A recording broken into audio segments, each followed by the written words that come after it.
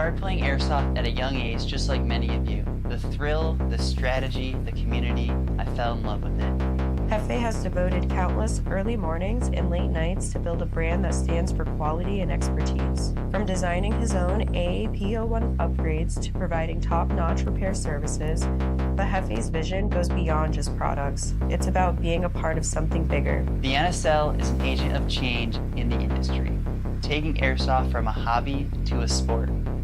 Being a part of the NSL means being part of a community that shares my passion and drive. For all things AAP01, visit hefe'sairsoftsolutions.com.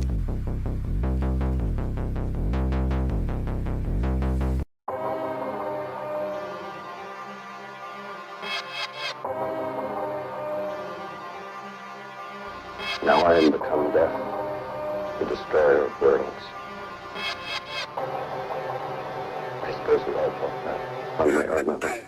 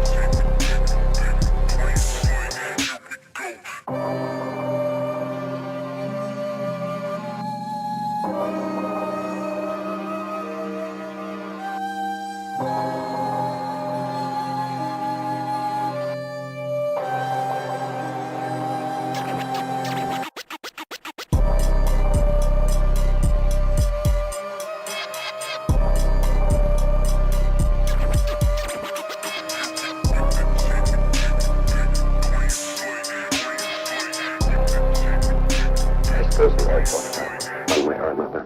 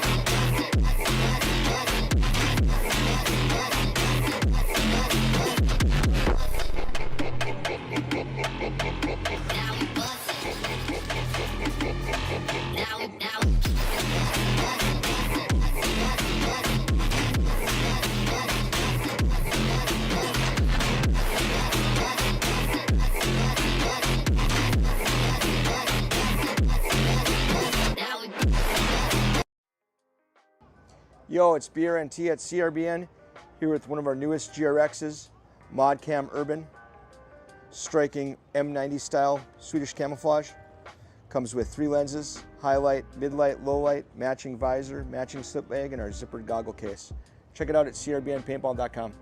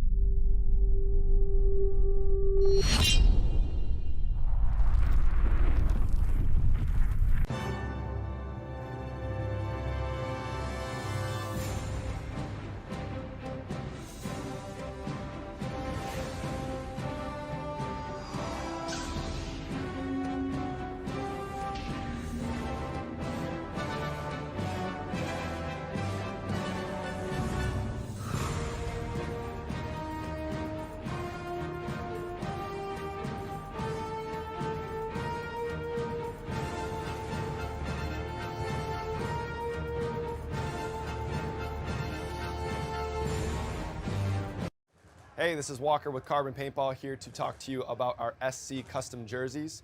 To start your team's design, head over to crbnpaintball.com, fill in some team information, including what colors, what template you want to base your jersey off of, upload your main team logo and any sponsors, enter your name and your number, and we're going to kick you back a 3D image of your jersey. The custom jersey is built on a 5-panel design that's all customizable. The jersey features a DWR coating all throughout the jersey, so it is water resistant. It also is stain proof, and it has side mesh venting. The jersey is also very fitted, so it has a compact neck collar, and it also features elastic thumb loops to keep the sleeves in place while you're sliding or running. To start your team design, head over to crbnpaintball.com. Yo, it's BRNT at CRBN, here with our new GRX Elemental Teal Goggle, metallic finish. Comes with a highlight lens, mid-light, low-light, matching visor, slip bag, and our zippered goggle case. Check it out at crbnpaintball.com.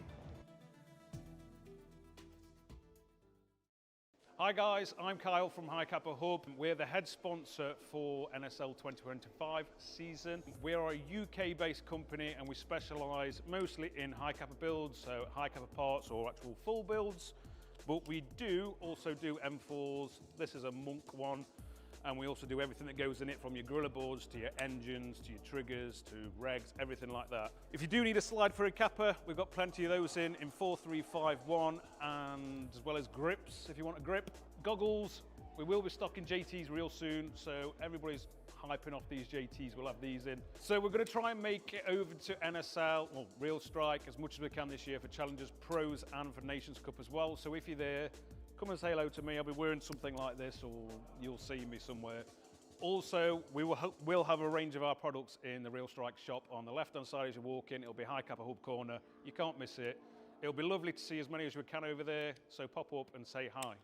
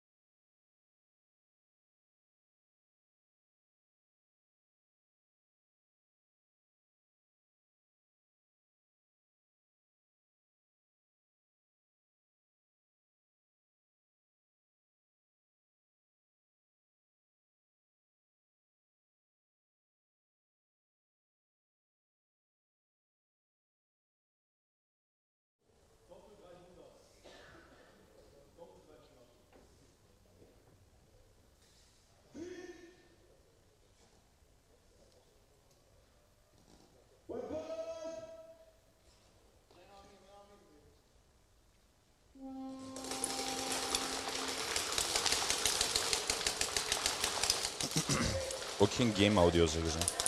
Dus ze horen ook niet het veld.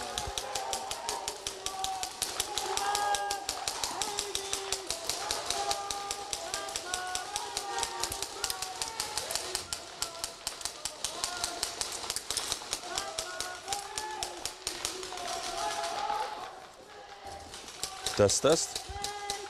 Can you guys give me maybe just a confirmation that you can hear me in the chat?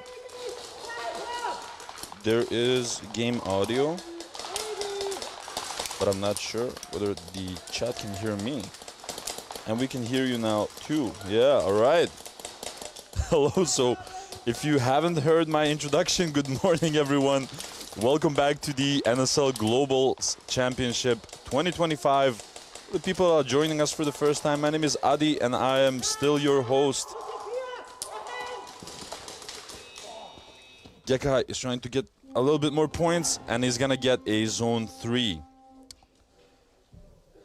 Loud and clear. Awesome. Awesome. Awesome. Thank you very much.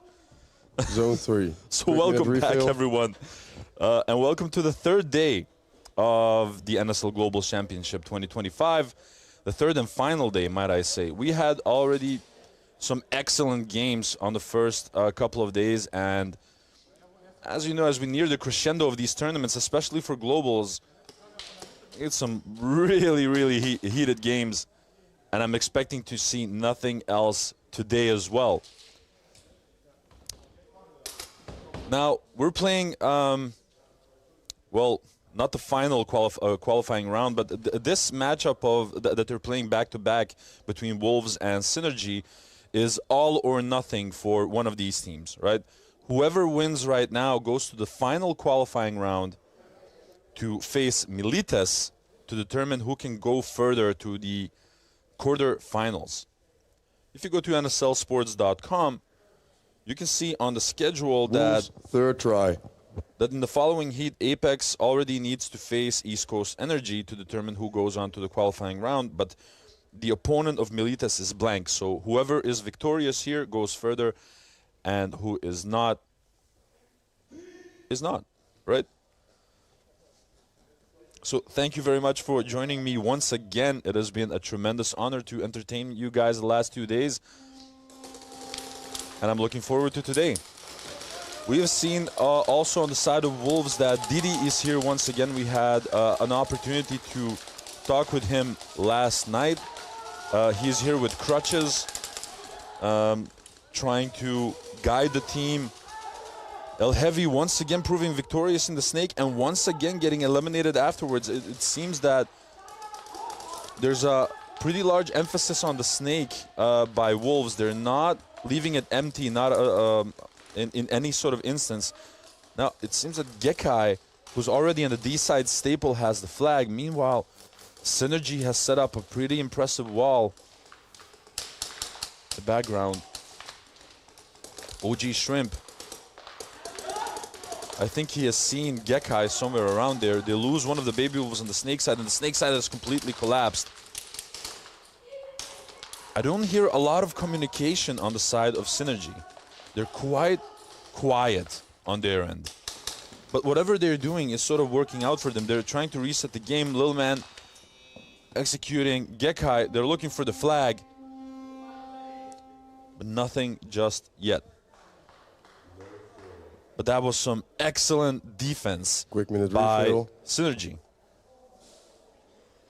So we have seen also that some of the players from Synergy had to switch up their platforms. Like, for example, we can see that Lil Man now is on the rifle. They have put a pistol in El Heavy's hands. And honestly, he has been booking success throughout that Snake. Every time winning the duel against Finn. But then afterwards, sort of getting eliminated from the Snake position because he tries to take the opportunity to push up. But Wolves is always vigilant with the Snake presence. Well, at least at the ending of the previous round, it seems that that Synergy was quite, silent, and they weren't communicating as much as they could have. I didn't hear a clear kill count. It has worked out for them during this final round, and they managed to, eliminate everyone from the Wolves. but they'll have to up the ante in terms of communication if they want to win this matchup. Like I said, it's all or nothing Synergy, right now. first try. We can see that TJ Bread is sort of guiding Synergy right now.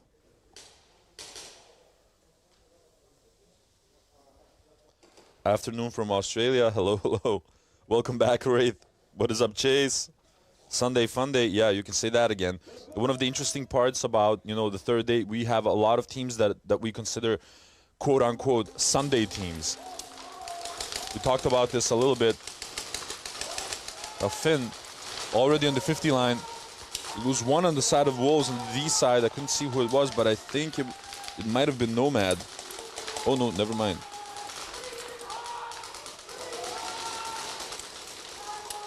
So now Wolves that have been pushing really hard and fast on that D side, not managing to do so. They lose another Wolf on the Snake side. And like I said, it seems that Synergy is getting these eliminations. Lucky keeping the D side at bay. She has made some wonderful shots yesterday with that rifle, but it seems that she's back on the pistol again. And it has been working out on both platforms. She's been doing amazing. Well, it seems that OG Shrimp was a primary communicator. Got shot out. Lucky as well. Lil Man also getting eliminated. And now Wolves are getting these picks. Nomad pushing up on the D side. They lose Finn on the Snake side. It seems that Finn always gets into a position, in a dominant position. Aki pushing up, trading it off with Toxic. And because of the pull on El Heavy, the round is ended. And that was a nice little back and forth between Synergy and Wolves. Synergy initially starting off strong, getting 2 eliminations on the side of Wolves. And then Wolves, they were just patient with it and got the eliminations in return. Shame though that because of the final kill, so to speak, being... Synergy, player 8, second degree penalty, hit during his dive. Can't do nothing about that. So second degree penalty for Synergy, which means that they will starting with 4 players next round. Quick 1 minute refill. Have you had your daily dose of Vegemite, Daddy? Honestly, no, not today. I put my timer, well, my alarm clock, to get the most amount of sleep that I could get. You know, after 2 days of, you know, socially interacting with everyone, my social battery, you know, it needs to recharge, and I just sleep like a koala bear.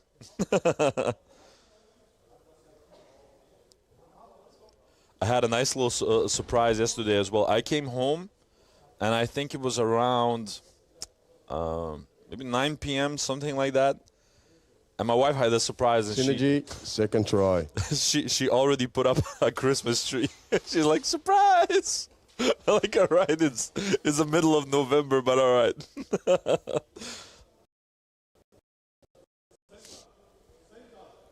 He needs a shoe. Speaking my language, Chase. You guys are bad for me. Now, let's see if Wolves can punish that second degree penalty.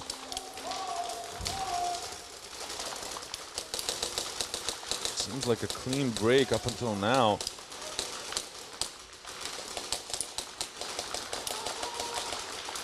I think this is Lucky, I think, on... No, Lazy on the D2. Nomad tried to push up to the D3, getting eliminated by Lil Man. I think this is Lazy. It's one of the Baby Wolves on the 50 line on the Who's Next bunker, but oh, and he got eliminated. He trades it off with Lil Man, actually. Now it's up to Toxic, Finn, and Rargo to do the communication. Rargo getting eliminated. Oki and OG Shrimp trying to hold the line in the back.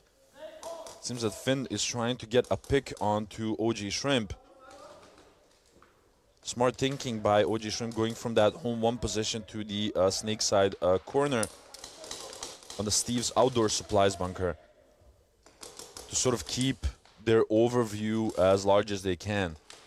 And now this is quite an awkward position because Wolves they don't need to do anything necessarily, right? They're in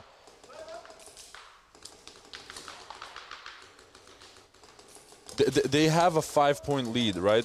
And Synergy has no points on the board just yet. So the ball is in their court. This is their second try. They need to they need to do something. Adi's just saying that all of you guys are exhausting. No, never. I love the chat. I swear to God, if you guys wouldn't interact with me as much as you did, my job would be a lot harder. So I appreciate and I love all of you. And they eliminate Toxic. So Finn is the last one. And it seems that Finn has some pistol problems because he has no pistol in his hands. Now he decides to do the sacrificial run. And I think that OG Shrimp, no, it's actually OG Shrimp who was the last one left. And I think that was a zone 1. We be saying, so she was the package under the tree to unpack. Yes, sir. Oh, no score. So refill. He didn't get in time in that zone 1, so it was no points. Kristen Hudson giving some love to Synergy. What is up, Papa Finchy? Welcome back. Great. Why are you trying to stir the pot, man? Why are you being such a troublemaker? I was giving you all of those compliments while you were playing, and you treat me like this in the chat? Come on, bro. Next time you're playing today, I'm going to say, look at this. Somebody come look at this. Look at this. Look at this dude.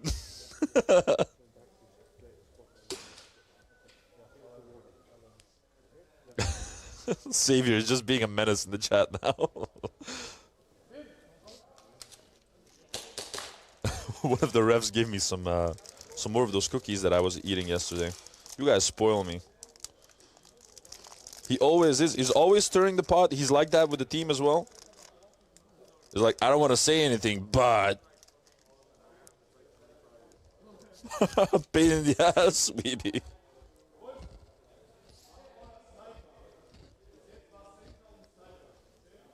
Devin saying this is a perfect layout for a little man. I'm honestly very impressed with the flexibility of the players. Synergy, third try. Like, for example, Lil Man was also playing pistol and he switched to rifle and it has been working out for him wonderfully. Lucky was on a pistol, then yesterday she was on a rifle, and today she's once again on a pistol. El Heavy was on a rifle for 2 days and now he's on the pistol and he's winning these duels in the Snake. So I'm very impressed with that flexibility of Synergy. It's like they don't care what they have in their hands, like they'll do the job. I still think that their primary concern is communication. They're very quiet.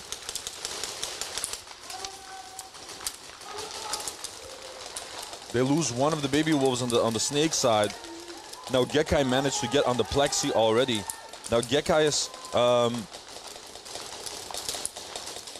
what Gekai sort of got trouble with yesterday was his impatience. He gets into these interesting positions, but then his impatience or his decision to constantly move gets him in more trouble than he needs to be. Lil Man has an angle on him, so if Gekai makes one unnecessary move, he will get clipped. And that exactly happened. Lil Man gets a pick onto Gekai. Now it's up to Toxic, and I believe I cannot see from my position who's in the Snake side staple. But OG Shrimp and Lil Man have got this D side under control.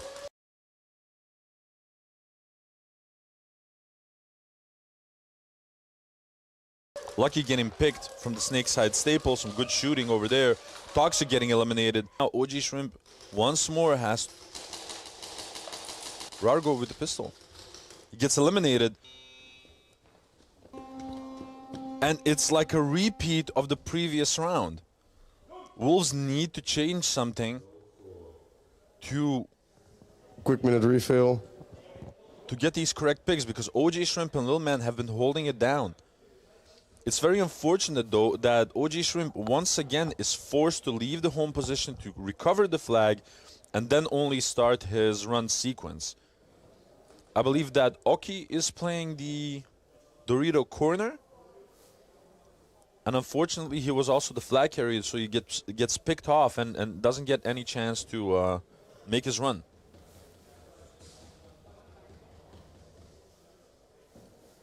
Caveman, what is up, my dude? I'm doing good. Third day, very excited. It's a very gray day in Belgium and the Netherlands. A lot of rain in Belgium specifically. The moment that I crossed the border, it was a little bit more dry. But it's a nice, frisky autumn weather. And I'm very excited about, the third day. Because, usually on the third day, we also see the most of the shenanigans and the really intense games.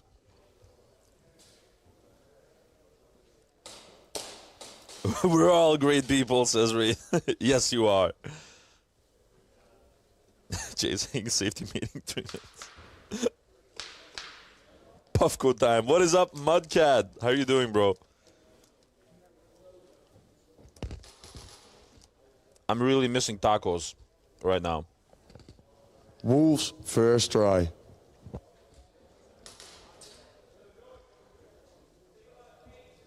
Would have loved to see tacos compete here as well in the Real Strike Arena.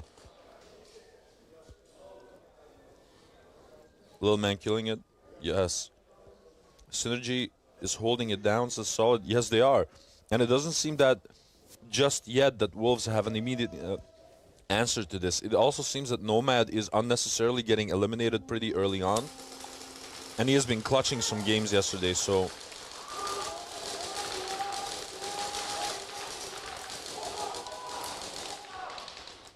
They lose Finn from the snake. Now Rargo has to go in the snake himself. Makes a trade with El Heavy. And once again, El Heavy taking 2 people with him.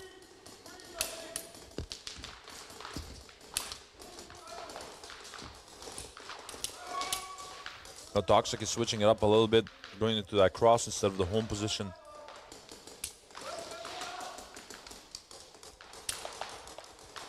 And again, Nomad being eliminated from that move from the Dorito corner to the D1. It's not completely working out for him. Toxic is trying to push it up.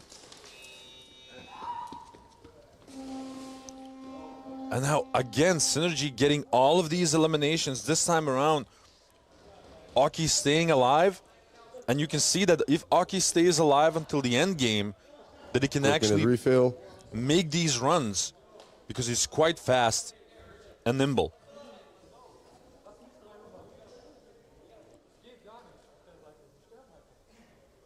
Solid saying, I'm really proud of them, meaning Synergy probably. Next gen incoming, keep it up. I completely agree with you. Great, again being a pain in the ass saying, aw, cute. Wraith saying, give the youth some training, and after a month, they're top competitors. It's nuts.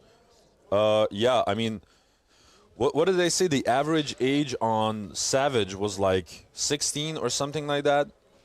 And they've been just killing it. They needed the first day to sort of get adjusted to the arena and you know, get it together, sort of, to get adjusted to the competition. I mean, it is globals. It's an S-tier competition. But then after that, as they got more and more comfortable, it's nuts what they've been doing. Wolves, second try. Yeah, Mudcat. Miss you, buddy.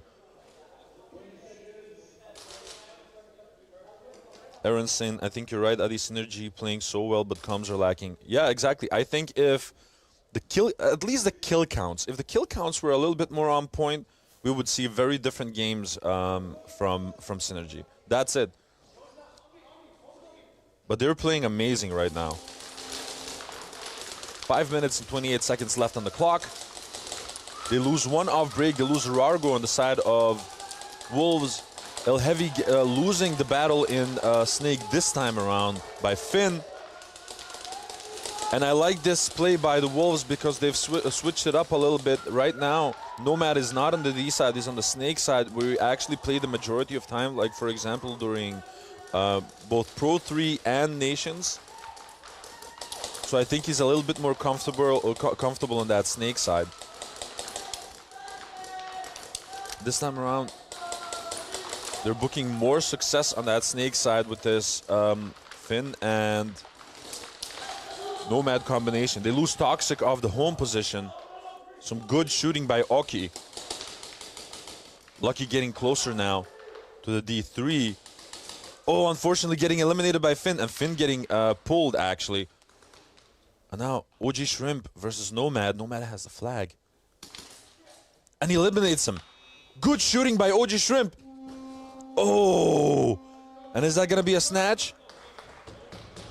That was excellent shooting by OG Shrimp, and a wonderful decision to sort of leave his starting bunker and start circling around.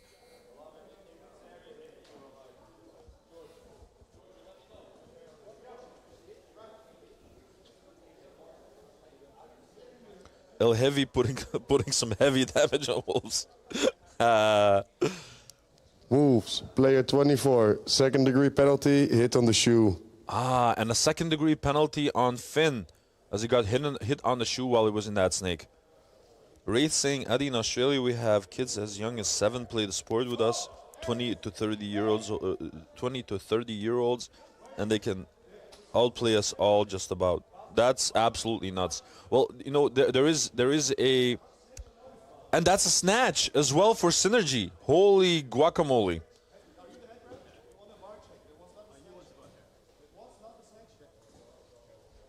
Oh, I can hear from the Wolves that VAR check requested by Wolves. they're requesting a VAR check because they said that was not a snatch. So Wolves is claiming that that was not on time to be a snatch. So let's just see what happens. But yeah, what I wanted to say, Wraith, is that in the Netherlands you have this national airsoft organization called the NABV that manages everything. You know, like they set up the rules, and the rules are the same for everyone. And the minimum age to play this is actually 18. So that's why we don't see that just yet. I've heard in the background that they're sort of having these conversations to change that and to lower it to potentially 16 years old, but nothing definitive has yet been, you know, sort of announced or whatever. But I think if they start young, that they'll, you know, get an appetite early on for the sport, and that will, you know, help in a tremendous way to grow everything. VAR check successful, no snatch. VAR check successful, so Wolves, very smart VAR check, that was not a snatch.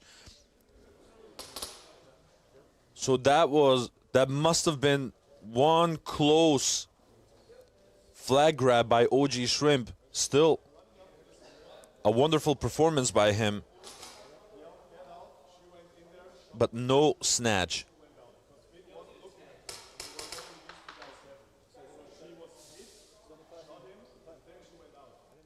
Chasing, I wish I had the sport as a kid. You and me both, man.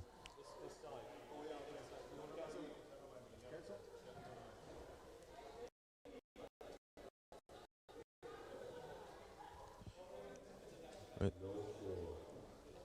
Airsoft League South Africa saying, Wolves, third try. is the entire reason Airsoft League South Africa exists and Team South Africa even exists today. It's because of my son. We started when he was 6, and now he's 12, and top 1v1 player for 2025. That is absolutely cool.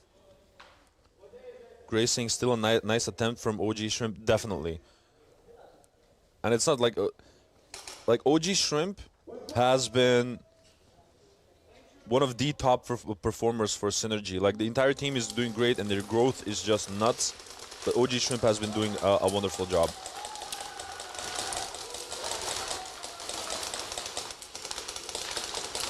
Rargo staying alive this time around, trying to get that pick on the El Heavy. He's just being patient with it. They traded off in the snake.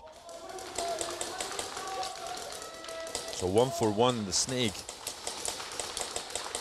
Now Nomad is trying to move through the snake. He noticed some movement over there. He's trying to get the pick on them, being very patient with it. He's trying to battle with Little Man, but I think Little Man, because of his size, is a lot more comfortable engaging in these battles. So right now, it's only the rifles from Wolves that are trying to manage something. The flag is with Nomad on that Snake 1 position on the Extreme Airsoft question mark bunker. They lose Toxic, so Nomad has lost the Snake support. They lose the Baby Wolf. Now Nomad is the last one. And again, Synergy are just getting these picks. Nomad gets the elimination onto Lil Man. That's, again, OG Shrimp versus Nomad. This time around, they traded off. And that's going to be a no score for Wolves. One more try left. Synergy is not giving them any opportunity for free.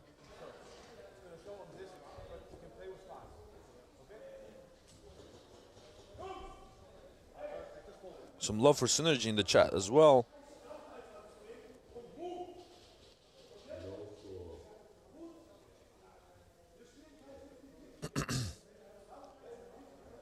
And you might not hear this on the stream, but I can hear a lot of conversation on the Wolves side, like that they're getting some guidance from Didi, who's hopping around on his crutches right now.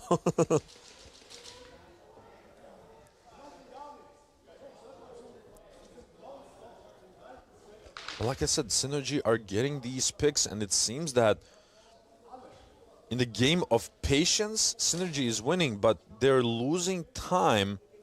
Oh, never mind. That was try number 3 for Wolves. So now the roles have reversed, and Synergy has 3 minutes and 3 seconds to get some points on the board themselves. And now that point that I've been trying to make early on, Synergy, first try.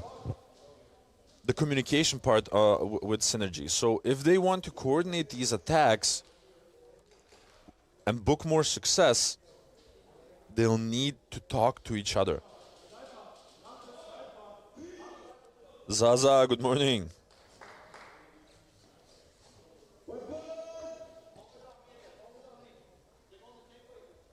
Mike Costa saying Shrimp and Lil Man elite combo.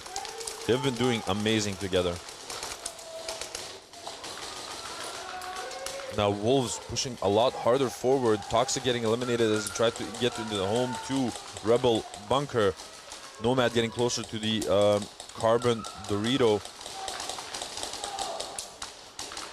Again, Lucky trying to hold down that D side.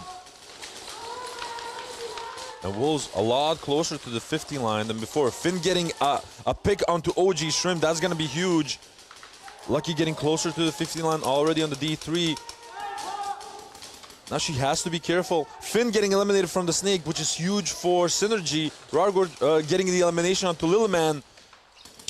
I cannot see. They get also a pick by Nomad onto Lucky, and the last one left is Oki on that Dorito corner. He gets an elimination onto Nomad.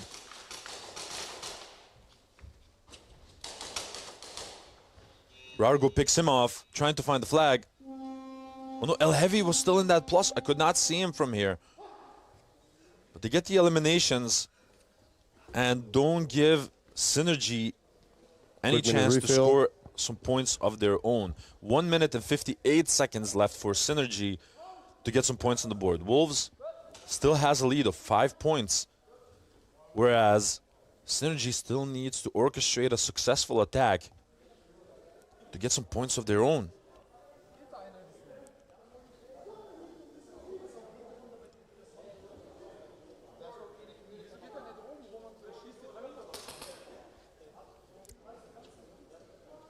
Let's see if Synergy still has a little some to show us for these final 2 minutes of this matchup. Like I said, all or nothing right now. Whoever wins here gets to go to the final qualification round. The one that loses here loses its chance to progress through the tournament. And I'm gonna Teams to the field. Synergy, second try.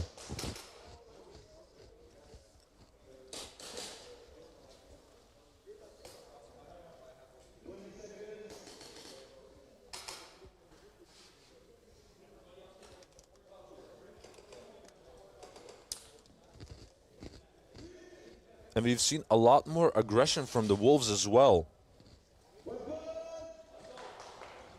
The previous round. And it worked.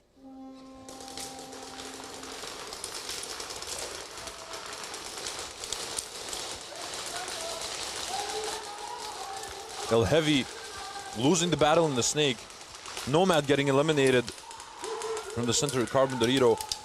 Gecko getting, Gekai getting a shot from the snake. Lil Man trying to get into the snake, but he needs to be careful. Finn is there once again. I don't think the Finn heard him. And Lil Man eliminates him as well. Oh, some good movement and shooting by Lil Man. Not that Toxic has to be careful as well. 2 Wolves remaining. Toxic needs to be careful right now. He's reloading with his head up. Lucky once again on that D3. Getting closer. Getting shot out this time around. Lil Man being supported by Oki, who's moving with the flag in the snake corner, getting eliminated. So the flag is all the way back. 56 seconds left on the clock. This is not an ideal scenario for Synergy. And that's going to be a snatch by Wolves, completely ignoring the snake side. One of the Wolves literally lost his tank cover with that wall smash for the snatch. That's nuts.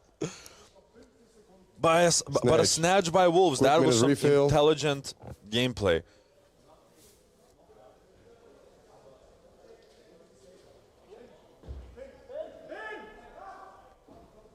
.47 seconds left on the clock. And Wolves has flag possession. We might assume that this game has slipped from the hands of Synergy.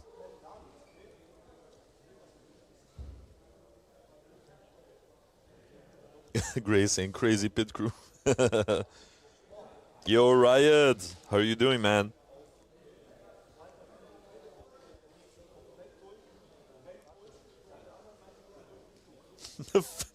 Faster than F1. Great. And I think that anyone that plays a sport also can verify that a good pit crew makes a massive difference to sort of hold the peace in the background. Teams to the field. Wolves first try. Because you have to imagine that once you get into the death tunnel to reload, you're not only reloading your magazines and everything else, you're using that short window of time to assess the previous round and create a tactic for the next one. So if you have a nice organized pit crew in the tunnels, that makes a massive difference. Collins, what is up?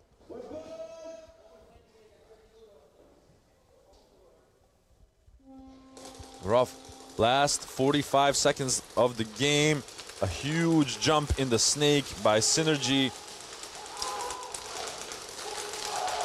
Oh my lord, but Gekai is just eliminating everyone from the snake side. Finn getting eliminated. And that's gonna be a hang by Nomad. Oh my god! That was a terrifying attack sequence by Wolves. Gekai moved so fast through that snake that I think he popped three of the players of Synergy. That was nuts. And to make that play in the last 45 seconds is just crazy. I can imagine after the initial 14 minutes of this matchup, it was quite static, strategic. Like everyone's holding their angles, waiting for a mistake of the opponent and left and right. And now it was just boom, super aggressive, very fast, snake heavy. Oh my lord, that was one of the better hangs that I've seen. And Nomad getting the pick during the bonus round, getting some 2 additional points. 19 points on the board for Wolves. Oh me, oh my.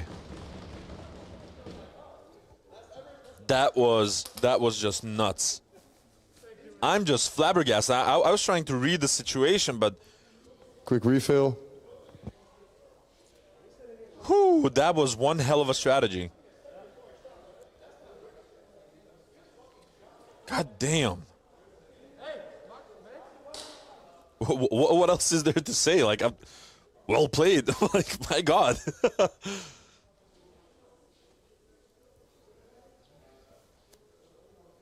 And I can sort of sense that with the Wolves that might have been like an explosion of relief. Like they've been struggling with this matchup because Synergy, honestly, they've been shooting so good and getting all the correct picks and constantly stopping them in their tracks.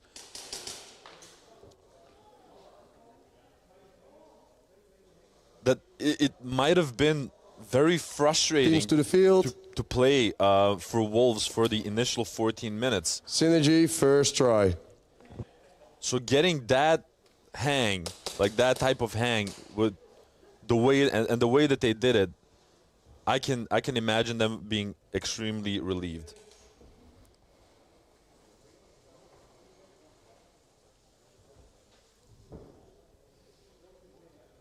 So right now,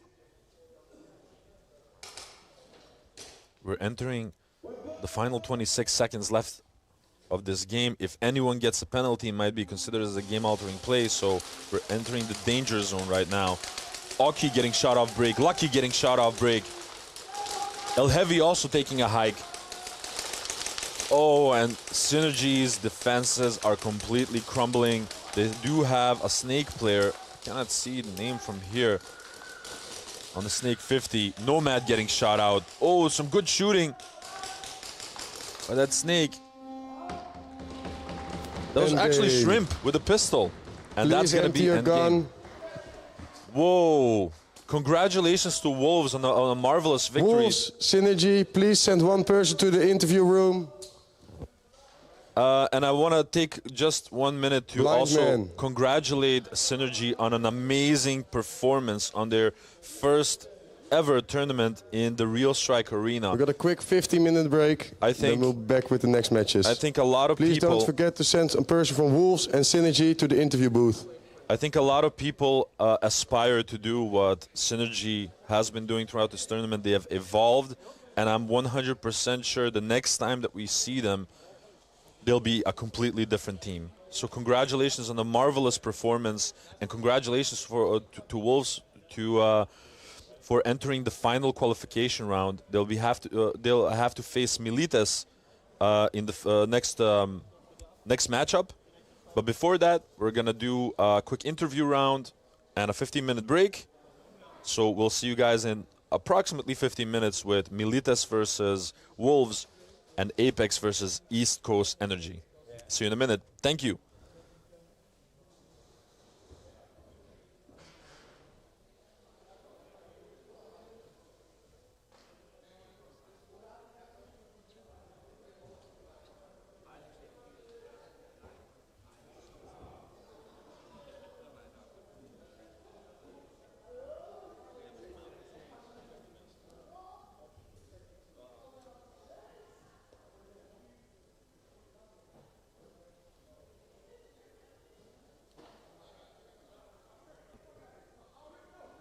Hi guys, I'm Kyle from High Kappa Hub. We're the head sponsor for NSL 2025 season. We're a UK-based company and we specialise mostly in high Kappa builds, so high Kappa parts or actual full builds. But we do also do M4s. This is a Monk one. And we also do everything that goes in it, from your gorilla boards to your engines to your triggers to regs, everything like that. If you do need a slide for a Between camera, the yellow lines. plenty of those in. So I'm gonna go do 3, 2, 1, and we're gonna do a quick sequence. Nothing special, nothing crazy. Like keep it light, and that's pretty much it. And we're gonna do one quick shout out for you guys because it was your final game. So think about who you want to give a shout out to, and that's pretty much it, right? You got it, right? So 3, 2, 1, go. Hello, everyone, and welcome to the first post-game interview of the NSL Globals 2025. We want to keep all of the interviews for the final day. I'm accompanied here by Oki from Synergy, and of course, Tom. Divand. Hoeke. I had to do that every time because it's quite catchy, you know. Cool I love it. First, I want to start maybe with you, Tom. Yeah. This tournament has been quite an emotional roller coaster for the Wolves. You know, starting with actually quite a fantastic beginning, the first matchup with a hang and everything, and then the injury of Didi. Shout out to Didi. Can you tell us a little bit what you guys went through the first 2 days of the tournament? Emotionally, it was hell because Oda's sick, Didi injured himself, and for the past 3 pros, he injured himself. You okay? Come on, man.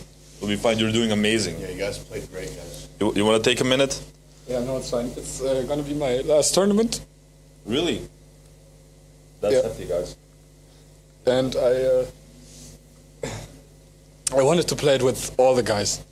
And of course, we're all here, so it's still a great time. It's still fun, but for me, it's special. So this win means a lot, even though we have so many injuries, so much sickness. But I know they're going to be better. And Wolves isn't dead, and we're going to be back, maybe. We'll see. But for now, this is going to be our last tournament as Wolves, and That's really heavy to hear. yeah, for us this is a special one. So it's quite emotional. So forgive me if I start crying because I'm quite the emotional You have all guy. the right to. You've been doing amazing. Now, Oki, to come back to you, first tournament ever in the Real Strike Arena. S-tier event immediately with like the top of the competition.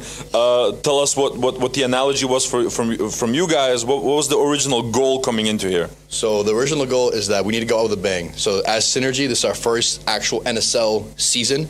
So we came into 2025 season. I played last year with ECE. I've came here for Pro 1 and Pro 3. And I was just trying to prepare our teammates and stuff. We only came with 6 people this tournament. So it was a bit sketchy, but we had a lot of fun, you know. We had a bunch of rifle players in the snake with the pistol, with the kappa. They loved it. So we had a lot of fun, and it's an honor to play you guys into your last tournament. I remember coming here, or actually in Extreme before I joined ECE, watching you guys play in ECE. And I was like, wow, these guys are good. I want to play them. And then 24th season came along. We played each other. It was fantastic. I had a blast. This is awesome. I know my teammates are very excited. This was the goal. The goal was to get to Real Strike in any way possible, either through Nations Cup, through Globals. So I feel like we got our mission accomplished here. You absolutely did. That is awesome to hear. Now, Tom, maybe like a personal question for you as well. A lot of people that have been watching the Wolves play throughout the years always consider you as, you know, Didi's right-hand guy. You know what I mean? It's like always the dynamic duo. And I'm always saying, like, you know, all of the Wolves play like, as a cohesive unit. But all of the people also see on the field that it's you and Didi that are always like sort of working together and orchestrating all of the defenses and the attacks, and you're like perfectly in sync every time. Can you maybe tell a little bit what it means for you, like with Didi's injury, of having to sort of step up and take over that leadership position and, you know, keep the Wolves together? It's high pressure, man. It's high pressure because Didi is a hell of a front runner, and it's insane how much he has accomplished. So for me, it's an honor to fill his shoes, but also I feel the pressure. It's everyone looks at me and everyone wants direction because Didi is a hands-on leader, and then they need that from me. Even though I'm a little more laid back, more I try to not be so loud, but it comes out of me too. So he's inspiring it in me. Yeah, so, yeah, but it's a lot of pressure. I can imagine. Now, hey, I wanted to also ask you guys about the platform switches. So we've seen a couple of the players of Synergy suddenly like changing their platforms and it's been working out. Like, for example, in these last couple of games, El Heavy is making those eliminations, and then Lucky was switching platforms, and then OG Shrimp as well. Like, do you train for that, or is it something that you guys feel like, you know what, just put anything in my hands and I'll do the job? To be honest, Soph or Lucky has played one time with Pistol. This was, before this was Pro 3 with EC. That was one time. And today we're like, you know what? We're just gonna, or this weekend actually, we're just gonna try anything and anything possible. So this thing doesn't work, we're like, all right, cool. Crumble it up, trash can, something new. And we just keep risk it like a biscuit. Exactly. We got to go full out. There's no limitations today. So I was playing the home. I was playing the corner. I was playing the snake box. I was playing the middle Dorito. I was playing everywhere. So was my teammates. It was hell of a fun. Little man lost his voice and was screeching. My God. It was so funny and so like he wants to win so bad. He is so competitive. He's 13. 13. He's 13? He's 13. Little man is 13 years old. OG Shrimp is 16 or 15, and Soph is 14. So not only he's a little man, he's also a young man. Yes, a very young little man. That is absolutely Nice. So he was like, give me a rifle. And I'm like, are you sure? And he goes, yes. And I'm like, okay, here. All right. I'm going to ask both of you the same question as well. Like, during the last couple of days, there was an ongoing conversation in the chat as well about the importance of the next generation. And everyone was sort of looking at like teams like you guys, like Synergy, like Savage, with a lot of youngsters in there. Like, do you guys agree that, you know, that's one of the most important parts in the sport of getting these youngsters motivated to enter the scene and get them going? Yeah, I mean, you need players to play the game. They need to be young so they can play for longer times. It's much more fun to see the young guys play instead of the old ones who just play tight bunkers, don't really move. It's fun to watch young diesel engines, saviors. Yeah, the saviors. Yeah, but it's important. It's the most important thing. It's the most important thing. How do you guys manage to get all of the youngsters to play? So in Extreme, the speed field and the city field, like the normal CQB field, are right next to each other. Mm-hmm. And if you guys seen Extreme, it's covered around with plexiglass. Like, it's awesome, by the way. You don't need glasses. You don't need anything. People can just walk by like, whoa, what is this? They see a lot of shooting, a lot of running. When I was 2 years ago, I saw a speed QB for the first time in person, and I always watched it as a little kid on YouTube. So I feel like content creators are very big. So Matt the Gym Rat coming here for Nations was huge for the sport. Yeah. Shout out to Matt the Gym Rat. Shout out Matt. And so him using his platform to kind of expand NSL and push it towards the paintball side is very good, because we can get a lot of flex people that play paintball and NSL. And there's a lot. Why not both? Yeah, exactly. There's a lot of little kids like Shrimp. Shrimp plays paintball and Airsoft. For real? Yeah, he plays in Matt's backyard or something in Connecticut, Rhode Island. So yeah, like there's a lot of coherence between them. So I feel like having little kids on your team, even as backups, even as mag boys, like I know DSD has this 13-year-old too, who's helping them in the pit. So him being here, and be like, shout out Brandon. Shout out Brandon, yes. I met him a couple times. He was jealous from Little Man, but we love him. So yeah, having like little kids around and actually experiencing this hands-on is very nice, because he goes back to school, he's like, hey guys, look at what I did. Look at the stream. I was here, I was there. So it kind of pushes it, you know.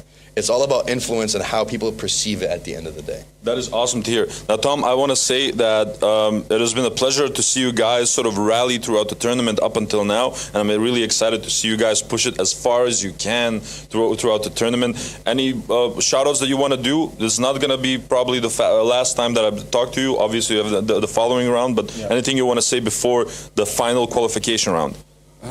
Just be ready, Militus. And now, this being your final game of the tournament, it was a huge pleasure to see you guys play and to see you guys grow. I'm going to give you just a quick second to give any sort of shout out that you want. Take it away. I just want to shout out Extreme Airsoft. We love you. Lenny and Danielle, the owners of Extreme, we love you so much. You guys do so much for us. Shout out HK as well. I know you said one person, but 2 people, it's okay. It was a pleasure, guys. That was absolutely amazing. Good luck towards the future, and I cannot see you guys play again. It was an honor to win. Thank you, guys. Of course. Cheers. That's perfect. All right, before you go. Hey, this is Walker with Carbon Paintball, here to talk to you about our SC custom jerseys. To start your team's design, head over to crbnpaintball.com. Fill in some team information, including what colors, what template you want to base your jersey off of. Upload your main team logo and any sponsors, enter your name and your number, and we're gonna kick you back a 3D image of your jersey. The custom jersey is built on a 5-panel design that's all customizable. The jersey features a DWR coating all throughout the jersey, so it is water resistant. It also is stain proof, and it has side mesh venting. The jersey is also very fitted, so it has a compact neck collar, and it also features elastic thumb loops to keep the sleeves in place while you're sliding or running. To start your team design, head over to crbnpaintball.com. There's a time when the operation of the machine becomes so odious, makes you so sick at heart that you can't take part. You can't even passively take part. And you've got to put your bodies upon the...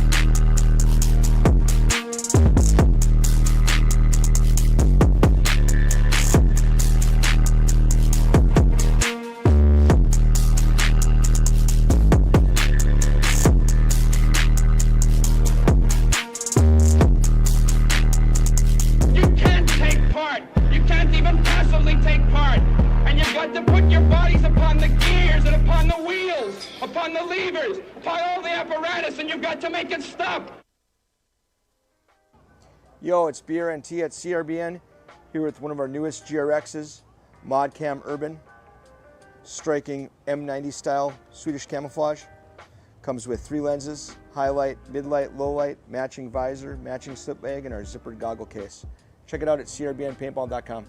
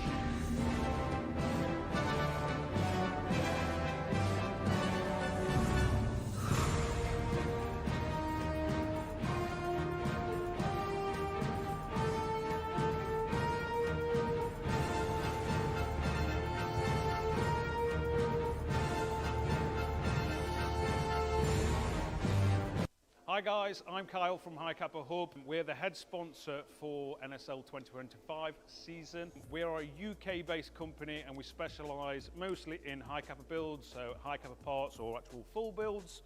But we do also do M4s. This is a Monk one.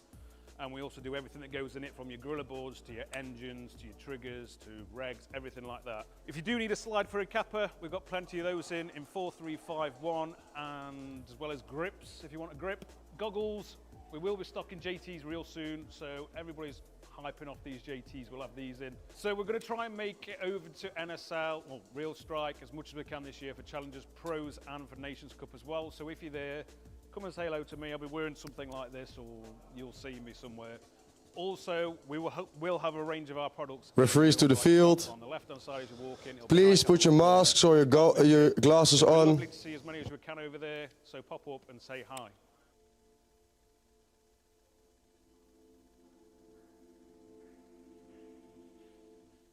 I started playing Airsoft at a young age, just like many of you. The thrill, the strategy, the community, I fell in love with it.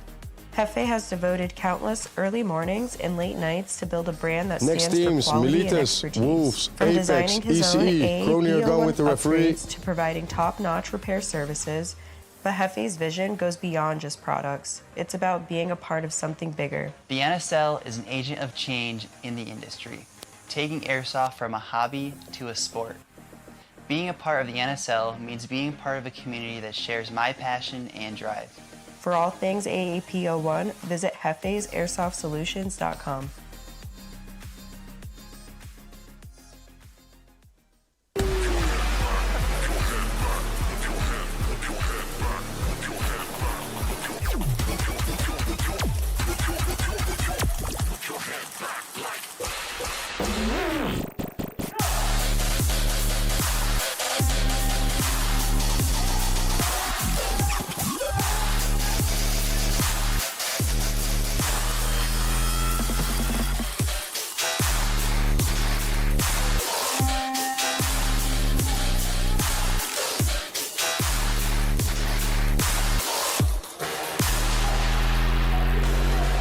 Milites, Wolves, Apex, ECE, please come to the field, and Cronier going with the referee.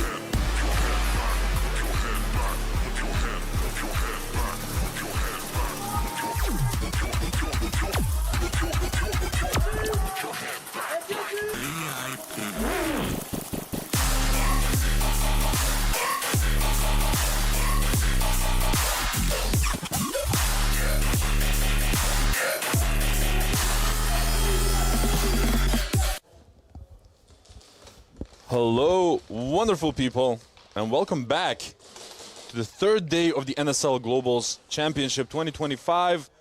For the people that are just joining us, my name is Adi. I'm still your host, and we're about to start with the final qualification rounds of the tournament. So whoever actually proves to be victorious with these matchups goes on to the quarterfinals. So we'll have Milites versus Wolves and Apex versus ECE. But before we start, I have a special guest here with me. I'm going to introduce yourself Next teams, real fast. Milites, Wolves, come to the header for the coin toss. I'm OG Shrimp. I'm number 5 for Rhode Island Synergy. Welcome. Thank you for having me. I want to say really quick that I'm incredibly impressed with how you played OG Shrimp. Maybe people want to know your real name as well. It's Keegan, right? So it's nice to meet you as well, Keegan. Maybe you can tell the people Milites, how first your try. first experience was in the Real Strike Arena. It was a really great experience. All the people were great. You know, the field was awesome. It was great to play against people that were better than me, and it was a great learning experience, and I hope that I can come back next year. Yeah, the general consensus is that you guys, whenever you return, you will be a completely different team. So we're really looking forward to that one. Now, what do you think about this matchup of Milites versus Wolves? Wolves is nice and warmed up now, right? Yeah.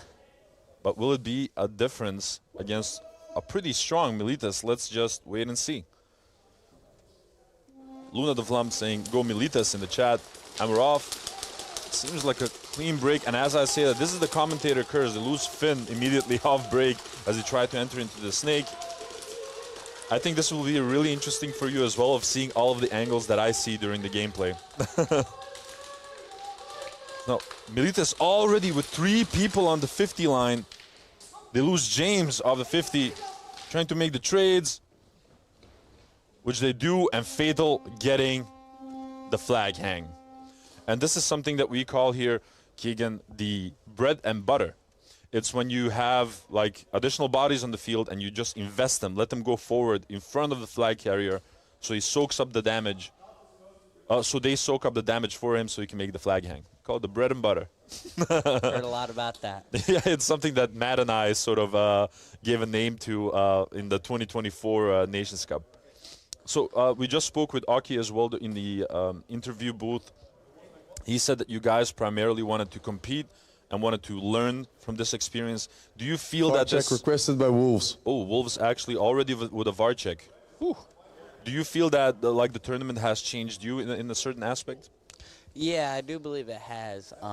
It was definitely a big learning experience. We came thinking that we could at least win a game or two, and we ended up going 0-4 and only putting up 6 points. So it wasn't great for us scoring wise. Our defense was pretty good, but until it wasn't. Yeah. So do you think that has to do with either communication, or maybe it has to do with the fact that the format needs to be played, or what do you think that the primary working point is for Synergy afterwards? I definitely think it's hit management and the penalties. The penalties costed us really big. Oh, yeah. And we ended up starting down a good amount of the time. And we only came with 6 people. Yeah, exactly. I just wanted to ask you actually about that, because I don't think that a lot of people realize how difficult it is to play a tournament of this tier with only 6 people.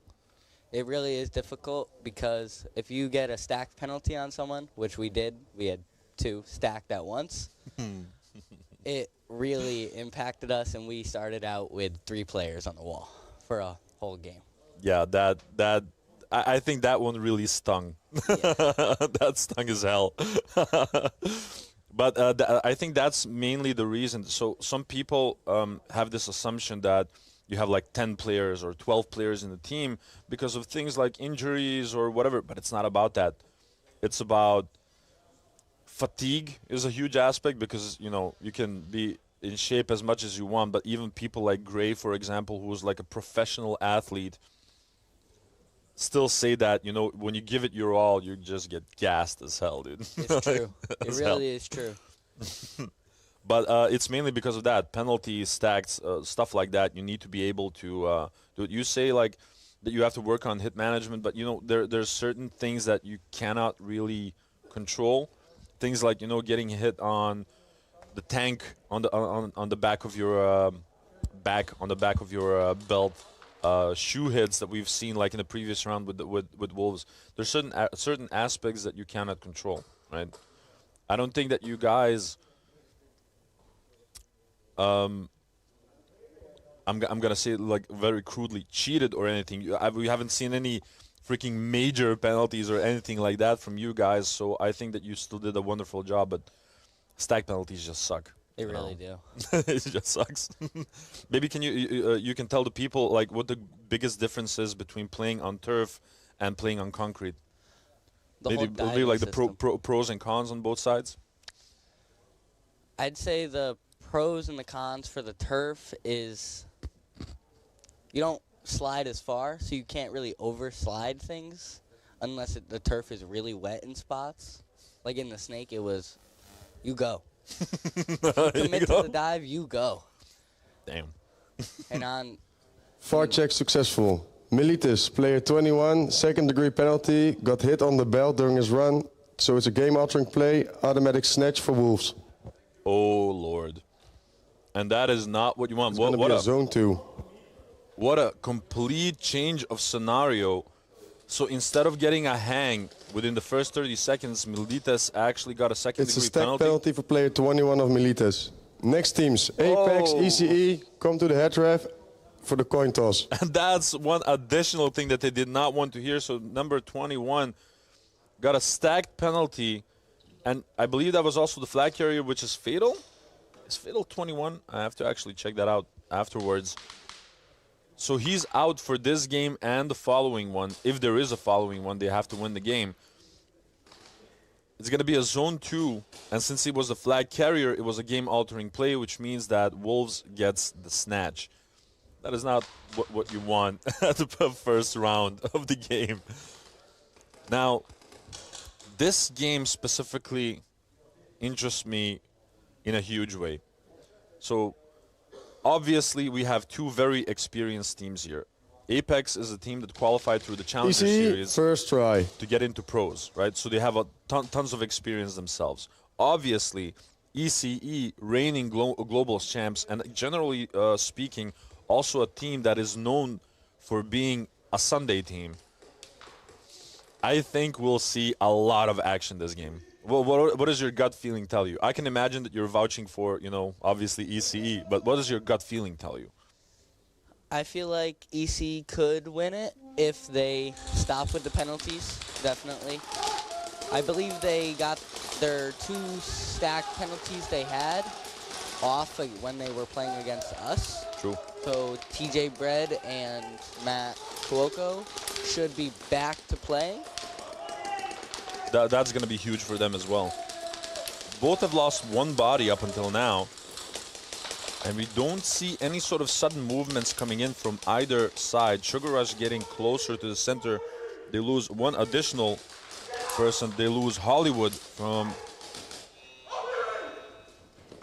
And that's going to be a snatch by Blossoms from Apex. That is huge. That is one hell of a way to start off this matchup. And they started off very well with that pick onto Kodak off break. So the Apex machine is already running. Meanwhile, ECE need to reassess what went right, what went wrong.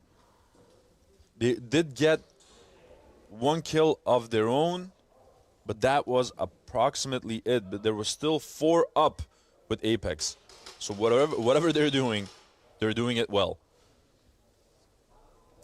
What do we have in the chat here? Hey, good morning, Sensei. Hey, McFly. The day is going very well. We had an amazing game of Synergy versus Wolves. It was quite a tight one. You made some amazing shots, by the way. A lot of people were giving you a lot of love in the chat. You should definitely check it out afterwards. But everyone was saying like, "Oh my God, shrimp." So, can you maybe tell us a little bit about your role within Synergy? Where do you see yourself? Do you see yourself as a typical backline gunner? Are you like the main communicator? What is like typically your role? Normally, I'm the one that's trying to get the information from side to side, from our Dorito to the Snake side. And I believe I feel like I did that pretty well that game. I definitely think my communication wasn't the best this weekend, and I don't think that we had good communication or great communication throughout the whole weekend. But I feel like that we definitely knew where the bodies were, but the kill count, we just kept getting it wrong. And that's a huge important aspect. Like a correct kill count, especially when you're attacking, makes a difference between, you know, a zone 3 and a flag hang. You know what I mean? But one thing is for sure, you guys can definitely shoot. So Fao asking, hey, what is up, Fao, by the way? What happened with Militas? So they had a wonderful push in the first 30 seconds, and Fatal was a flag carrier. He got hit on his belt in his run, but he didn't feel it, obviously, so he kept running. He got the flag hang. Wolves requested a VAR check, and it was verified in the VAR that he got hit on the belt. So that was a game-altering play and a second degree, which means that Wolves got a snatch, and that was also a stacked penalty for Fatal, which means he's out for this game and the next, if there's going to be a next, because they have to win this matchup versus Wolves. This is the final qualification round of the tournament, guys. Yes, Jak Trekag Militas did get the game altering because Fatal was the flag carrier. He got the flag hang by not taking that hit on the belt. W Shrimp, Riker in the chat. What is up, Riker? Flasey is saying he's at Spec Ops with Zaza and Rico and Strobel training. Nice. The guys in Australia never stop training. Oh. Have you ever tried Vegemite? I have not. You should. You should. So how are you liking Europe, generally speaking? Is it your first time here? Yes, it's my first time ever getting on a plane. Well, wow, even on the plane, that's crazy. So what was like the biggest culture clash? I can imagine you already entering like a supermarket locally, Yes, right? yes. So what did you think? It was definitely different. It was definitely different, yeah. Google Translate worked wonders. True. God bless technology, right? Yeah. But what was like the biggest culture clash? What do you think like was the biggest difference? Because there was someone I think from ECE that told me like even the Coca-Cola is like different here compared to the US. Yeah. Did you feel that way? Like did you try? Maybe you didn't even try it. Yeah, I tried it. Everything, the Fanta is definitely really different. It tastes like a real orange, not the soda. It doesn't taste like a candy orange. A candy orange. So what is your favorite snack up until now? Gotta say the white chocolate covered Oreos. The white chocolate covered Oreos. I thought that you would for sure have that like in the US. We do, only around Christmas time. Oh, so they keep it exclusive. Oh, that's nuts. Jak Trekak saying, damn, big penalty still with Fordo. Well, yeah. I mean, it's only a second degree, which mainly it sucks for Militas right now because it means that FAO cannot participate on with this matchup and the next one, which will be like a punch in the gut because FAO, what am I saying? FAO, Fatal. Fatal's breakout shots were really great throughout the entire tournament. He's like one of the main gunners of Militas, so they'll definitely feel that one. And that also gave some breathing room for Pene to play the pistol and be more of that frontline guy for the team instead of the backline. And I think now, like, I'm not sure, obviously, but I can imagine maybe Pene once again having to, yeah, as I said, is that Pene? I can imagine Pene like deciding to get on the rifle again, so I'm not completely sure.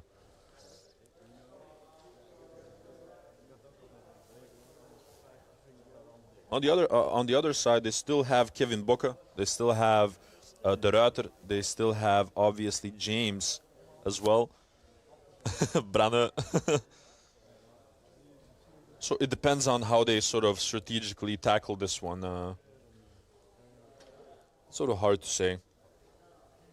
So what do you think that your hardest matchup was of this tournament? The one that you had the most difficulty with? I would say the Saviors. Saviors, yeah.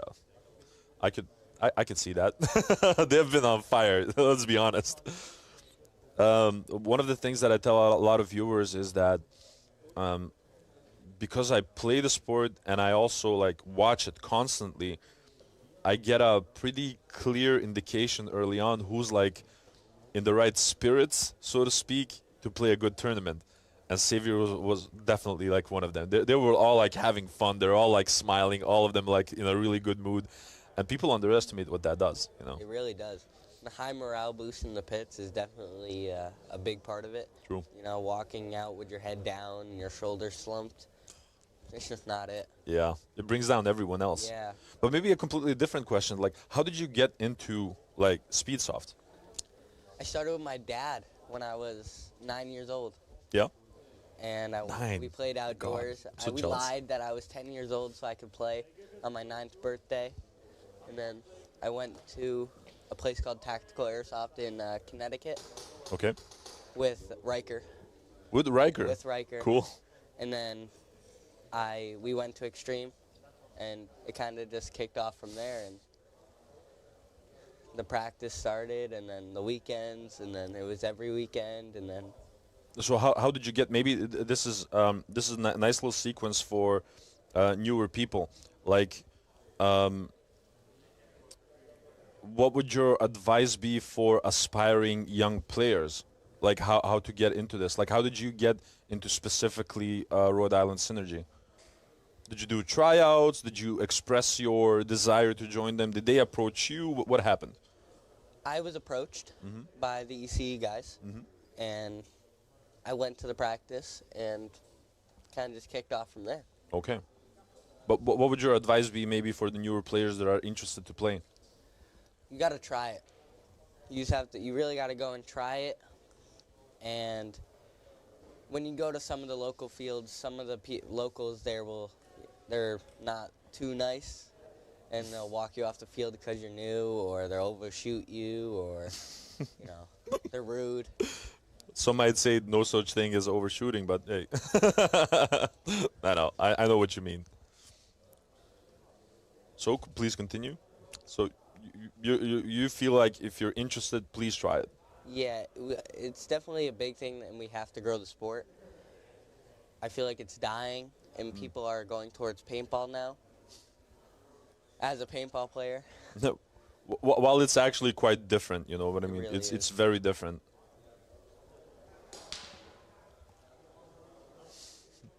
Any idea what they are reviewing? Unfortunately, not. But seeing Pene with the referees, it might no, it cannot be from the previous round because the rule is with the VAR checks, the VAR request needs to be made before the next matchup starts. So I'm not completely sure. But the fact that they're reviewing it for such a long time, it might be something crucial. Last time that they checked something for this long, it was a major penalty, a headshot, no call. Yo, Connor. Wolves, first try. Oh, never mind. All right, so Wolves first try. No additional penalties, no shenanigans, no shindigs.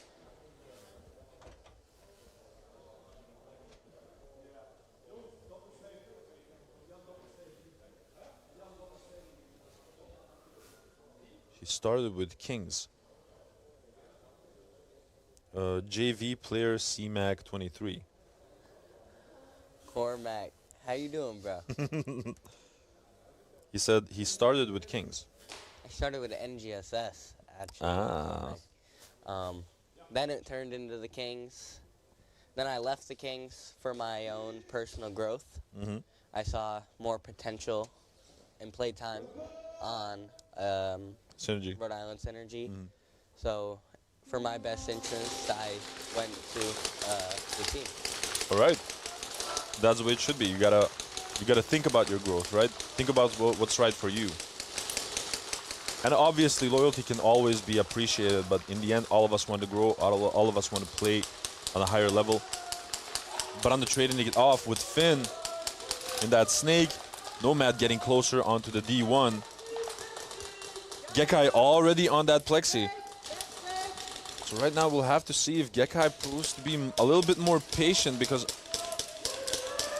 Dante getting shot out of the snake.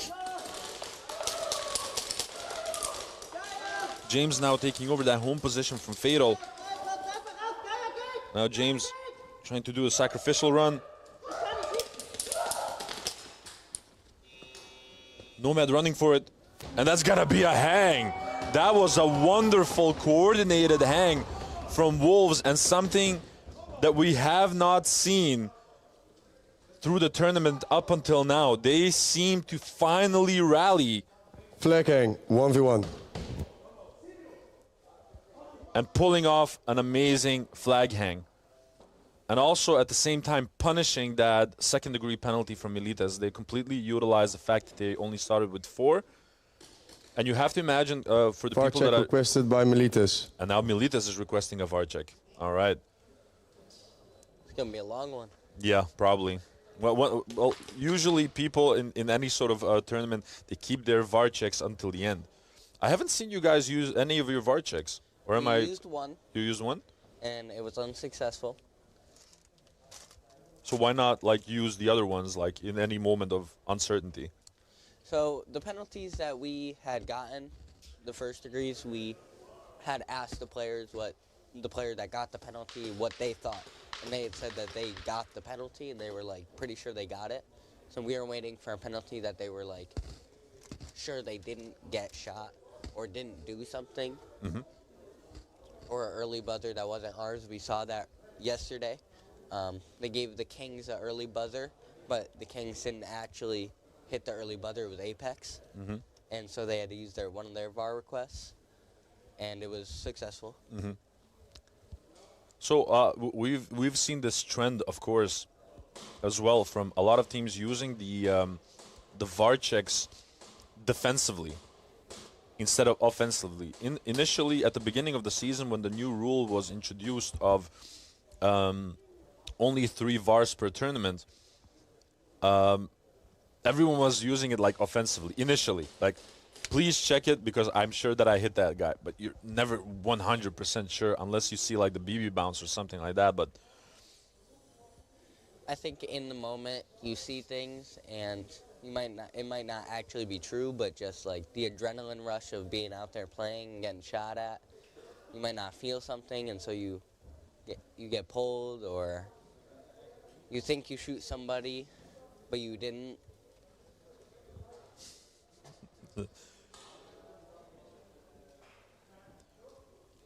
we be putting his foot down on the paintball versus airsoft debate. But we just said during the interview with Aki from Synergy as well, why not both, guys? If you like both, play both. Like, I think it's a ridiculous statement to make, to say like, yeah, one is better, or they're different. They're different things. They're very similar in a lot of ways, but they're also very different in tons of ways. And you don't have to choose. One of the things that Matt the Gym Rat did amazingly during Nations is sort of show off that the competition is fierce here as well, and there's a lot of similarities and a lot of skill sets from both sports that translate to one another.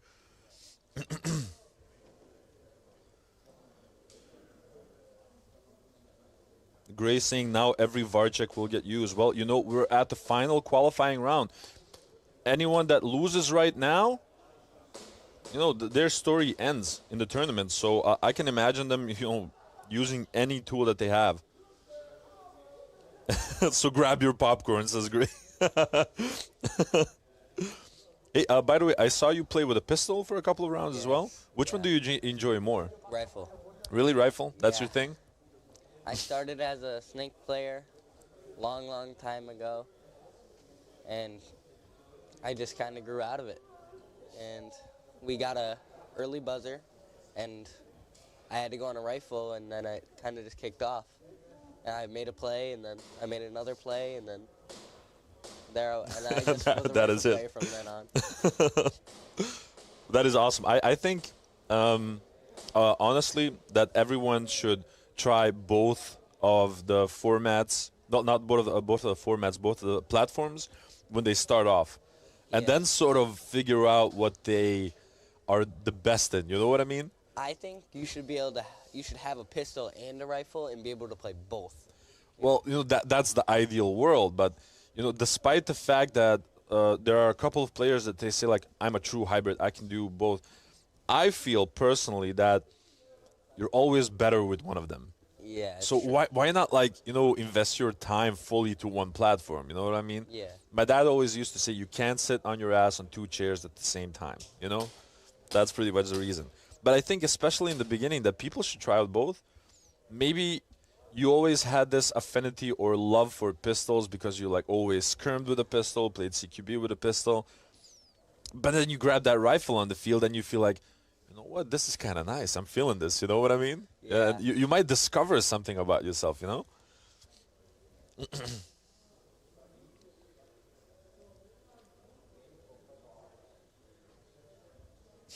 People, they're still like having that debate about paintball and airsoft in the chat. Well, he's gonna be our pistol for the 3v3. VAR check unsuccessful. So VAR check unsuccessful on the side of Militas. They lose 1 VAR. I would like to see how many VAR checks they still have left. I'm not sure. No, I cannot see it here. Riker saying 2 Kappa players graduated shrimp.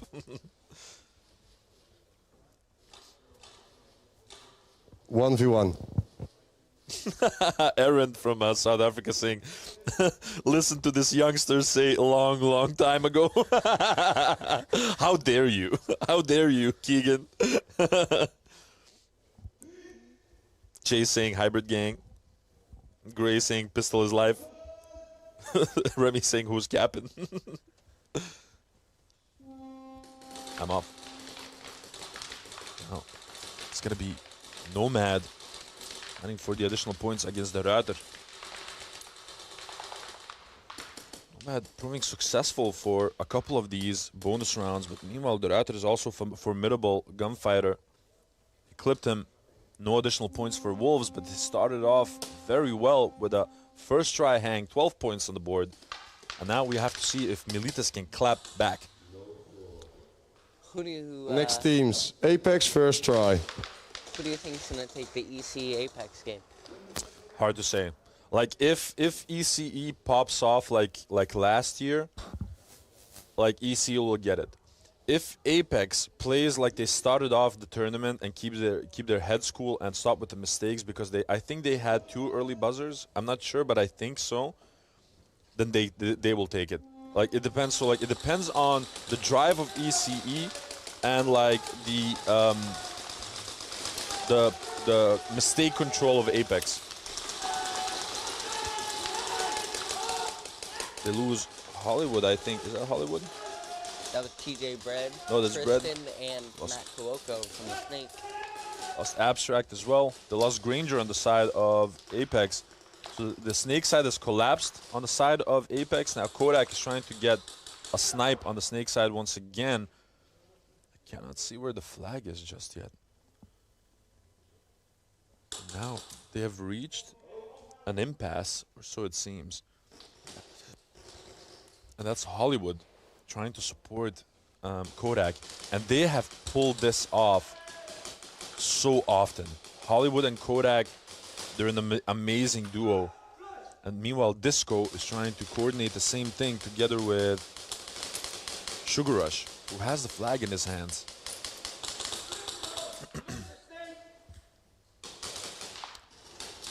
Hollywood filling into the Snake side by side with Now, Sugar Rush is Kodak. already on the plexi. Oh, and he got him. Beautiful shots being made by Sugar Rush on the plexi. He trades it off with Hollywood. But unfortunately, he was also the flag carrier, so he dropped the flag in zone 1, I think. Maybe not. If his body didn't, yeah, exactly. Next teams, No score. Militas first try. So good defense by ECE, managing to get that trade. Hollywood, I swear to God, sometimes I think that Hollywood simply never misses. It's crazy. That is true. He's a strong shooter. If he catches you on that lane, you're getting out.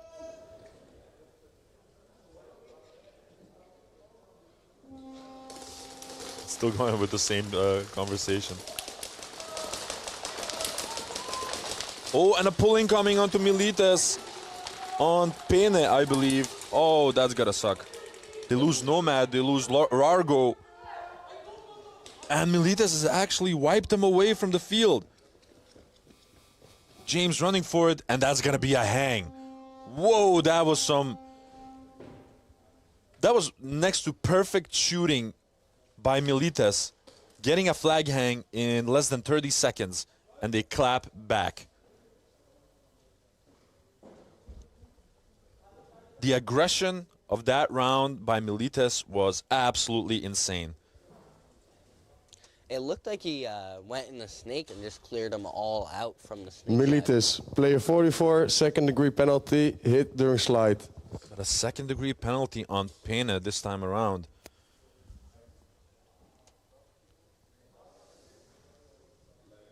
Flag hang, 1v1.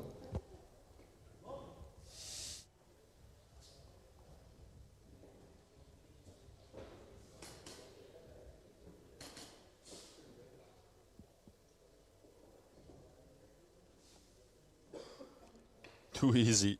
Damn, nice. Yeah. That was one hell of a round by Militas. They sort of identified that specific round, that they had those picks early on, and what Militas usually manages to do, what a lot of teams don't manage to do, is they keep the kill count tight in the early stage of the round. So they it's quite chaotic at the beginning during the breakout, but even if they get kills off break, they still count those. And they emphasized on that and got that beautiful flag hang.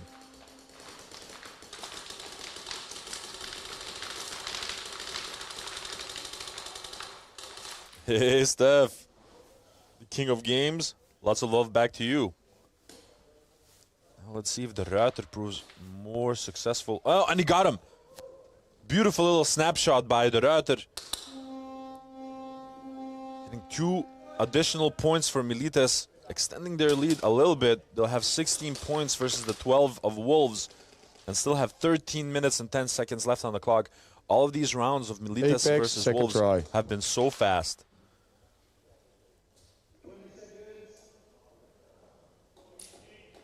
Try 2 for Apex. Let's see if they prove more successful this time around. They've been having issues on that snake side that's been collapsing pretty early on.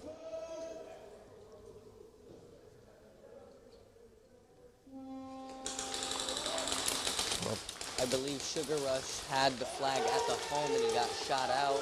Oh, that is not what you want. Blossom's also losing the snake battle. So right now, they have complete control of the snake on the side of ECE. Kodak pushing hard onto the 50 line already. Coco trading it off with Granger. And now TJ Bread trading it off with Disco. The pathway seems clear. Kodak is already running for it. And that's going to be a nice snatch. ECE finally showing up. I believe they only lost 2 bodies in the process. The bread and butter. Next teams. They made Wolves, the first try. investments, right? Sometimes you have to invest the body to get out a key individual of the field, right? And it doesn't matter that you get popped in the process as long as you get that kill.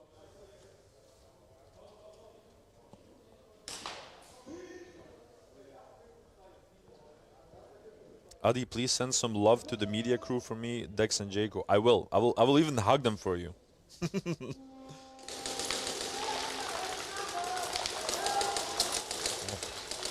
Again, it seems that Melita still Snake trading. Wolves trying to fill up that snake position once more. No one is watching the snake at this moment from Milites. Kevin Boca trying to keep an eye on the plexi side, even though that James has been beaming down the plexi lane. Now, one of the baby wolves is already in the plexi. Nomad getting behind him. Oh, on the Wolves. On the flag Oh, carrier. and Nomad is gonna get pulled. Oh, that sucks. Tom Divand Hooker. James trying to do a sacrificial play. They trade it off. And that's some good defense by Milites. I'm wondering what that pull is about on Nomad. Fully understand what lane that he got. Wolves, player 56, second degree penalty, hit on the belt. Ah, no. Those are those penalties that you just don't always feel. And it sucks. Next teams, ECE, first try.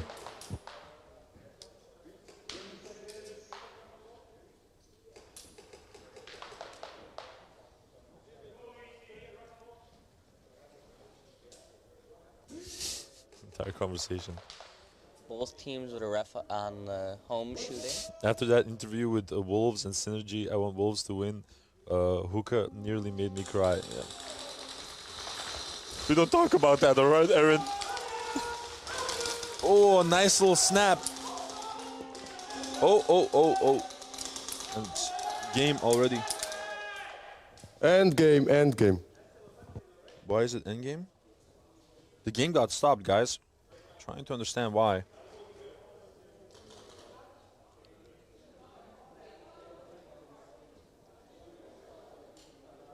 Someone get injured, or I cannot see anyone hitting the pavement. But that was a sudden stop of the game. maybe they were playing on the wrong time for the other game.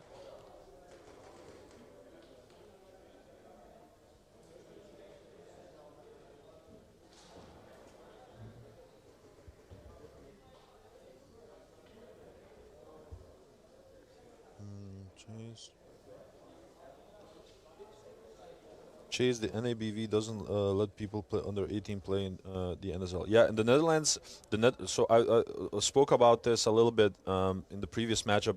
In the Netherlands, you have this huge organization called the NABV, and it's like the party that decides all of the rules in Airsoft in the entire country. They're like an official organization of the government.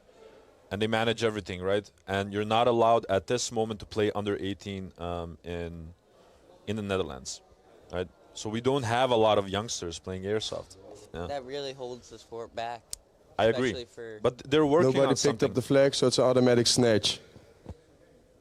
Oh, Lord. No one picked up the flag on the side of ECE. They left it at the breakout. Moves, second try. That is not a mistake that you want to make. So it's an automatic snatch for Apex. Oh, that's going to be a huge hit in morale on the side of ECE. So yeah, they're working on something from the NABV now, as I've heard, of lowering the threshold. So like even younger people from 16 can play. But that's pretty much what we can get, you know. We can't justify anything younger to the parents, pretty much. I mean, They're strict with that.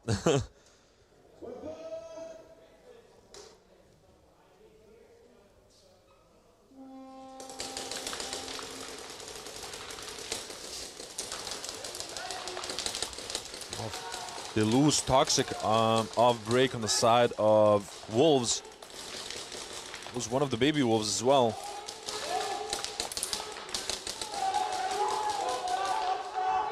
Kevin Booker getting closer, trying to get an angle onto Finn, and Finn trading it off with Dante in the Snake. Snake side has completely been ruined. But out to getting closer. James trading it off. They're looking for the flag. And Kevin Booker seeing at the last seconds, but not being able to snatch it. But once again, a very aggressive push forward by Milites. Next teams, Apex, first try. And it's been working out for them.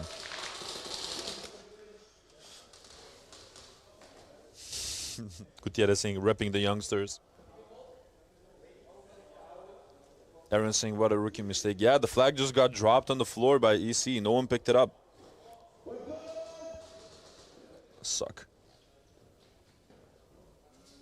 And now they have to serve. Is that a penalty? Is that an admin penalty?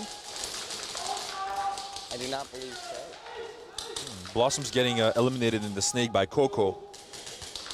Now Coco will have to fight it out with, I believe that is Sky on the Snake side. Coco's being very patient with it. Oh, and he gets one elimination and a second one.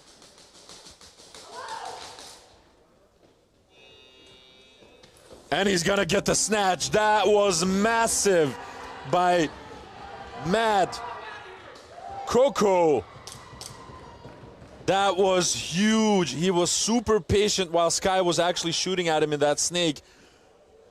Stood up, got that, got the second one on the Dorito corner, and got the final one onto Sugar Rush on the D2, and getting the snatch in the process. That is the cherry of the best pie on top of the best pie you've ever eaten. Well done, Coco. That was absolutely huge.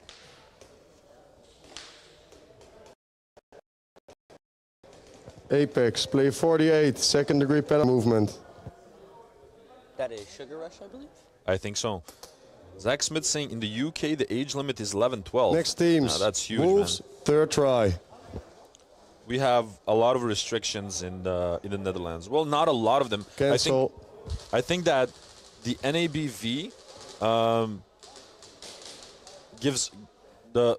Well, obviously they're an official party, right? So you have to follow the rules. Every field needs to be approved by the NABV. And that's sort of awesome because you have the same topology everywhere. Everything requested by Apex. Apex requesting a VAR check. I believe it's going to be on Coco and the Snake. Might be.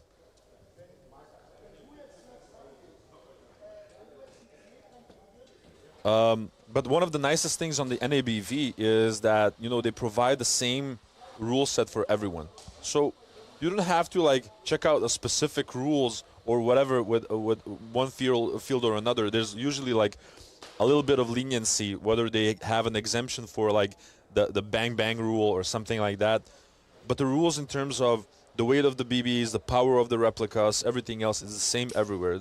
So that's pretty awesome. You're like, you know for a fact that anywhere that you go in the Netherlands is going to be the same and that your guns are, you know, approved and everything is fine. That's really awesome. As well as they also try to motivate people to play every aspect of the of Airsoft. So they organize events in the Milsim world. They also organize like open days for the Speedsoft world. They really try to bring something to the table for everyone. So a huge shout out for the NABV. We be seeing what a play. Yeah, that Coco play was absolutely nuts. It might be that someone had an angle or something, and that's what the VAR check is about, but let's just wait and see.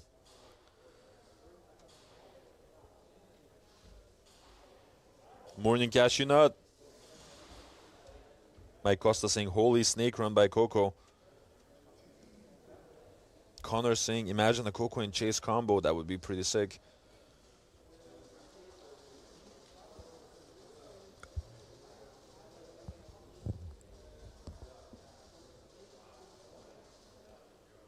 Zach wondering when Weeby is next on.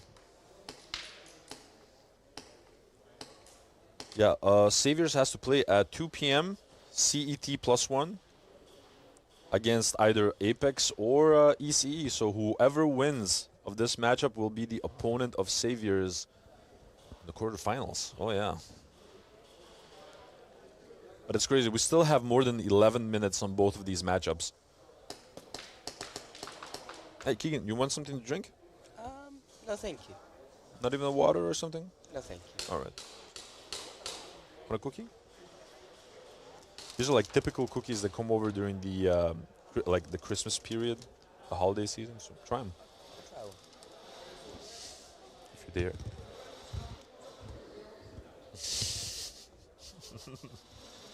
You should see him out here, guys, in the commentary booth. He's like quite a humble guy. Kind of tastes like a gingerbread cookie. Exactly, exactly. That was the word that I was looking for. Someone like asked me yesterday, "What are you eating?" I was like trying to find the word. Like it's like a gingerbread cookie.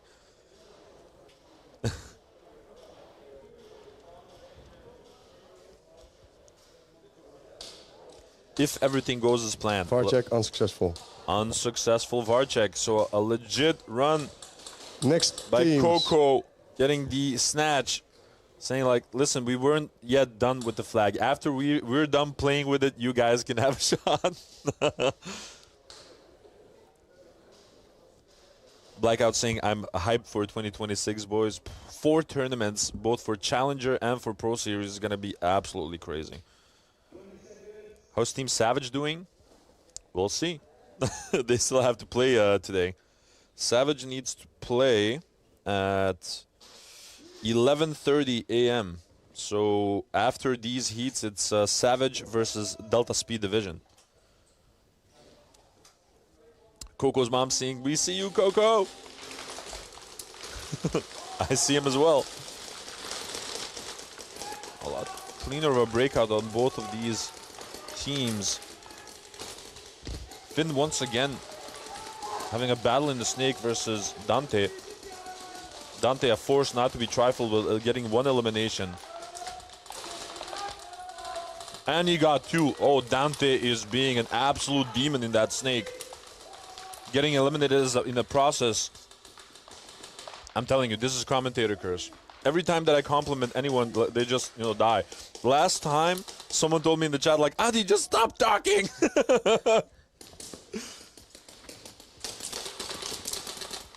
De Ruiter and Nomad trading it off. That might be a snatch.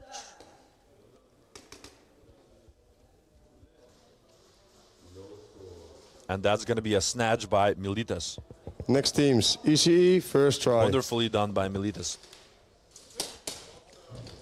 And that was amazing gameplay by Dante in that snake, getting the 2 eliminations, completely removing the snake side from the equation. He did get eliminated afterwards as he tried to move towards the temple, but he did his job in that snake. And he stayed alive in that process. Like, my God. Colin's asking, so did you get an overshooting penalty in your last game, Weeby? Everyone's expecting it, Weeby. We're waiting for the overshooting penalty, all right? Every tournament, man, gets one. So for your last tournament, Weeby, we're expecting it. Some good communication coming from both of these teams. Now Blossoms has laid down a trap in the snake. Oh, and they circle around each other. Goku getting shot in the process. That was amazing. Apex's snake player got pulled. Oh, Lord. Now the snake is getting filled in by TJ Bread. Kodak using the moment to get closer to the 15 line, getting in a position to score. Abstract making a move on the D side. Disco needs to be extra careful. Meanwhile, Granger is trying to keep the snake under control. He manages to do so. Got the clip onto TJ Bread. It's going to be Abstract and Kodak. Granger making the sacrificial run. Kodak is running for it. And that's going to be a zone 3. And ECE getting some points on the board. I've seen that Abstract did make the effort of informing Kodak of getting ready to run and everything else, but his hand was forced to already get the trade-off because Granger made a smart move of going forward and making the sacrificial run. ECE's kill count was off by 1. Yeah, I think they missed like the off-break shot that they had on the D side. They missed the Dorito corner. Correct. I think they got him out off the break. But you can be smart with the Dorito corner. You can just like stay low and just go enter right the and like people miss it, when you know. When you dive into the Dorito corner, you just dive right into the Exactly. Right into the pits. Exactly. Colin saying the Weeby has to go out with style. I completely agree with you. I've been urging him to get that overshooting penalty, but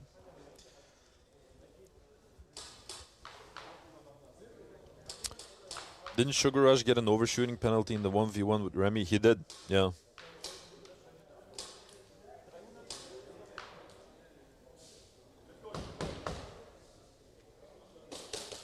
Chase asking, anyone going to Cali soon? Manic Wolf saying, big up Carl for putting me on this.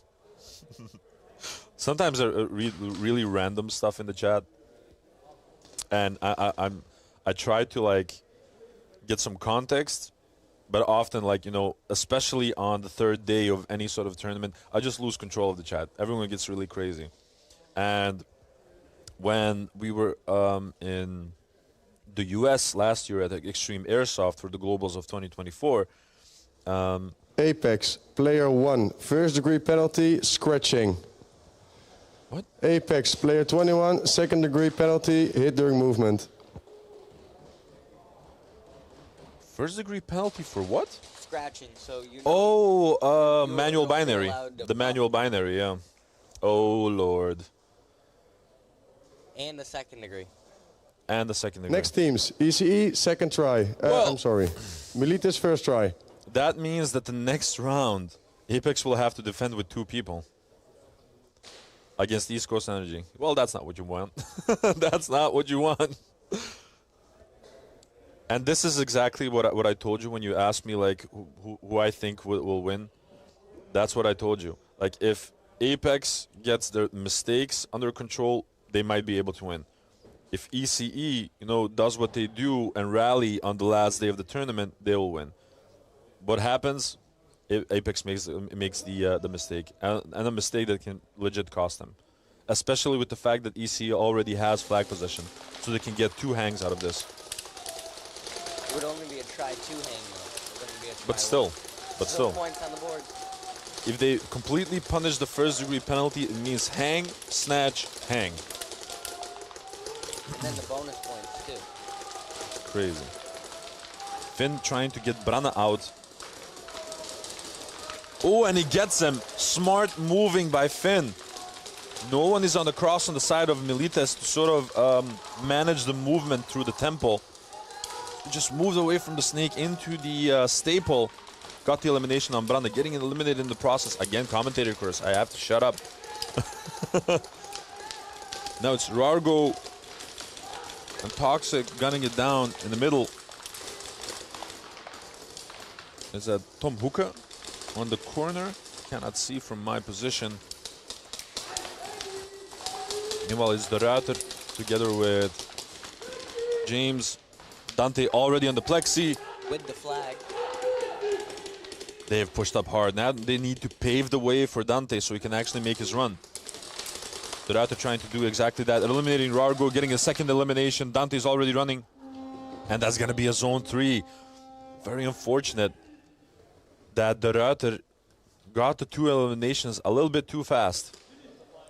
You could arguably say that Dante could have started running, but you know, from the plexi with the 2 players that Wolves still had, it's incredibly hard to do. He would have gotten shot. Next teams. I think one of the biggest challenges with this new layout. Have you played the previous one? I did. Yeah. What do you think about it?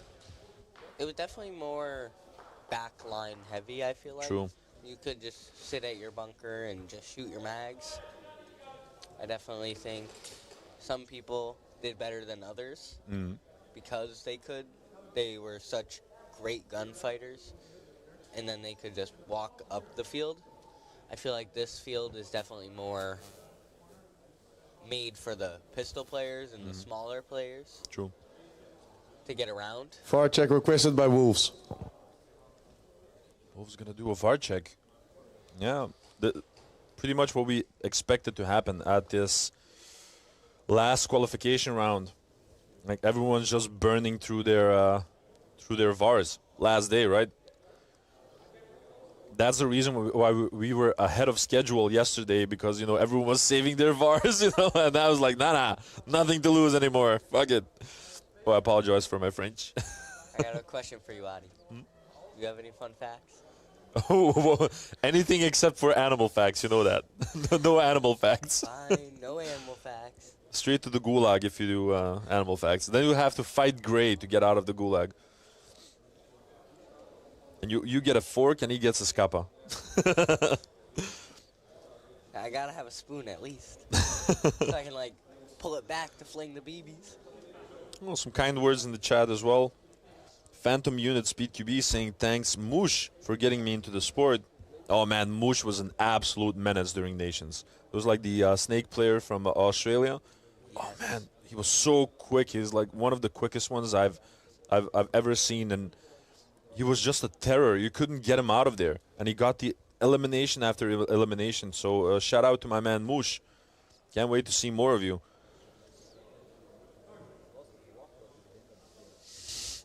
Yak to the cock saying, "Are you not entertained?"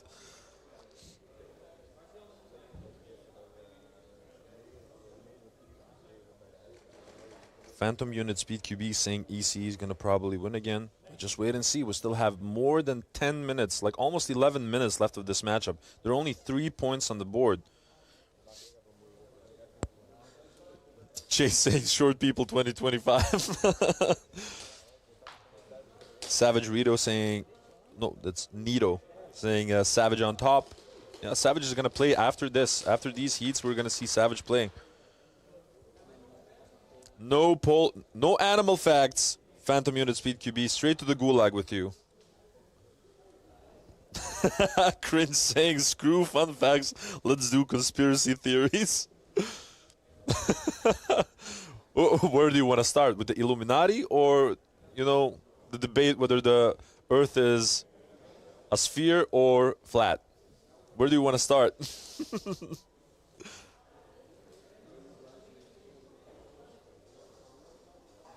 Phantom saying, I work with his sister. Oh, that is cool. Richard Hanna saying, the moon landing was faked, cringe. Oh, God. Is this the new thing? Are we not going to have any fun facts anymore? We're going to do conspiracy theories. What is that? There's like a book. Like, it's this huge, thick book.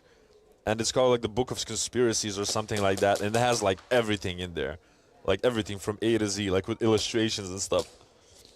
Gotta get that one. Let's grab our tin-foiled hats. Jaeger saying the Earth is a bowl.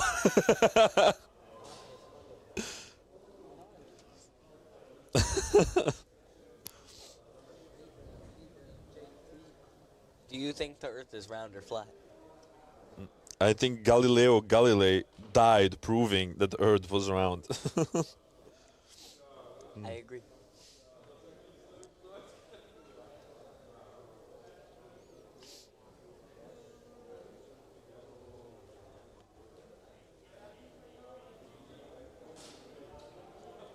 Do you know that it's not a perfect sphere? So apparently, like, the rotation of the Far Earth... check unsuccessful. Unsuccessful. Bar check unsuccessful. So, like, the rotation causes a slight bulge at the equator, and that bulge is called a geoid. ECE, second try. It's kind of cool. Some teams getting multiple champs in that book.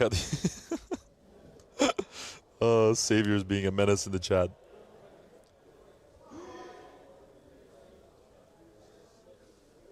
It's a triangle thrust.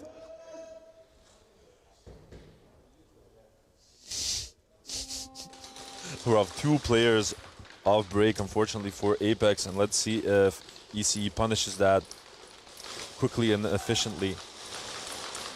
TJ Brett trying to get a pick onto Granger. Meanwhile, Granger is watching that 50 line. Keep Hollywood under control, but Hollywood... Oh, and Hollywood got picked off by Granger. Good shooting. Also, Coco getting shot from that snake. Now Granger got out. Brett getting closer for the elimination. Calling for Kodak to get closer to make the hang. They did it, and Kodak running for it. And that's not going to be a hang. That is not ideal.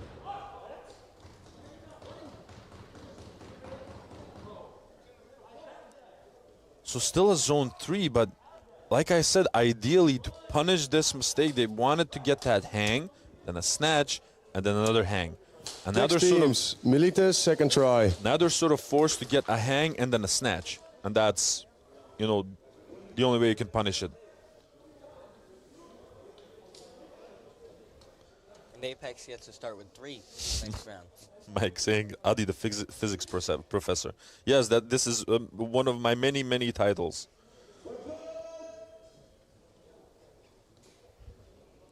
Bro, as a kid, I used to believe in the Bermuda Triangle, says Jaeger. All the planes that got lost.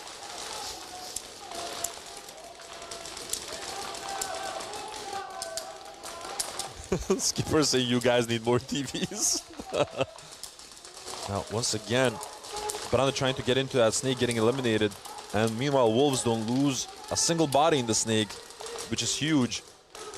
They lose Nomad on the D side. Lose Gekai in the snake. That's only Finn and Toxic trying to keep everything under control. Dante's already in the Plexi once more. He's gonna ignore Finn completely, and he's gonna get the hang. Smart movement by Dante. Doing what he must to get the hangs. Incredibly smart. Flag hang, 1v1. It seems that the situation sort of reversed on the side of Wolves, that initially they couldn't get control of the snake side, and now they have full control of the snake side, and they cannot get the D side under control. There's something missing. Either it's like firepower or something else, but it's not completely working out on the D side.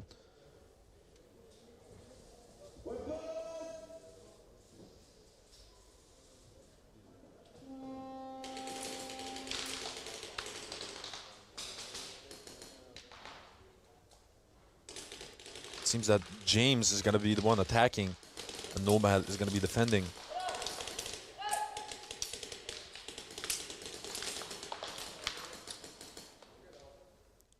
And that's going to be excellent defense by Tom Divand Hooker.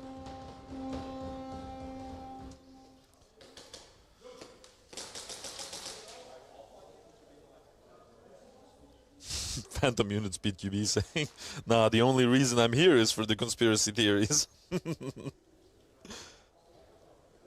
Chasing man, bear, pig. Is there like a conspiracy theory that you think like, yeah, that's a little bit of a fishy one? I think the United States getting rid of the pennies. The pennies? Yes, they stopped making pennies. Just like that? Just like that. Is it like because of a shortage of materials? I have no idea. Easy, third try. This should sound like, listen guys, we're gonna stop with the pennies. That's really weird.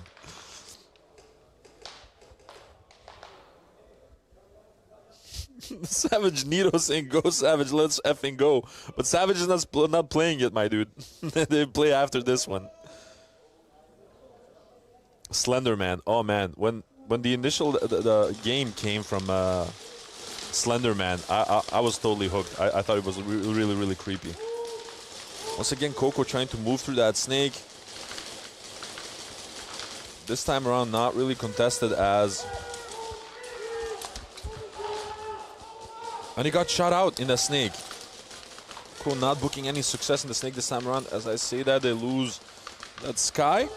I think it's Sky or Disco. So again, it's going to be Granger and Hauba. Where's that Gandalf? I cannot see. Doing the sacrificial run. Got him. And that's going to be a hang. Kodak was already in his run. He said, I'm not messing with this anymore. I'm going to start running. Do this the correct way. And he got the hang. Hang. 1v1. 10 points on the board for ECE. And they're still giving them a very hard time despite the first degree penalty from Apex. Finally got that hang, 10 points on the board. Let's see if they can get a little bit more. So Skipper says because it costs more to make pennies than the actual worth of the pennies. Does that make sense? Yeah? It's going to be Abstract trying to get some points to be added.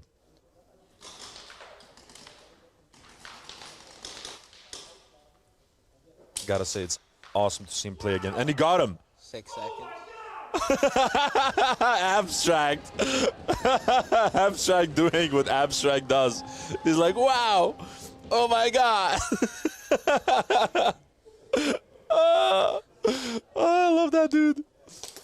Bonus points. Next teams, Wolves, first try. A lot of lightning bolts in the chat now.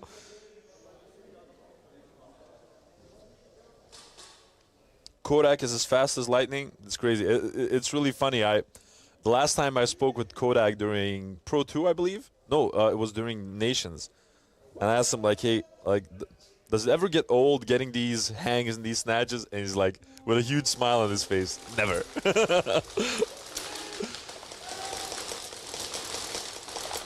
Now 8 minutes and a half approximately left with this Militas versus Wolves matchup. Brandon nearly being missed by Rargo. Now they have to trade it off. Finn once again moving around that snake area. But let's just keep an eye out on the D side as well, because it has not been working out completely for the Wolves. Finn trying to get an angle onto that home. Now Kevin Book is trying to get Finn out. Finn has to be careful. And he got shot out by Kevin Booker, who's moving through the snake now himself. Snake is getting filled up by one of the baby wolves. Now Toxic and Nomad are watching that D side. Nomad getting a little bit closer. Toxic getting shot out. Baby Wolf getting shot out. Now Nomad is the last one. Got shot out by Kevin Booker. De Ruiter and Kevin Booker looking for the flag, not being able to find it. But some good movement by Kevin Booker on that snake side.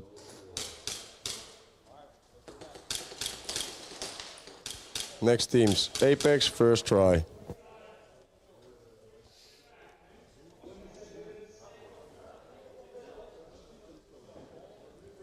Phantom Unit Speed QB saying, bro got the nicest beard, bro is a polar bear. Who?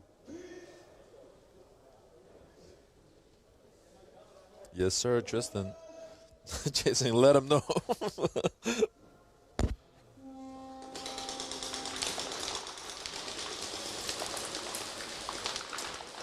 Oh, they lose one off break on the side of Apex. Still serving that first-degree penalty. Granger doing whatever he can from that cross to keep them down, but only so much that one person can do, obviously. They also lose Disco, and Granger, last one left. He's got to get executed by Coco from the Snake. They're looking for the flag. They're yelling wall, touch the wall. No one's touching the wall, but Kodak still got the flag. They were yelling at Coco to touch the wall because the first 30 seconds have not yet passed. For the people that are watching, Next teams, Wolves, second try. but don't actively participate, in the first 30 seconds of every round, you cannot press the buzzer. So if you manage to do what ECE just did, to wipe them from the floor, you know, like in the first 30 seconds, you can just touch the enemy wall and you'll get a snatch. Oh, thank you, Phantom. Thank you very much.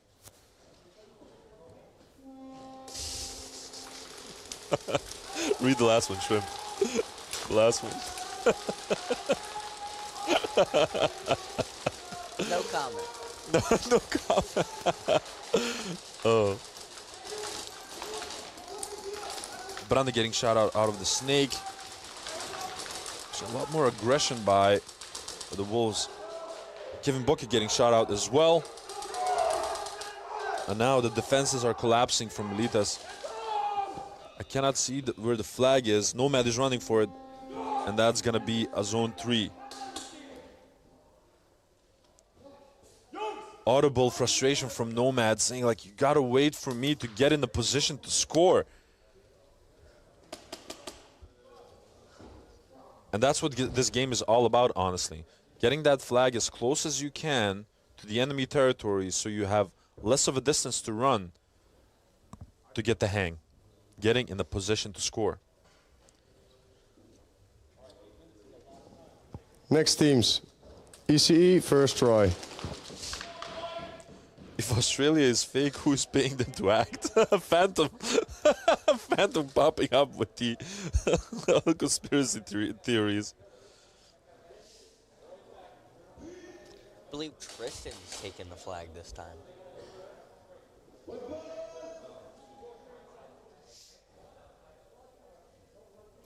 Do you think? Oh. A Sugar Rush trying to hold down Coco from advancing to that Snake from the center carbon Dorito. Coco needs to be extra careful this time around. Oh, Kodak is just waiting for his moment. Sky really is in the danger zone. He's got eliminated by Coco. I cannot understand how the information did not get relayed from Sugar Rush to Coco. Coco eliminating him as well. Oh, Coco is being an absolute menace in that Snake.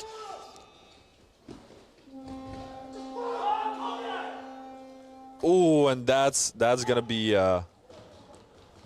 maddening for Tristan.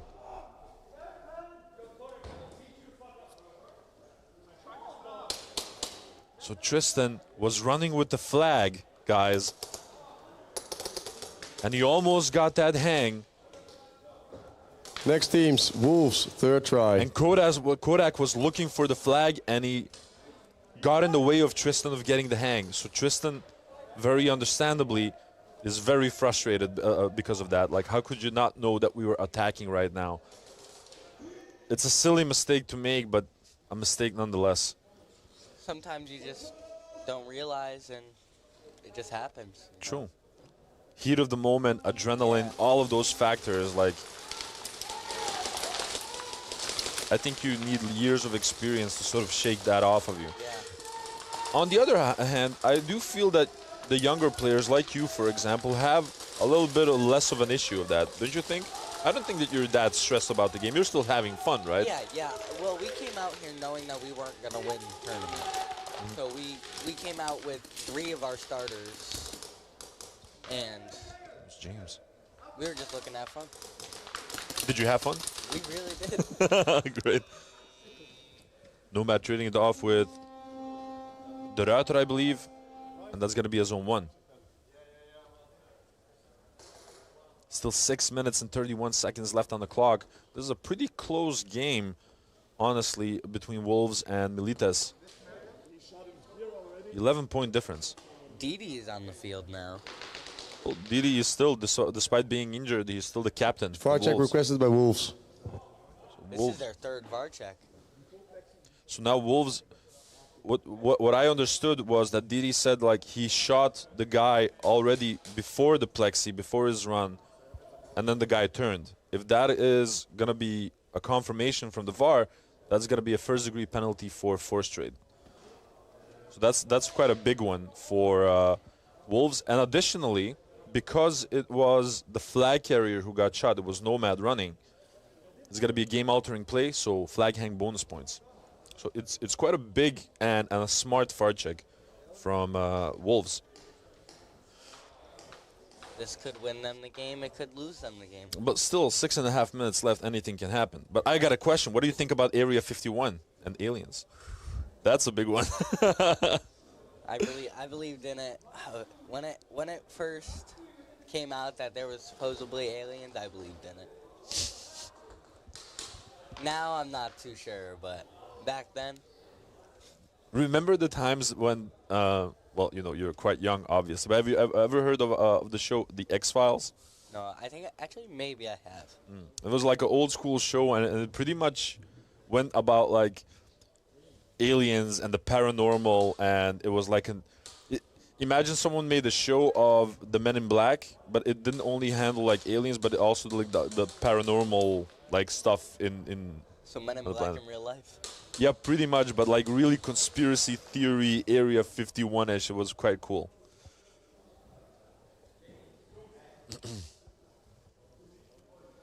The Martians pay Australia to act.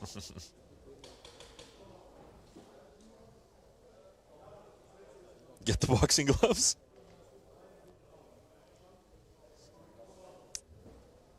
What is up, Nico? Great show. Yes. I'm telling you, this game also of Apex versus ECE, 8 minutes and 10 seconds left on the clock. When you have that much time left on the clock, it almost doesn't matter what the score is because anything can happen. And it doesn't seem that Apex is slowing down, so ECE needs to keep up the heat to reel this one in.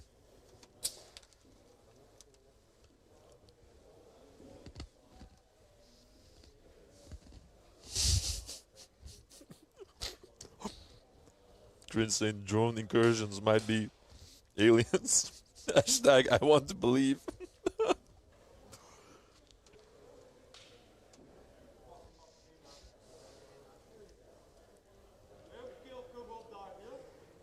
Maniac saying, how do you lock in, boo? How am I not locked in, bro? Come and say that to my face in the arena. No. Let's get it, Troy. Troy, am I going to see you next week on the pickups? Kirsten Hudson. Now all I hear is the X-Files music replaying.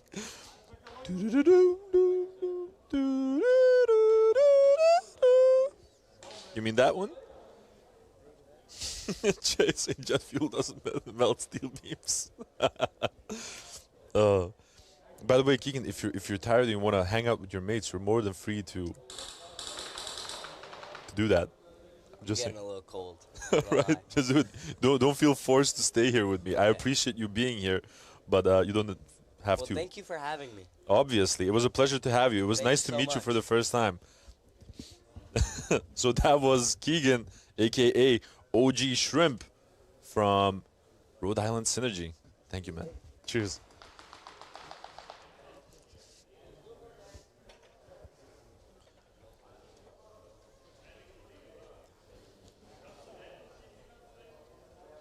The world leaders are robots and commentators are aliens. Did you know they're playing in Area 51? Oh,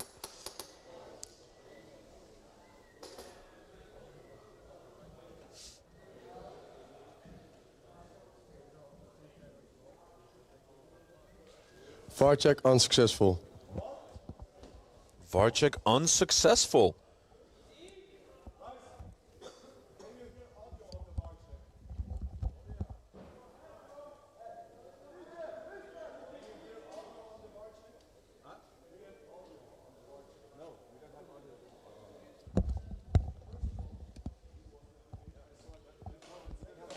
So that means that the Wolves have blown through their attack attempts. Next teams, ECE, second try. And now Milites once again has control over the flag. Milites already with a pretty comfortable lead of 11 points. Next week pickups, not only that, Jaktrekak, but next week during the pickups, the new layout will be revealed. So we'll be playing on the new one. Apex has served that first-degree penalty. Now with full force again. Trade being made in this snake by Sky and Coco. Snake once again getting filled up by Kodak. DJ Brett getting shot out as he tried to move to the cross. Oh, a nice little shot by Sugar Rush onto Kodak in that snake. Giving him the get out on his way there. Bono getting shot out as he tried to follow Sugar Rush. But the last one is Tristan. He got him. He's looking for the flag. And that was awesome movement by Sugar Rush through that snake. But not being able to get the snatch.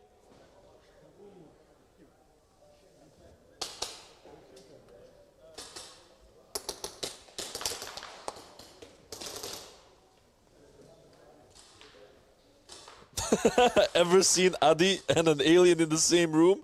I think not. Hey, man.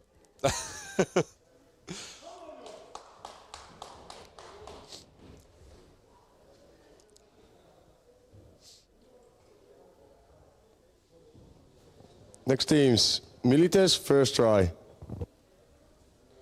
me get this. All right. Now, Milites, like I said before, has control over the flag once again. Will be sitting comfortably with a 11-point lead. So they don't have to do anything drastic, but at the same time, if they do not keep up the same pressure as they did before, with the aggressive 50-line move, Wolves will definitely get the pigs that they need.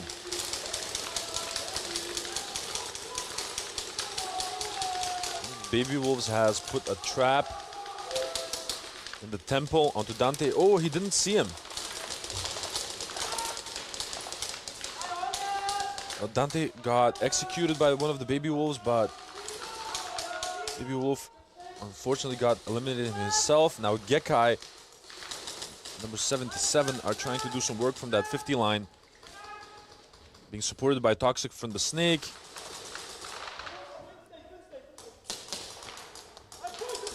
Good communication by Pene, forming the router that one is in the Snake. And Gekai tried to move to the Plexi, got shot out. Pene is running for it. Oh! And that was quite close. I think it's going to be a zone 3 though.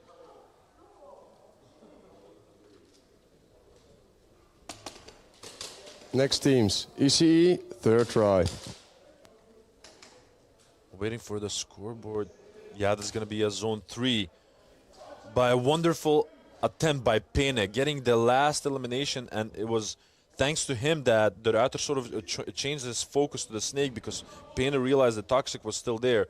He eliminated Gekai as he tried to go towards the Plexi. The router eliminating Toxic as he tried to make the sacrificial move. Started running like a madman. Got a zone 3 for his efforts.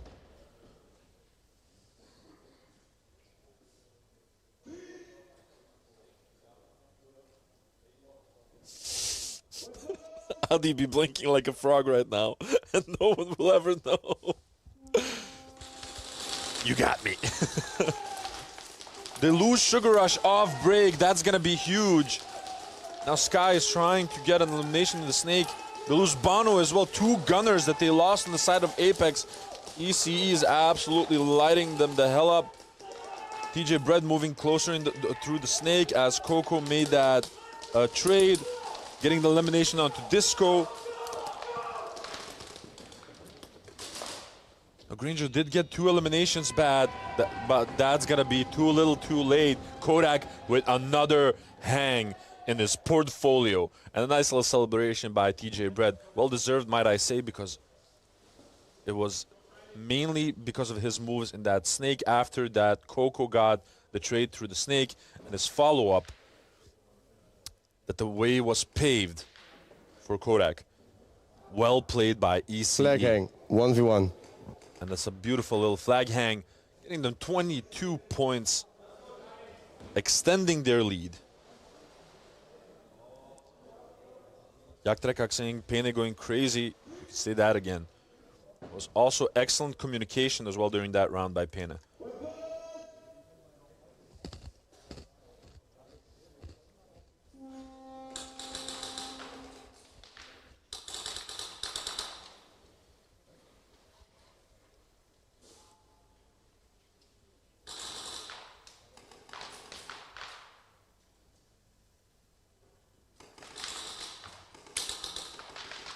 Abstract trying to get some additional points for Sugar Rush.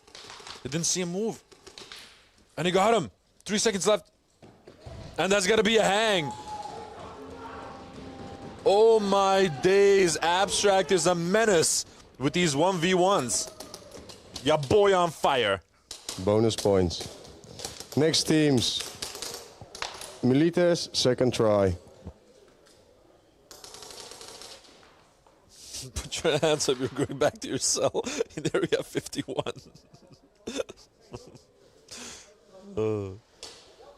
Oh my lord. And ECE, you know, everyone was saying in the chat yesterday, like, yeah, but the group stage of ECE, yada, yada, yada, it can go good, it can go bad. That's a Sunday team anyway. So it's getting to this funny point that whatever happens during the group stage, no one believes it from EC, and everyone's just waiting to see them play on the Sunday. It's just crazy. And I spoke with TJ and Abstract yesterday after all of the games. They said, like, no matter what we say right now, people won't believe us. If I say, like, that we have a plan, you might not believe me. And if I say we don't have a plan, you will also not believe me.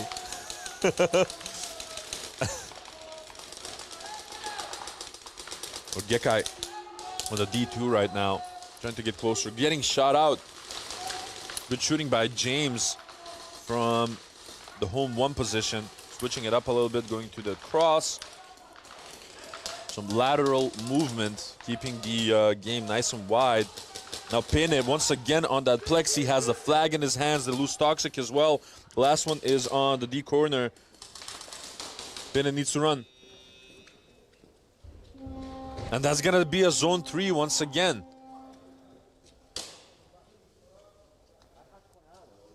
But Pene is doing an amazing job. Apex, first try. He's being front runner right now and also the primary communicator of Milites, and he's been doing a marvelous job.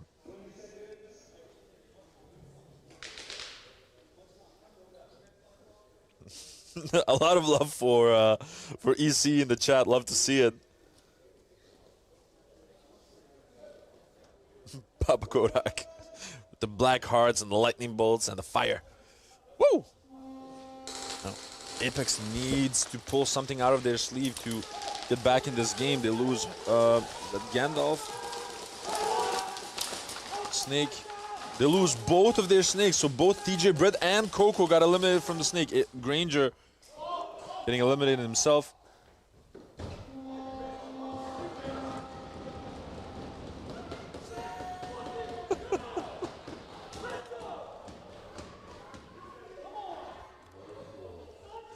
That's going to be a snatch by ECE. Next teams, Milites, third try. I was trying to figure out what was happening with that Sipa and Kodak interaction. I think that Kodak was saying, like, touch the wall, but I think that Sipa did touch the wall, didn't he? I have to rewatch the stream. Did Sipa touch the wall already or not? That was quite funny, but that was a snatch for ECE, and Apex doesn't have an answer for this ECE play. Now, if ECE gets one more hang, this is gonna be game over. Now back to this Wolves versus Militas game. Lost one body on the side of Militas on that snake corner. Now Dante's trying to get a pick of his own. The snake. De Ruiter already on the 50 line on the D side corner, D side staple. Dante trading it off with Finn. De Ruiter is trying to find an angle onto Nomad. He gets it. No, it's not Nomad actually. To lose Gekai as well. And that's that. No additional points in try number 3 from Militas, so Wolves has reset the game. And they're gonna regain flag possession. Next teams, ECE, first try. Mudcat.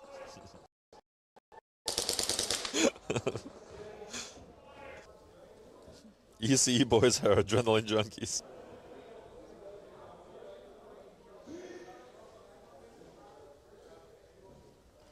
Let's see if Apex manages to rally and provide an answer for this ECE Armada.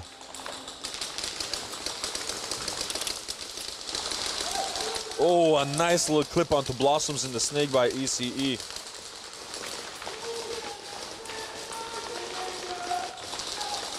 Sugar Rush trading it off with Coco in the snake. They're like, I want none of that, but TJ once again, Bread filling up that snake. That's really funny to say, Bread filling up the snake. And TJ once again with 2 eliminations, looking for a third one. Kodak is running for it. And that's either going to be a zone 2 or 3.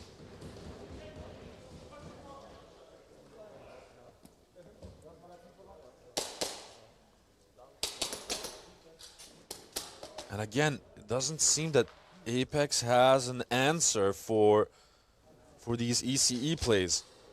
Especially in the snake, it seems that ECE has put a large emphasis Next teams, on Wolves, first try. on the snake plays, and I gotta say, Coco has been executing them. I think that he got the job of, like, you know, eliminating the first threads to pave the way for additional, you know, snake fills, and it's been working out. He hasn't failed once.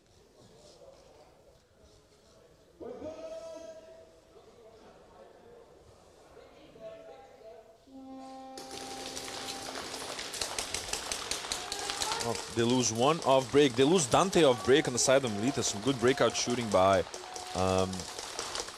Wolves. Gekai trying to get closer. He's already on the D3. Now he's on the D side staple. Rargo is on the Snake 50 uncontested because Dante got shot off break. And as I say that, he got shot. James keeping everyone's heads down from that home position.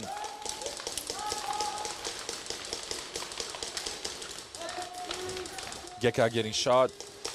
Now Kevin Book is trying to fill up that snake. Needs to be careful. Oh, he trades it off with the baby wolf.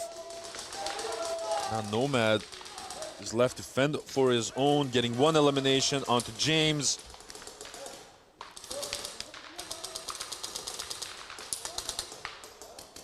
I don't think that the kill count is on. No, he's not on his own. He has support from the Dorito corner. Another elimination. So the last one left is on the D2, which is the Ruiter, I believe.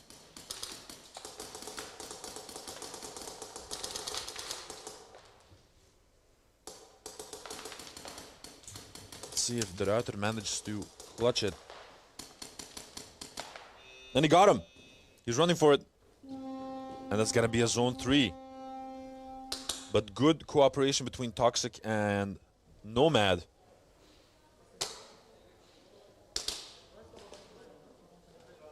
Wolves trying to close the gap. You have to realize there's still 17 points with between Wolves and Militas. Well, maybe a little bit less now. Maybe 14 points after that zone 3. Militas, player 26, second-degree penalty, hit on the bottle. Oh, player 26 got a second-degree penalty because he got hit on the bottle, on the HPA tank. Next teams, ECE, second try. Naughty, naughty. So yeah, McFly, at this moment, Militas has 33 points and Wolves has 19 points. And there's still 2 minutes and a half left on the clock. Now, Apex has 0 points on the board and ECE has 27.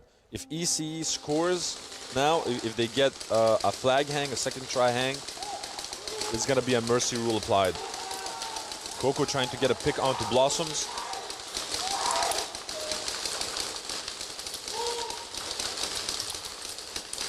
A lot of lanes being shot right now by both parties. They lose Tristan of the home position. Blossom's getting eliminated, so Coco has free reign in that snake, but he doesn't know.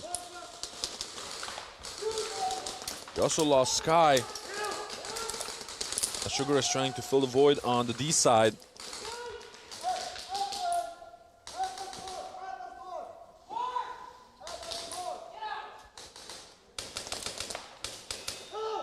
Ooh, and that's going to be a pull on, I believe, Hartmann from Apex as he got shot from the snake.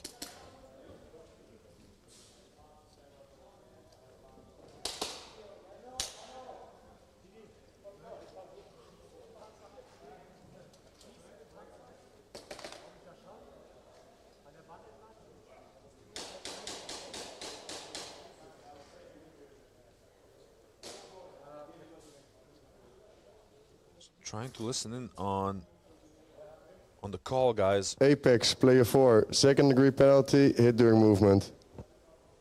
So second-degree penalty on Hartmann from Apex.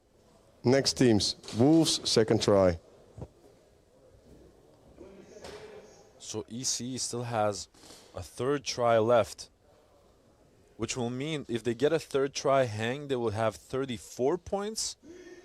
So not enough for a mercy unless they get the bonus points, of course.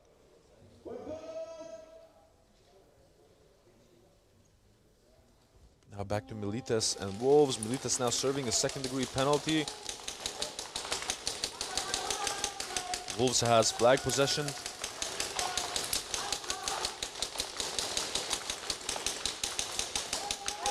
They lose Kevin Booker from the snake corner, so the snake doesn't have any support anymore. Now Brandon needs to be careful, trying to get a pick onto Rargo. And he gets it.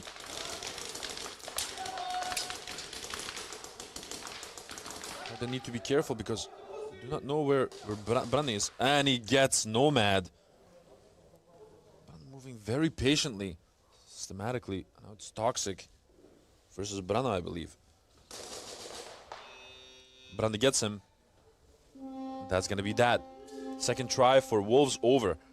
No additional points on the board, and this game is slipping from them. Next teams, ECE, third try.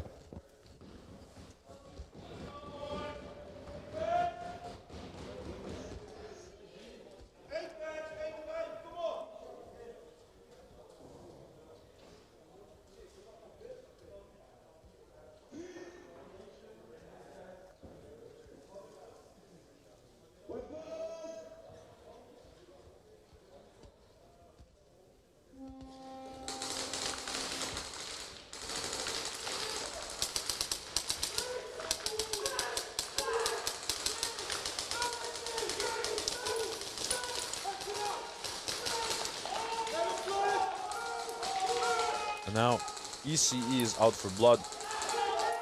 Trade happening in the snake between Coco and Blossoms. Kora keeping an angle on the D side, preventing anyone from pushing further than the D2. He's being supported by DJ Bread on the snake, who trades it off with Granger. And that buzzer fell and no additional points. So now, if Apex because the flag possession will change now, right? If Apex doesn't score any points... Next teams. Wolves, third try. It's got to get very, very dangerous for them.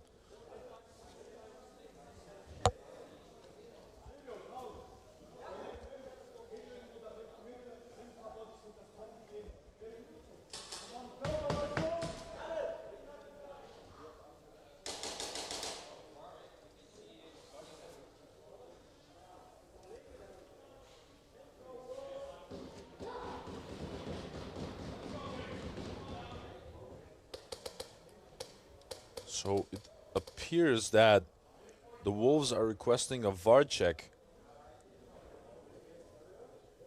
for a play that happened in the Snake with Rargo. That's at least what I could take from it.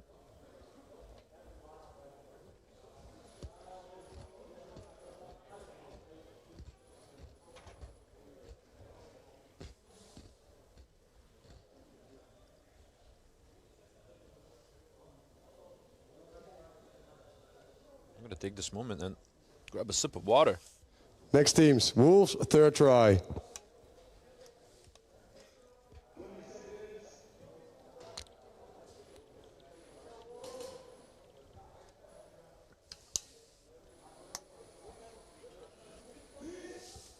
Dankjewel, Mel.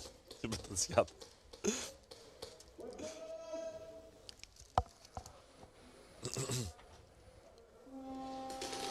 Rough.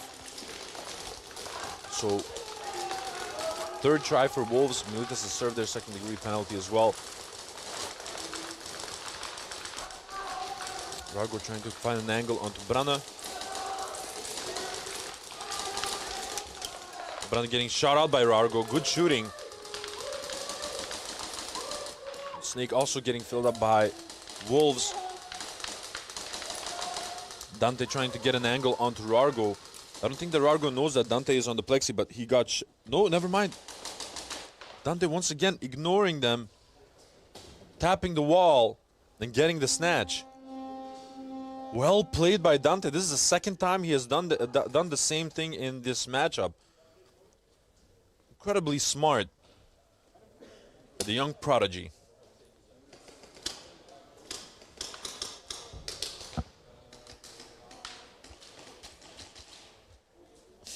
Mudcat saying, hurry up, I want to watch Savage, it's bedtime.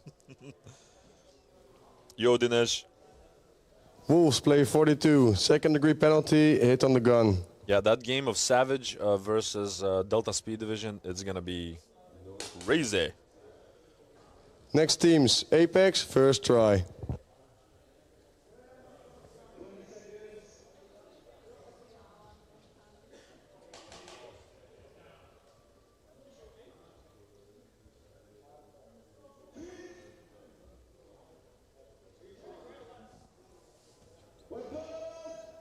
Now back to EC versus Apex. Apex really needs to score now.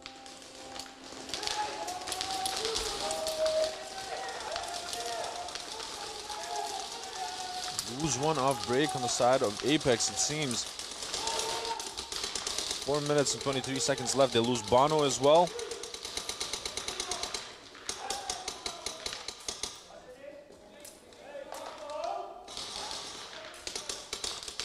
Being made towards the Dorito corner by ECE. Being a lot more systematic with it this time around on the side of ECE.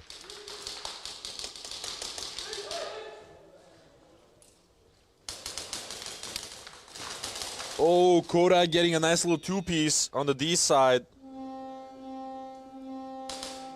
And the trade in the Snake happening by Coco ends that round. Next teams. Milites, first try. Now Milites has, once again, possession of the flag. Now Mel, I know she doesn't like to be mentioned too much, but she's the best. She just brought me, like, you know, like one of those Nutella cookies, a donut and stuff. She's just the best.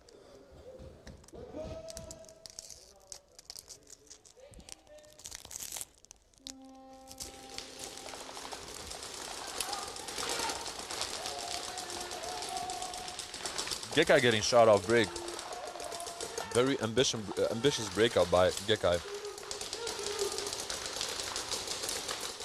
We hear a clear kill too. Toxic getting eliminated as well. And Wolves are bleeding. Body being dropped on the side of Militas. And that's gonna be a hang by Pene. A third try that this has happened by Militas, that they just ignore the right side completely. Flag hang, 1v1. And they just gun it through the D side. And Pene, after all his hard work, manages to finally get that deserved hang.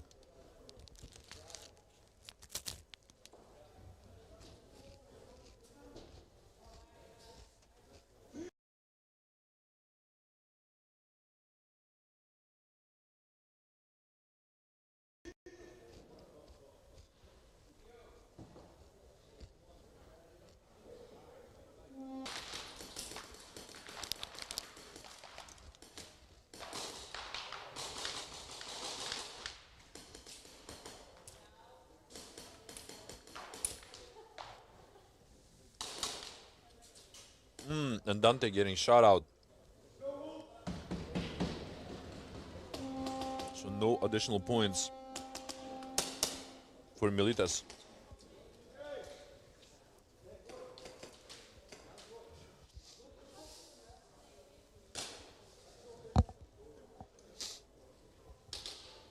Cashew not saying in the chat. Apex needs to run it back. Oh, that's for sure. They need some points. If Next they don't teams, score, Apex, second try. they get in the danger zone for a mercy rule.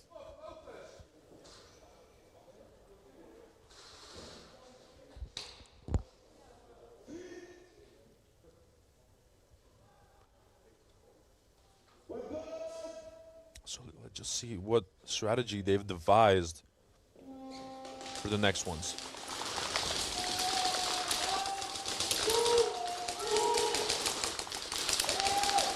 Trade off in the snake by Sky and Coco. Kodak already on the 50 line. On the D side, TJ getting eliminated from the snake. Now Apex moving really quickly through that snake. Getting one elimination onto Kodak. And Disco running to get the hang. That was perfect execution by Apex. Clapping back, getting some points of their own. Flag hang, 1v1. That's going to be 11 points and potentially 13. But exactly what Apex needed to get back into this game. They still have 3 minutes and 23 seconds left.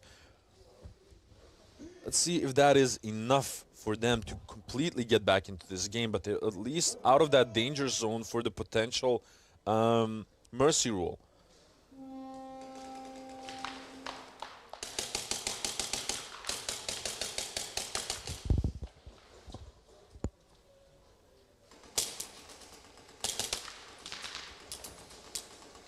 And it's Sky who's doing the 1v1, and he got clipped on his pistol. I even heard the sound because it happened just below me. Got clipped on the tracer unit of this pistol. Crazy. Next teams, Wolves, first try. Who's the skiff guy?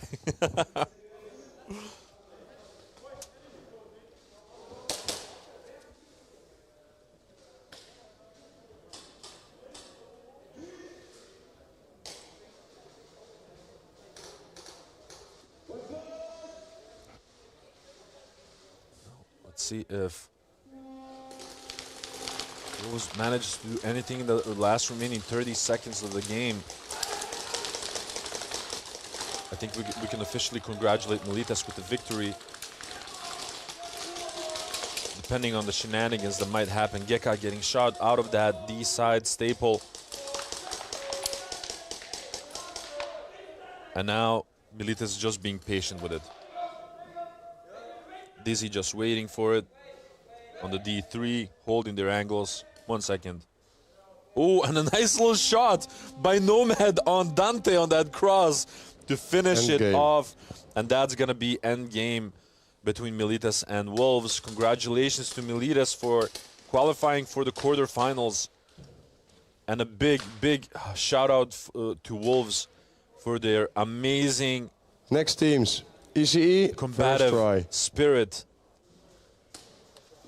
With everything that has happened, you know, with Didi's injuries and Oda being sick and everything that they had to struggle through, they fought until the bitter end. And that's just amazing to me. So we still have our game of Apex versus EC that's left.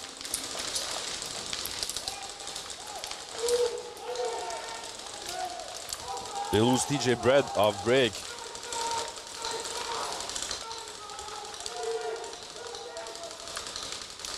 Lost Blossoms from the snake. Coco doing some work from that snake. Getting ever closer. He's got to be careful because Granger has an angle on him.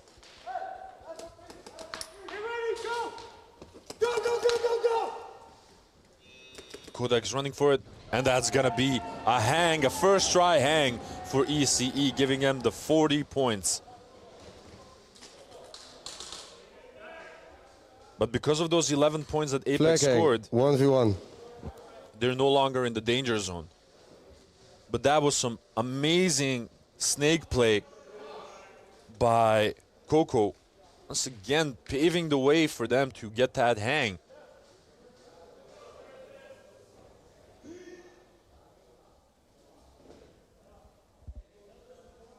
We have to see if they get a little bit more.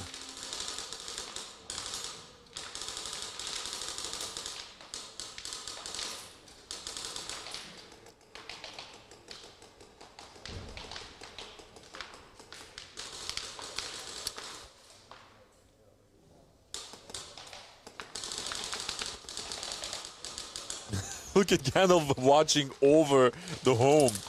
That's just crazy. And he got him. Oh, and that's just gonna be a little bit short. But once again,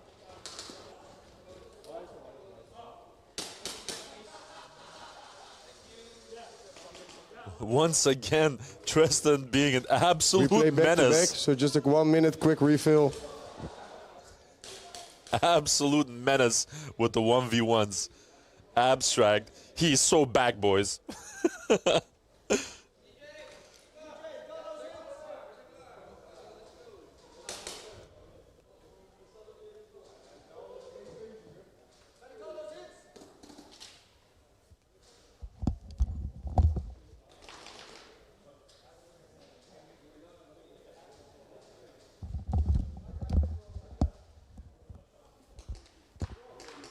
Now 2 minutes and 50 seconds left.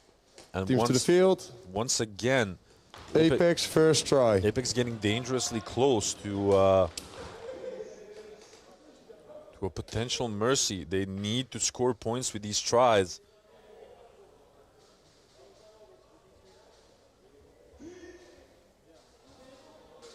Let's just see what he manages to do.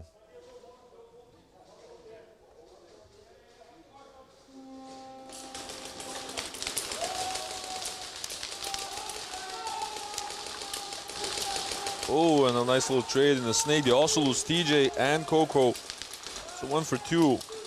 Special deal. They also lose Kodak from the snake. And oh, Lord, that snake play by Apex is just an absolute terror. Gandalf getting shot out. And Disco getting a clear pathway for the hang. That was, once again, perfect execution by Apex. Flag hang, 1v1. But again, I'm just stuck wondering, like, is this too little too late? 2 minutes and 22 seconds left on the clock. They're showing constantly that they can pull these off. They can execute these attacks. So what happened with the first initial more than 10 minutes?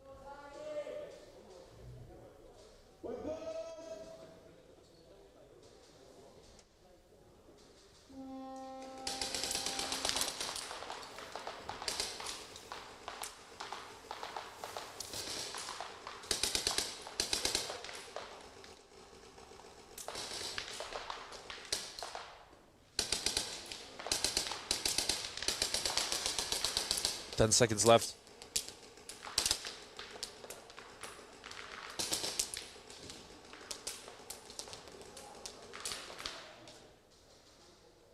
And Kev not managing to get any further than the D2. A lot of pressure being put on him from that home position, not being able to score any additional points. 2 minutes and 22 seconds left on the clock. Quick refill. ECE once again in possession of the flag. They had them on the run for a large portion of the game, and now they're forced to fight until the bitter end.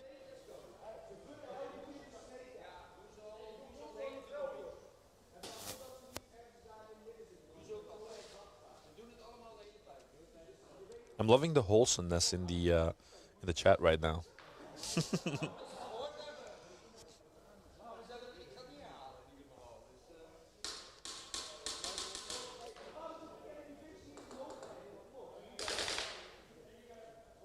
Teams to the field. ECE, first try.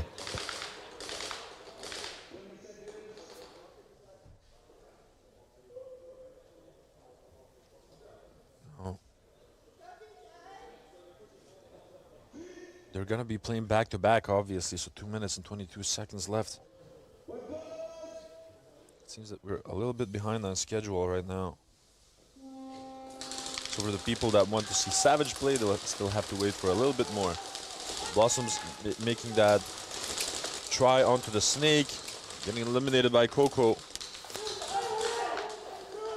Gandalf as well, Coco being an absolute nuisance from that snake. Now, EC has all the time to get another hang. And we got a little hang back and forth between EC and Apex. That's going to be 52 points for ECE to the 23 points of Apex.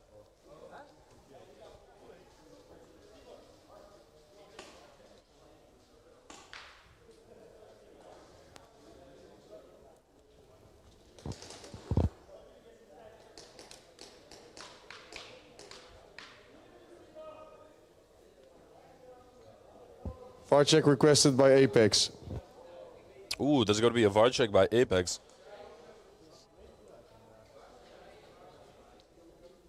And it's Blossoms actually in the snake that's probably going to make a claim onto a shot onto Coco.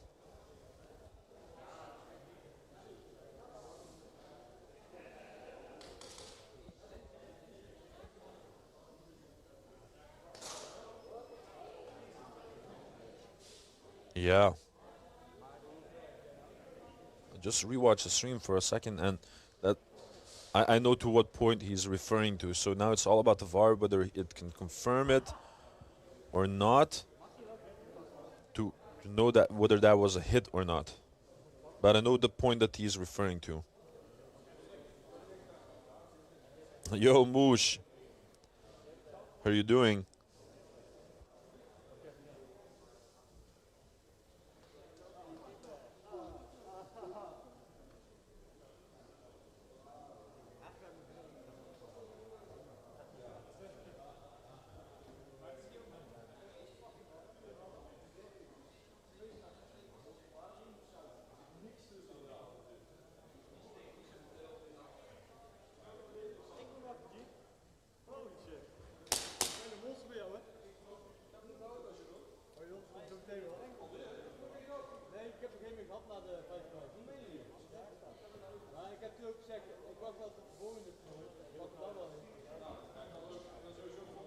So now, really eager to hear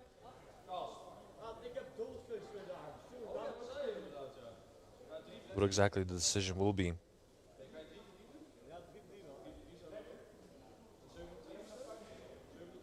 Good day.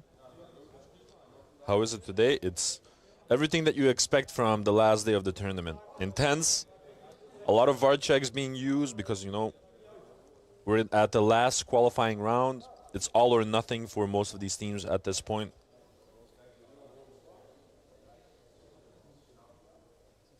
Getting flashbacks from Nations, Snake Far against me.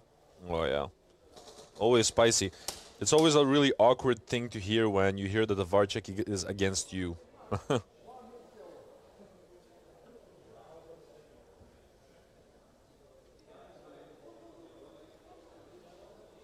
Like, even if you're 99.9% sure, like, nothing hit you, it's still a really awkward sort of feeling. When you know for a fact, like, yeah, that VAR check is on me. Like, they're checking something out that I potentially didn't feel or didn't take or whatever.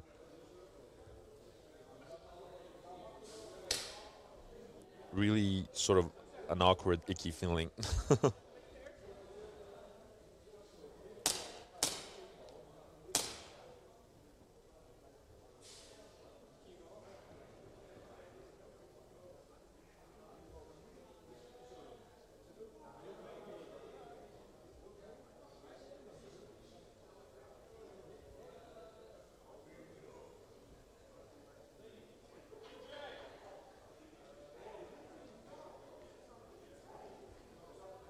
VAR check successful. Ooh, VAR check successful. ECE, player 15, first degree penalty, 4 straight. Player 15 from ECE, first degree penalty for a forced trade.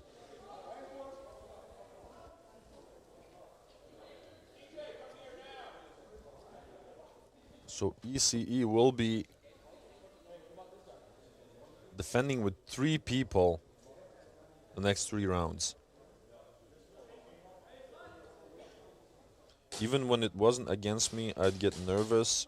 It's always the what if, says Moosh. Completely agree with you. It's a really sort of a sinking ECE feeling. first try. So yeah, that's gonna be a first degree penalty on ECE, confirmed by the VAR. And that snake, that's on Coco, I believe.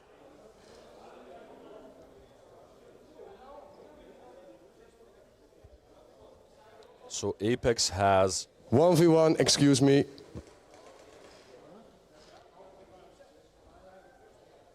So Apex has 2 minutes. 2 minutes to perform some magic. Seems that it's gonna be Tsipa versus Granger for the bonus points after that hang of ECE.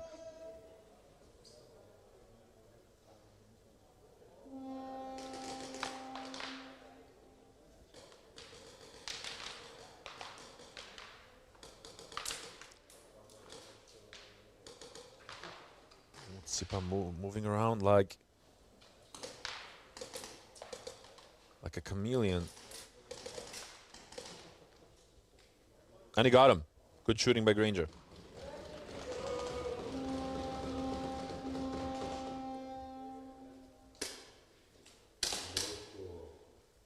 No score.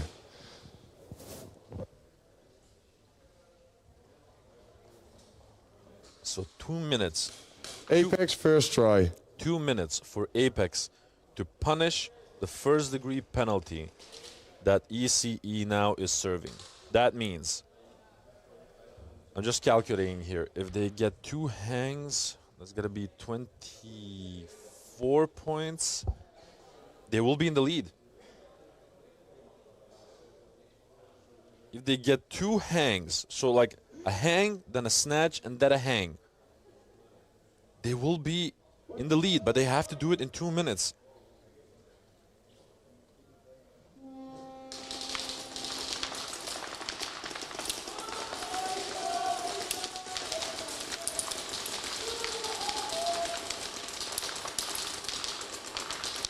One minute 45. Disco already on the 50 line. Trade being made between TJ and Sky.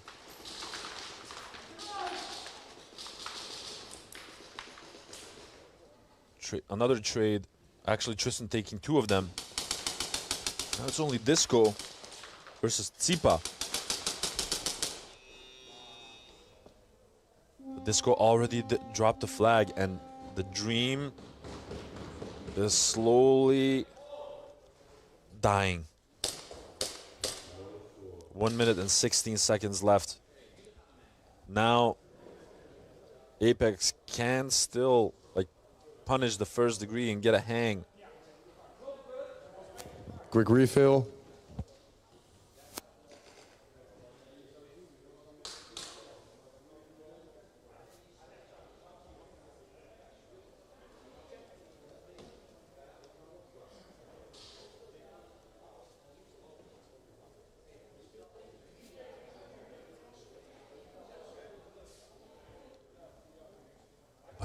I think this game is slowly slipping from them. ECE not losing any sort of focus in this game. They're not gonna give anything away for free. They've worked hard Teams to for the field. They've worked hard for those 52 points. Apex second try. They're not gonna surrender it just like that.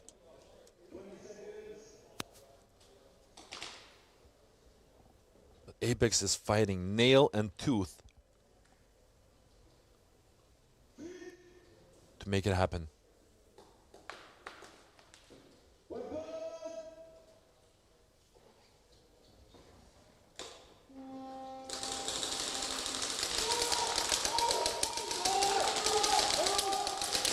Oh, and a pulling coming on to Tsipa. And they also lose Abstract.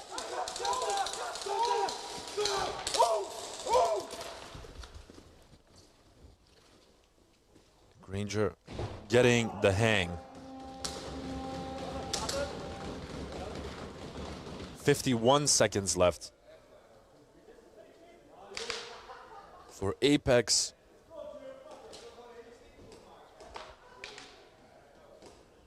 How do you cast Fireball to help? So now I'm a wizard. ECE, player 6, second degree penalty, hit during movement. So another second degree penalty for East Coast Energy, which means that the next round they will be defending with only 2 people. 51 seconds. If they get that snatch like super duper fast, there is still potential, but it being hard is an understatement. 1v1. So Phantom, you first call me an alien. You also called me a polar bear, I remember. And now you're calling me a wizard. Alien magic lizard bear man. Oh, you guys are too much. I'm telling you.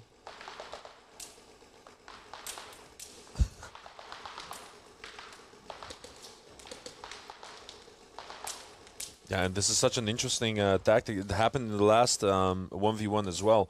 Like, sort of when he gets that angle and starts firing, you cannot get away from it. And exactly the same thing happened as in the previous round. Good shooting by Abstract.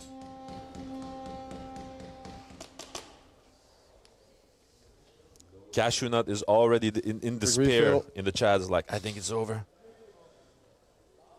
Ladies and gentlemen, it's over. All he needs is cheese balls. I agree with that, man. Oh, man, I miss those cheese puffs.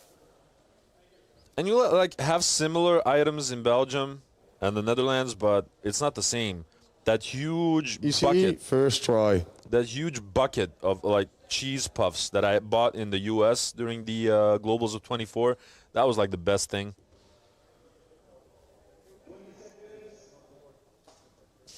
Alien magic lizard bear man.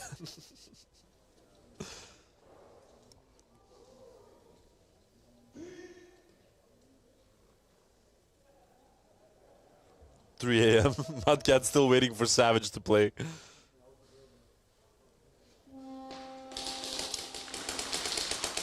Oh, they lose one off break on the side of Apex. Disco doing his best to get closer.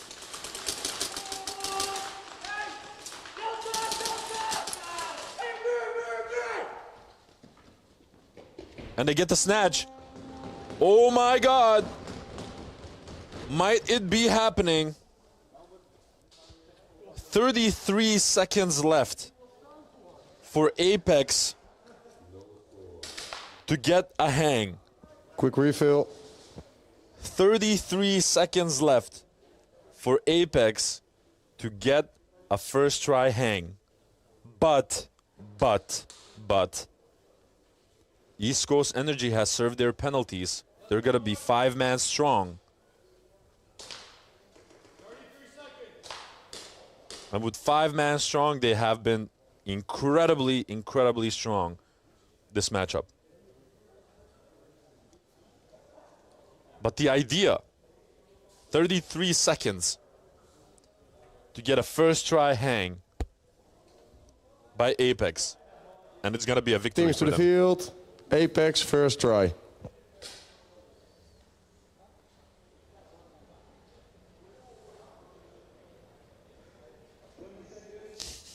Ethan missing Chocomel.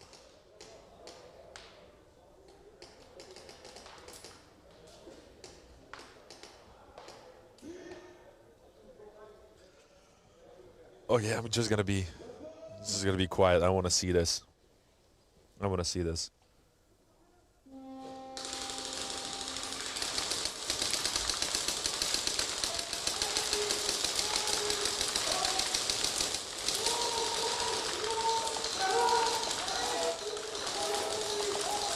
And Gandalf is just lasering. 12 seconds. Oh, Gandalf, you beautiful giant, you.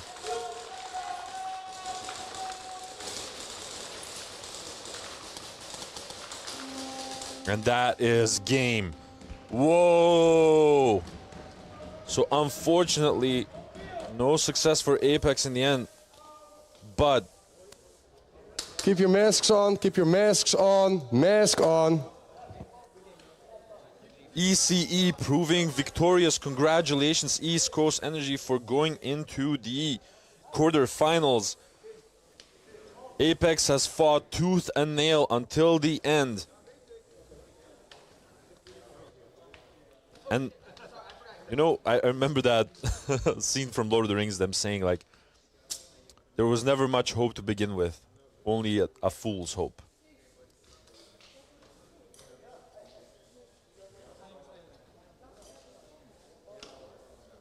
That was absolutely amazing. I truly enjoyed that matchup. Once again, congratulations, ECE, clapping back on a Sunday. Nothing we didn't expect. But goddamn, hats off to Apex. Player 7, first degree penalty, hit on the chest. That's a game-altering play, so automatic snatch for ECE with no extra time. End game. Please empty your guns. Mask off. Milites, Wolves, Apex, ECE, please send a person to the interview booth. Yeah, it was a penalty in the last 30 seconds, so it's going to be a snatch for ECE, cashew nut, but that's pretty much it. But we have a short break of 15 minutes, guys, and then we'll be back with the first matches of the quarterfinals. And let me look that up for you just in a quick minute. It's going to be second to none versus Kings. Then it's going to be Delta Speed Division against Savage. So for all of the guys on the West Coast in the U.S. waiting for Savage to play, we're almost there, baby. Thank you very much for joining me up until now. Hopefully you're enjoying the show, and let's talk in 15 minutes. Thank you. We got a quick 15-minute break. Please don't forget to send the persons to the interview booth. Thank you.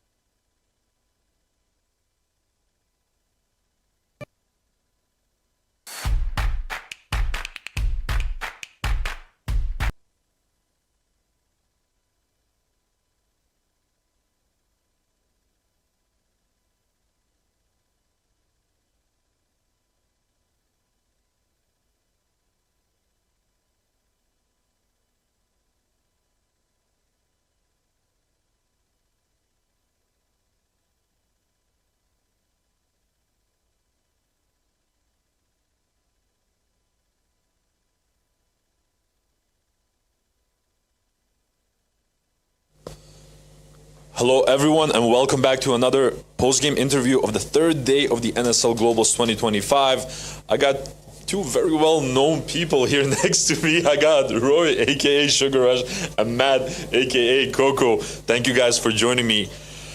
This is a special tournament because of various reasons. Obviously, one of those reasons being that it's the last one for our guy, Sugar Rush. After how many years, Roy?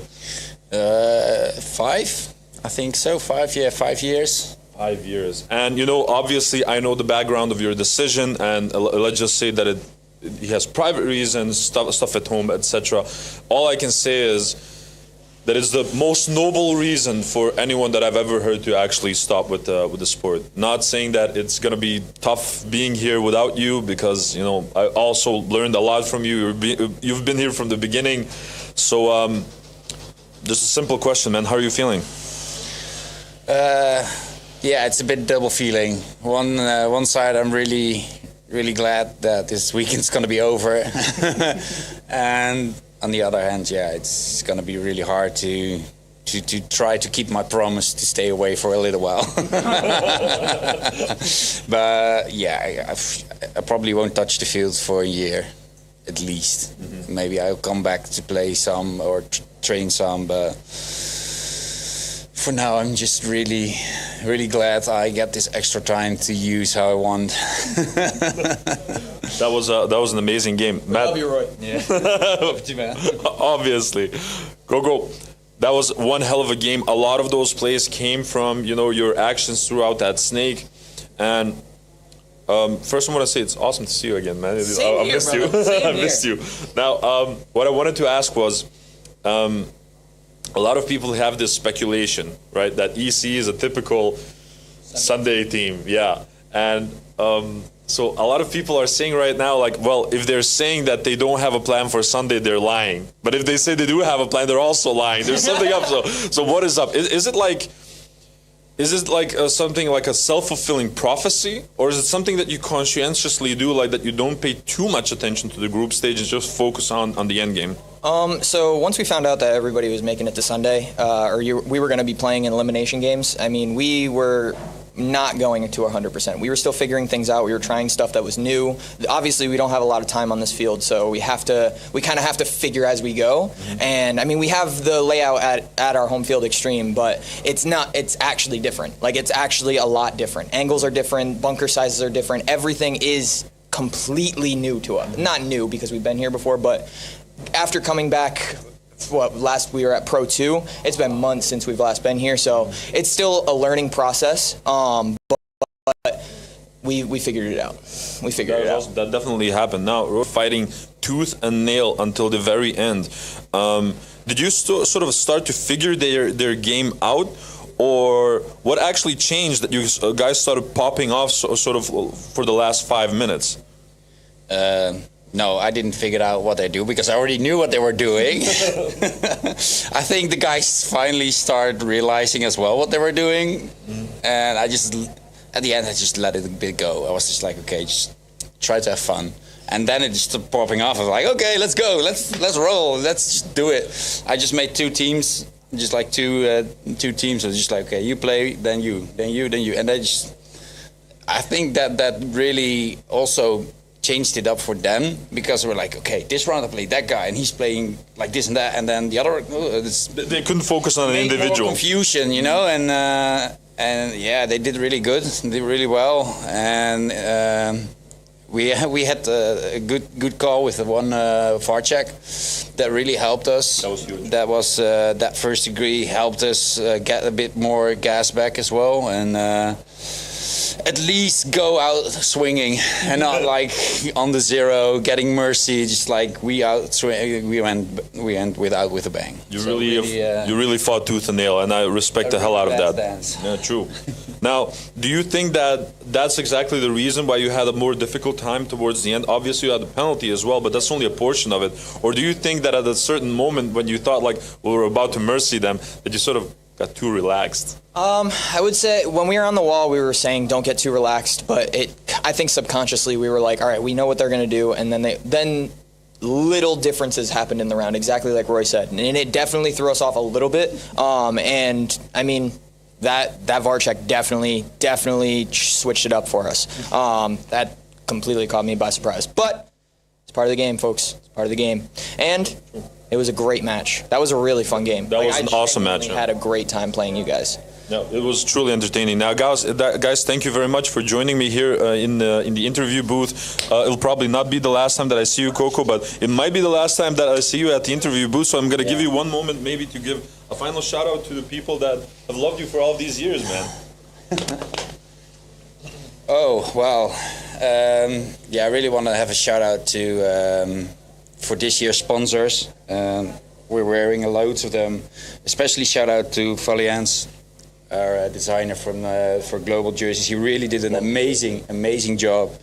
This is what I always wanted, and all the guys in my team are always holding me back, like, no, we don't want all that flashy shit. And I really want to point out one big thing that is a really big shout out. I maybe need to go a bit closer to let it read, but it says, "Thank you, Roy, we love you," and that really touched my heart.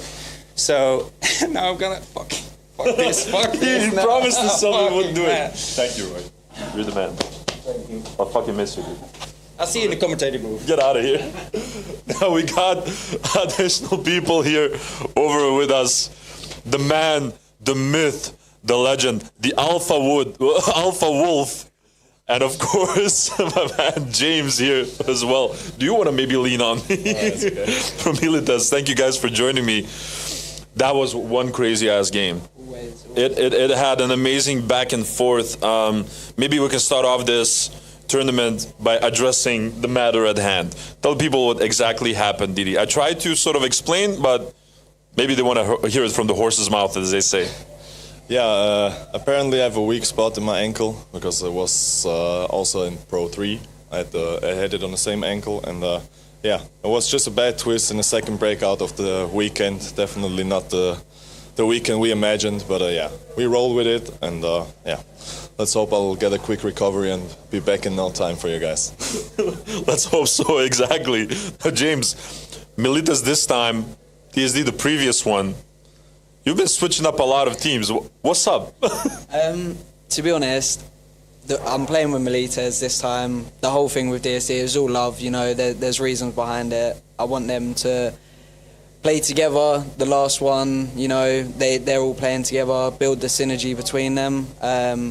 They have a next season ahead of them now, so it was out of love to obviously give them the opportunity to all play as a team together. Militas, you know, I get on well with Dante. Bran wanted to play as well, so he joined, and obviously he's now a teammate for OB, so that was great. And yeah, so far it's been good. There's been some tough games, you know, like yesterday with Wolves, it was tough. We realised towards the end what we had to adjust, and then brought it into today as well. Yeah, but this one was a nice little back and forth sort of, and we saw from the Wolves, at least from my perspective as a spectator now, was like we had moments that they sort of held back and other moments that they popped off, and it seemed that it was inconsistent, but it might only seem to me because they were doing something different on their end. What did you think happened at the moments that they sort of walked over them in 30 seconds and other moments that they had difficulties? Yeah, the 30 seconds round is when I scream in the pit now. Yeah, I heard the scratches like back in the walls. Obviously, Militas is a proper opponent, and sometimes they shoot somebody off break, and or they just lock the guys down, and yeah, I think that's what happened. It crumbled the attack. The game plan, of course, was especially to the end to have quick rounds because we needed a lot of points still, and. Yeah, didn't work out, but the guys did everything they could, and yeah, I'm super proud of them and happy how they played. Yeah, definitely. Now, maybe James, you can maybe also explain like how difficult it is for you as like a player that switched a couple of teams this year to create synergy with a new team, because we had this conversation during the stream as well that synergy and communication are two elements that are hardest to establish in any team, right? So how do you manage doing that when you guest for a team? I won't lie, it is hard. It's very hard. So it's been for 5v5s, it's been High Kappa Hub, which is like basically an OB team. So we have our calls, and then it's DSD with Different, and then now Milites, and also I played the last 5v5 with LSA. Oh yeah. So now, where I've got all of these calls, I'm trying to really have to, I'm really having to try and think about what I'm saying. You know, there's been a couple of times where calls are the same, and I've given the wrong one, and then I've had to correct myself mid-point, but yeah, the synergy is great already straight off the bat. Everyone is, you know, everyone is wanting the same thing, so that helps. So yeah, it's hard, but I feel like I've adjusted to it quite well now. So, you know, it's on to the next one. Yeah, I got a little something for us as Milites for, you know, the end game of the tournament. Not really. I mean, we haven't played Saviours, obviously, in the groups or anything. We've been watching them. I played them at Pro 2 and 3, so I know what they like to do, and I know how they like to do it, but whether that's going to happen or we can counter it is a different story, but, you know, it's when you're on the field, anything can happen. Yeah. Now, did you know, ask you, but I'm not sure whether you made any sort of official announcements yet. Can I ask you about it or not? Yeah, sure. So the conversation that you and I had last night is that this might be the final tournament for the Wolves. Yeah, we decided under the circumstance right now that we're not participating in the next season. This is not so to say, not a final goodbye, hopefully, but at least for... See you soon? See you soon, hopefully. And yeah, just for next year, we will not compete in NSL. Maybe the wind pushes us some different directions, but for now, there's nothing in sight. And yeah, some of our players will pursue a different team in the next year. So yeah, the Wolves will still be around. But yeah, not as a pack for now, at least. Not as a pack. That really hurts me to hear. I think that Wolves has been a foundation of the sport since the very start, since the very beginning. You guys were always here. Maybe you want a second to give a thank you for everyone that has loved you all of these years. Yeah. I know this was not the tournament you guys wanted to play as the last one, but you know, sometimes we get the cards that we're dealt. But I'm going to give you just a second. Yeah. Sure enough. Yeah, I want to thank all of our supporters, all of our fans. It's been amazing 5 years. It's been half a decade. We had the greatest time of our lives here. Special thanks to Tonus Paintball Store for getting us to where we are. Thanks to HK Army and Monk. These three brands were really our backbone sponsor-wise. Yeah, just also a big thank you to the organization. We are still supportive of the NSL. This is the best format there is in Speedsoft. If you want to roll with the best, this is the place. And yeah, once again, thank you very much, guys. And thank you, Didi, brother. We'll see you on the Proof grounds very soon. Get better soon. Thank you, James, for your time here. And good luck for the following ones of the tournament. Thank you, guys. Hey, before you go, I have a bunch of Belgian stuff for you to try and taste and whatever. Tell me everyone that comes. Tell me it's beer, please. I have beer. Yeah.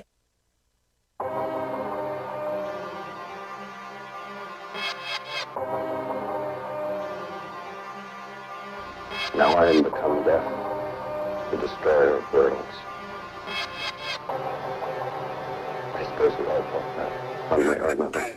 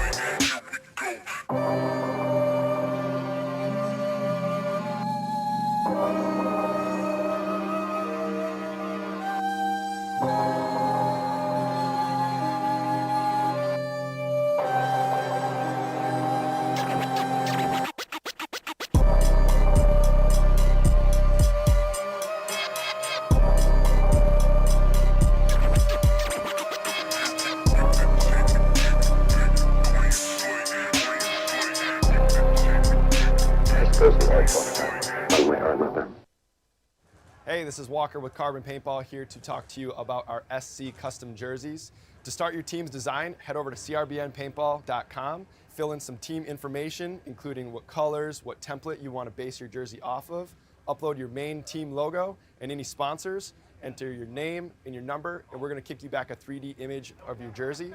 The custom jersey is built on a 5-panel design that's all customizable. The jersey features a DWR coating all throughout the jersey, so it is water resistant. It also is stain proof, and it has side mesh venting. The jersey is also very fitted, so it has a compact neck collar, and it also features elastic thumb loops to keep the sleeves in place while you're sliding or running. To start your team design, head over to crbnpaintball.com. Yo, it's BRNT at CRBN, here with our new GRX Elemental Teal goggle, metallic finish.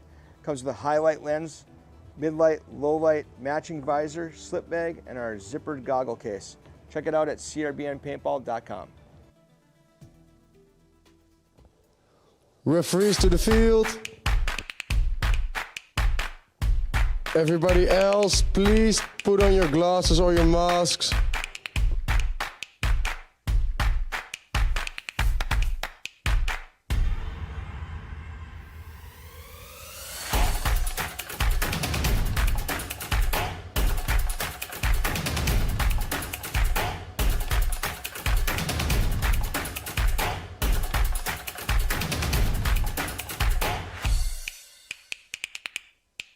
Okay, live field, live field.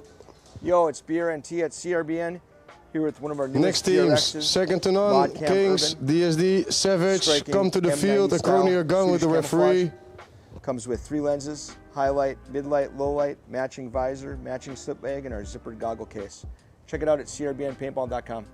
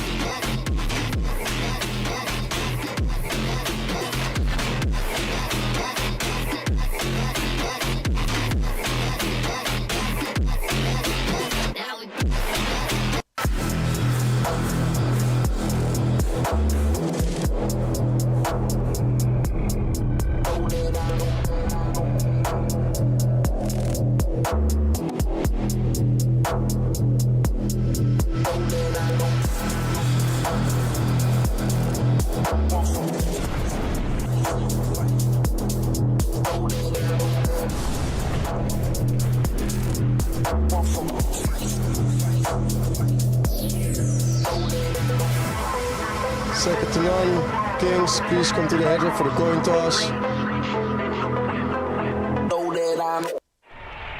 There's a time when the operation of the machine becomes so odious, makes you so sick at heart that you can't take part. You can't even passively take part.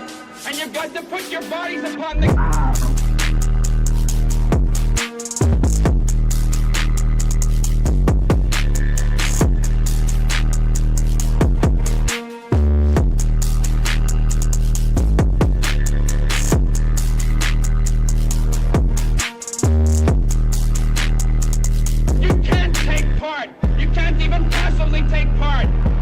To put your bodies upon the gears and upon the wheels, upon the levers, upon all the apparatus, and you've got to make it stop.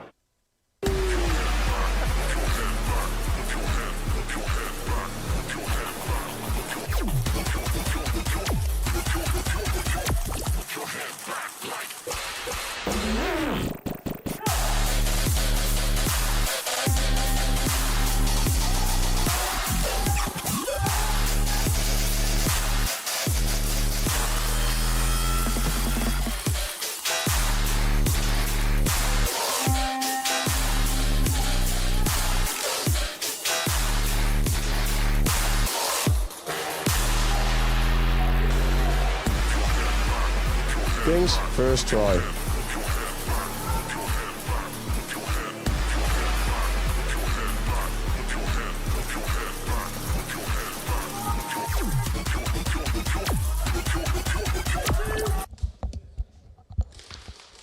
Hello everyone and welcome back to the NSL Globals Championship 2025. My name is Adi for the people that are just joining us. We're about to start with the first games of the quarterfinals, which will be second to none versus Kings, and Kings is on the attacking side. Just started and second to none is still serving that first degree penalty that they had from the previous matchup. So let's see if Kings manages to punish that one. We had quite an emotional interview session. It's going to be tough seeing some of these teams slash players stepping away, but that's how life is sometimes.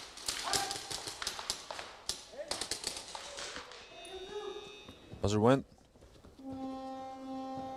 And that's going to be either a zone 2 or a zone 3. You can see one of the zebras pointing at number 3.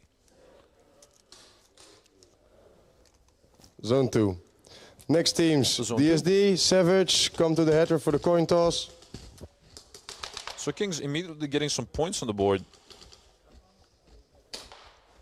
Not fully punishing that first degree penalty, but still. Howdy, welcome back, you wizard, frog, bear, fluff ball.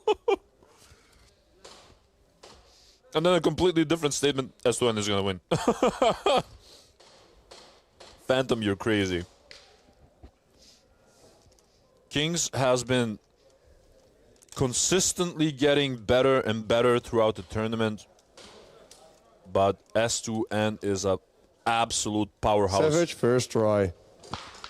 And now for all the people of the West Coast of the US, it's going to be Savage, once again playing versus a formidable-looking DSD.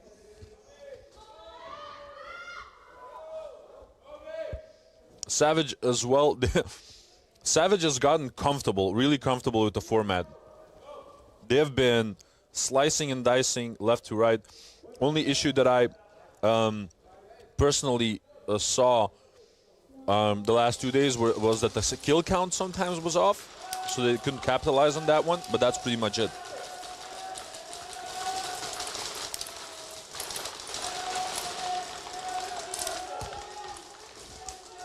They lose their snake player, Apollo, not booking any success. Kuipers now has dominance over the snake. And it seems that DSD has bunkered most of these players from Savage. They lose Montana of the D1. Good shooting. They lose Big J from the home one on the side of Savage. And now they're just trading blows.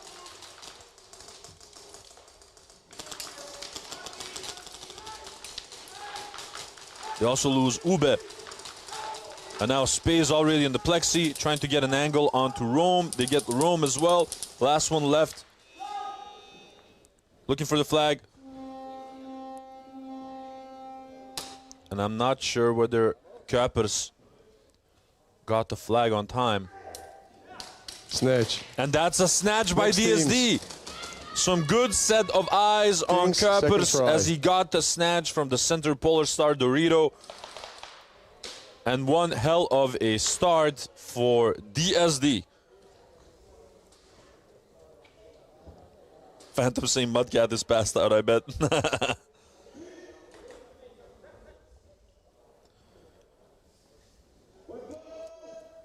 Now, back to this next game of second to none versus Kings. Let's see if Kings can punish this last round. That second to none is playing with only 3 people.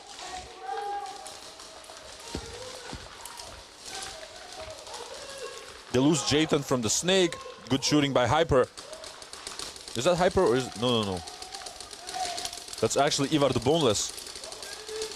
As he got shot out. Honey Badger holding it down from the D3 Antrax Dorito. We got shot out by Murasaki as he pushes up together with Jesse Ha. They're looking for the flag. They get it? I cannot see.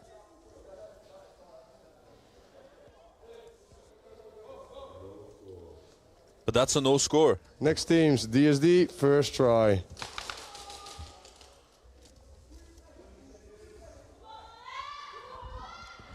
So no score, but also no snatch. And Kings gets another opportunity to score additional points. But it's going to be against 5 people of S2N. And I'm joined here by the man, the myth, the legend, once again, Mr. Fives. How are you doing, Fives? Hello, welcome. How are you doing? Good. How about you? Oh man, it's the final day. Yes, I think that's why I thought I need to be here. I didn't see anyone else here. we have no boring games now. No. Everything is on the line for these teams now. And it's a quarterfinal, so... It's going to be a tough one. Now, I'm particularly excited for this game of Savage versus DSD because Savage has been getting more and more comfortable with the Real Strike Arena as the tournament went on. But meanwhile, DSD has been looking formidable since the very start. Yeah, it really looks like the problems DSD had through the season, they really fixed them so far. Definitely. Their growth throughout the year is insane. Yep. So this is going to be a good one. But right now it feels like both teams are still holding back a little bit. No one wants to take too much risk, which I understand. Like, it's also their first game of day number 3, so maybe they need to warm up a little bit. Apollo making a trade with Yannick Kuipers in the Snake. And DSD with the refill in the bag of Snake. And it's interesting because traditionally, these two teams have very different styles. Yep. But they're keeping each other at bay, so neither of the team can actually express their true form, so to speak. Not yet, at least. And I haven't seen games this long, especially on the side of Savage. Usually they look to like execute it really fast. Catch you off guard.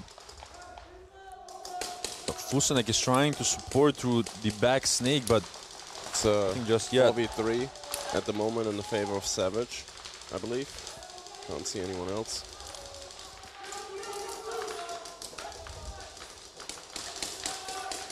Number 10 pushing it up to the D2.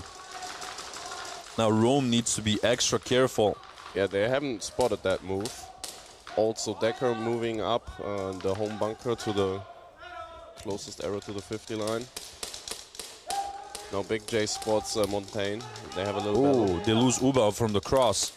The flag is with Decker in the center. He's getting closer. DSD is setting themselves up for a run. Big J getting running for it. There was a little slip in the run. Like he was not lifting off perfectly, just scoring a zone 3, I believe. What I've been liking more and more lately is that more players are opting for like either middle top or high top shoes because of the ankle support. Like usually in the past, like they had these like low sneakers like with the tops on it. The soccer boots. Kings, exactly. third try. But that really sucks for like ankle support. And you know, you've seen with Didi, for example, what can happen if you have poor ankle support. Yeah. So I like the fact that we're seeing that more and more because it just means that the players are taking more care of their bodies as well, right? Yeah. I mean, it took so long to introduce the concept of warming up. Yeah. Like when I used to start, like we were warming up, and no one was doing that pretty much. Like, and that's crazy. Like all these steps which you need to do at a high professional level. True. Teams are doing now. Nice little trade between Jathan and Hyper Jane, that Snake. I gotta say, I'm really impressed with the way that Jathan from Kings has been playing that Snake. He's been getting either trades or kills consistently. Yep. It's been really hard to deal with by most of the teams. Augustin catching Levi off guard, going there in the Snake. And you cannot make that type of move against Ivar Augustin. Ivar Augustin is a freaking pistol sniper. We call him an assassin, like from Assassin's Creed for a reason. Murasaki now pushing up, looking for the flag. I don't think he gets it, but it was try 3 anyway, so... They got the eliminations. Yeah. And second to none. It seems that second to none sort of got a little bit of Next a wake-up teams. call DSD, after that loss second versus try. Saviors. Yeah. I'm not saying that it didn't fight hard, but I think that maybe that was the difficult game in the group stage that they needed to realize, like, oh, crap, we still have, you know, We're really not hefty unbeatable, competition. Yeah. And honestly, Saviors are feeling it. Exactly. Like, Saviors are on fire. Saviors... I tell a lot of people, because I play the sport and I watch the sport this much, I usually get like this early feeling of what teams are in the mood, so to speak, you know? Yeah, momentum can shift very fast if you have the right synergy going, if your heads are up, and you just have that positive aura around yourself while Exactly. playing. People underestimate that. 100%. But I have to say, I have to give every team so far a compliment. Like, I haven't gotten any real major complaints. Usually it's always like, oh, refs this and decision there. No. But even though there might stuff going on, which always happens in our sport, right? The teams are like, no, we deserve to lose there, or we lost mainly because we were not on our point. communication was sucked or whatever. Exactly. Like, have you seen Apollo is on fire in that snake, by the way? That's exactly what he has been doing the entire day yesterday, and no one can actually answer it. Look at that. Look at that. And that's a snatch. My God. This combination of Apollo and Rome is just insane. And the support that Uba has been providing also consistently from that cross, from that snake corner, is just nuts. Next teams. Second to none, first try. Savage living up to the name. But definitely, I've been talking with most of the teams, and I keep telling everyone from the teams and people from the chat, I can see pretty much everything from here. Like, pretty much everything. You know what I mean? I'm never going to call out anything because, you know, it's a little bit like the judiciary system. It's not what you know, it's what you can prove in court. You know what I mean? Exactly. But the point is, I haven't seen anything like major or whatever in these. Obviously, you want to be play as close as possible to the line. But all these players know if they overstep the line, they get caught. They have to live with the consequences. But that shows what true professionalism is all about. What it can be, you know. And we're still on the way with the whole sport and with the league. Now watch Augustin making a move. Augustin doing what Augustin does. And now I think that Murasaki is very happy with making this type of hang compared to the most of the hang that he has to do. That he has to go like full sprint from like their zone one all the way to the wall. Yeah, so that was a quick round by second to none, putting them up 12-2 for now. And now Jesse is going to play the 1v1. No, it's Van Boven playing. And it feels like they were like Super Saiyan yesterday, but right now they're like Super Saiyan 3 at least, you know, like they're like really powered up. Aaron, Mudcat in the chat. Yo, what up, Jake? How are you guys doing there? Hey, Rico Gray, what is up? Adi's true form is a polar bear with frog eyes that can cast spells. Phantom has been calling me all sorts of crap. Oh, Levi getting... No, he didn't get... No, he did get the kill on Van Boven. I was Van Boven being polite. Yeah, he just brings the flag back for the next team. So nice of him. What a nice guy. So bonus points denied. Kings 10 points behind. Calling him a nice guy and then he shoots you. Next team, Savage, first try. So let's see what Savage can do with their first flag position of the round. Mudcat's alive because Mudcat, it's now 3 a.m. in the West Coast, and he was just waiting for Savage to play. Awesome. I love the support from the Cali guys always. The true MVP, Mudcat. Now, let's see if Savage gets some points on the board themselves. Let's see. But they try to overload the snake side. Now they're up going for the middle. But what I've mainly noticed yesterday is that most of these teams simply do not have an immediate answer to the style of Savage. It is so frustrating to play against. Like, the back line is like a freaking iron curtain, right? And meanwhile, the front line is super quick and frustrating, and they're all over the place. It's so difficult to play against Savage. And they are all so small. Yeah, as well. and young and quick on their feet, and like, it's insane. But you simply never know what exactly they're going to do. They can pop off and be super aggressive, or they just but they can also like wait. You have no idea how to play against them. But I think Savage is one of the best examples, like how far you can get in the sport if you just play every possible tournament, because they have been nothing but supportive towards NSL and to SCA over the last 3 years. And that's the reason they're here now. That's the reason they are West Coast champions this year. Absolutely crazy, and I get why. They're just a great bunch of dudes. Really young guys, obviously, but they're just super humble. They're just here to compete, just to kick ass, take names, and that's it. And with them, I feel like they're a little bit, not the underdog, but like not so well known, because they're not like so spoken out on Instagram and on social media and stuff. So I believe all the European teams had to look them up. Like, but that's good. Yeah, absolutely. You know. But for me, obviously knowing them for such a long time and seeing them all the time playing in America, like I know what. I've seen the streams. Way, so. I've watched tons of the streams. I know who they are. I know very well. And obviously, I'm also really impressed with the backline gunners of Savage as well. Obviously, we have some big names like Big J. Obviously, no one knew. A dude that I love and respect. But Uba, what he has been doing, and Specs has been. He has been all the way forward with the pistol. He has been back with the rifle. He's been doing amazing. And Casper, obviously, is a great backline gunner, but what he has been doing in the 1v1s is nuts. No, Savage takes out everyone from DSD, but they have. It's a zone 3. Is it? Maybe. Yeah. But I feel like they could have gotten a little bit more out of it. Zone 1?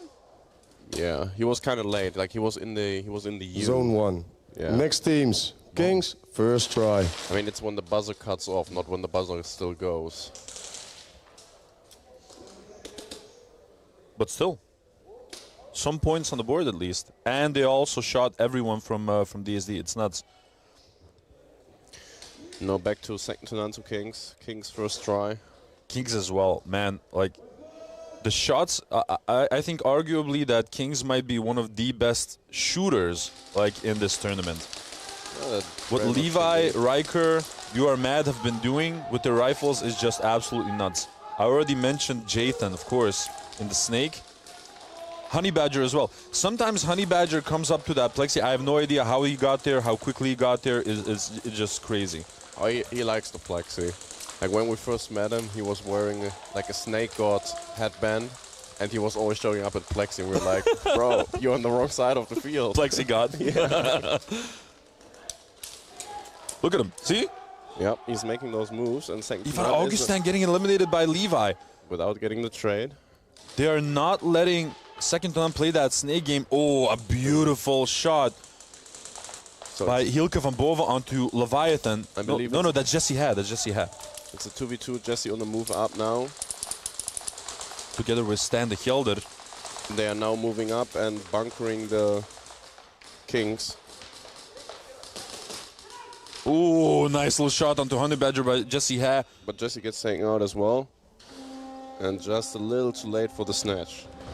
But very well done from second to none. Maneuvering out of a situation which looked like Kings gonna have the upper hand. It started with that beautiful snipe by Jesse Ha onto Leviathan. Next teams, Savage, and second we've try. seen this happen consistently. Jathan either takes over the Snake by an elimination, or he does the trade, and then Levi fills up the Snake position, eliminates the second potential candidate, so to speak, in the Snake, and takes it over himself. They've been doing this consistently. They're getting blocked completely by second to none and Jesse Ha from that cross. Savage now with their second try. Same breakout as usual. Ooh, the loose decker off that home one position. That's loose Kuipers and the Snake as well. Again, Apollo. I'm telling you, Apollo, what he does in that Snake. Trades it out. So body's dropping in favor of Savage. Now it's a matter of can they be on time with their flag run. Yeah, Rome needs to be careful with that flag. Spey already on the plexi, but Rome so small, keeping his head down on that Snake side staple. Now communication is very important. If he runs too fast, as I say, that he gets shot out. Good. Nice little snap by Nathan Montan. This one's a trade. Oh, Nathan Montan. That's huge. That's amazing. That's huge. Snatch.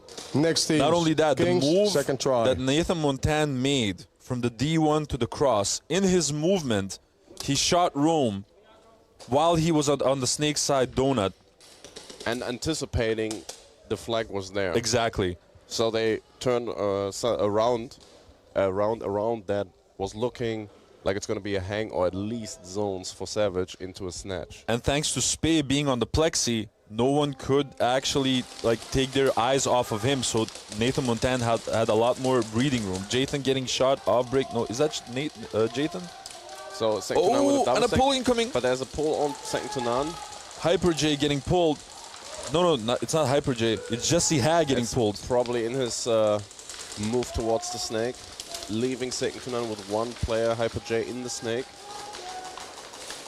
No, they're applying a lot of pressure. Augustine taking a walk. Oh my god.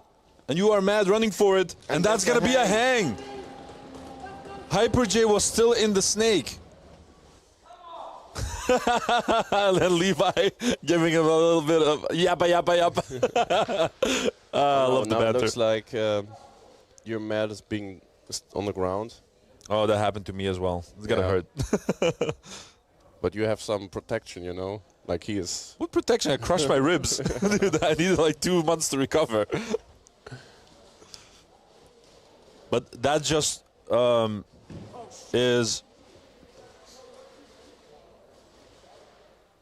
that just shows how dedicated these players are, how motivated they are to give it their all. Good? Just put your thumbs up if you're okay. I think it's more of like a short shock or something. Yeah, He's it can happen. Standing now. But as a rifle, it can happen. Like usually, Yeah, what it happened with me is like that the tank was between me and the wall. That's how Guterres from Savers broke his collarbone. Really? Like he slammed in the wall, but the tank was in the way, and the tank is stronger than the human body. No kidding. Quote by Fives: the tank is stronger than the human body. What's Apollo's age? Wait, Under 20. No. Wait. Apollo was, I think, 20. He's just a really short guy. They have one guy over 20. I think the rest is all under 20. But I think that's Apollo. And Rome is like super young. He's like, I don't know. 16 or 17. Flag hang. Something. 1v1. But Kings getting the flag hang, completely dismantling second to none, and taking the lead back from them. Phantom saying, don't worry, Adi, I look like a couch potato with burnt face that's also a half decomposed. Phantom. Quote of the day: the tank is stronger than the human body. Aaron Schmidt, 2025. The book of quotes. Now let's see if Levi can put more points on the board. It's Murasaki that's actually defending. Yeah, Murasaki tracked him, so... Ooh, a nice little shot by Murasaki. No bonus points. Feeling really confident about that one. How are they allowed to play under 18 in the NL? Next So teams. when you are DSD, first try. When you are from a foreign country and it's allowed in your country, you're allowed to play Airsoft in the Netherlands in competition only. So you can't skirm here, obviously. Hey, CSL in the chat, what is up? Good morning, what is the score of the Kings game? So right now, the Kings have 13 points and second to none has 12 points. So Kings are in the lead right now.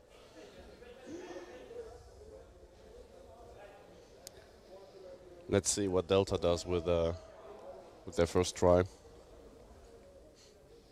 Tank facts. No, they say Apollo is like 14, Rome is like 16. Oh, all right. I know the Big J is like 19, right? Still super young. Yeah, he's 19. Oh, nice little snipe by Apollo onto Kuipers. I'm telling you, Rome once again getting closer to that 50 line, being suppressed by Fusenek this time around, but Fusenek needs to be careful that Apollo once again doesn't get the best of him. Spey getting closer to the plexi. Oh, and he got shot out this time around by Big J. Now Apollo getting shot out by Fusenek, not letting him destroy that snake side once more. This is a very good match. It's very tactical, very patient on both ends. This is the type of matchup that I enjoy the most. Yeah, when it's like chess. playing, yeah, exactly. I do agree. Now can DSD, with their 3 remaining players, pull something off? Or can Savage get the snatch? Montaigne making a move to the Plexi Dorito. Is the flag with... No, Savage needs to be careful. They haven't spotted him, really. Is the flag with Decker? Yeah, and they get punished for it. Oh, however, and Decker drops the flag. out going forward. Now that leaves up the opportunity for a snatch. That little hop by Uber. Casper now trying to get Montaigne. Montaigne getting Uber. 2v1. And Casper just getting eliminated. But that's not going to be any points for DSD. But he did get Montaigne here on the D2. He got him, yeah. Yeah, he was probably then just not aware of what happened in Snake, or anticipated that Snake was shot by his teammate. Crazy, yeah, because he was looking for the flag. He was like going through the temple looking down. Second to none, But first I try. honestly prefer that move, because when you go on Snake, you should get the trade, you know? True. And he was like hoping and for his teammate to like get the job done, going then for the flag. If you never trust your teammate to get the job done, true, you look for the kill and the flag is laying there. It shouldn't be only up to you. You should trust the capabilities of your teammates. Yeah, true.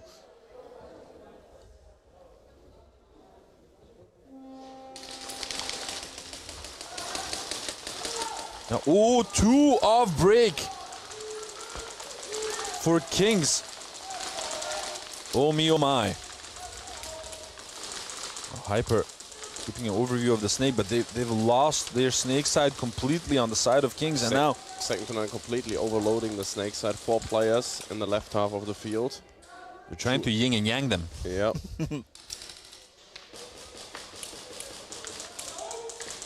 Riker has got his eyes on Snake. He has been terminating people that pop out through the Snake all day. As I say that, he got eliminated himself. And Hyper J getting Honey Badger. And that's gonna be a hang by Ivar, the boneless Augustin. Good response from second to none. Clapping back. 1v1. Restoring the old lead they had. Kings simply showing that they can get the job done, and this basically telling second to none, if you want this win, it will require your A game, not your B game. No.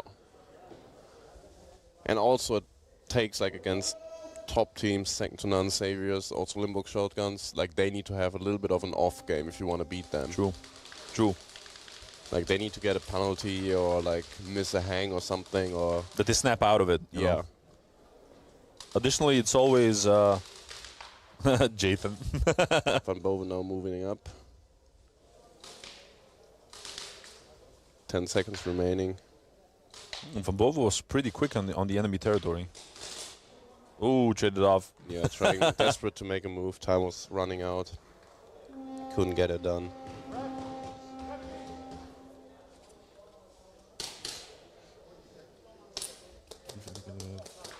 So now back to DSD's second try.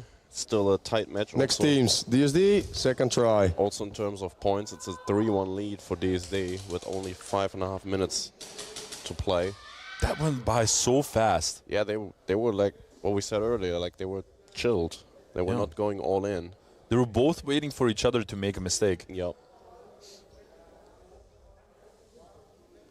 But that snatch that Nathan Montaigne did, that was quite huge.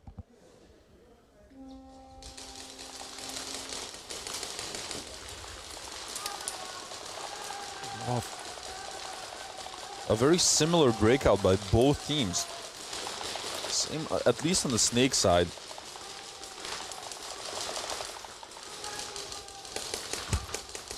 And we've seen that Spade tries to get closer to that plexi, but every time, well, you know, the last time that it happened, he just got punished for it.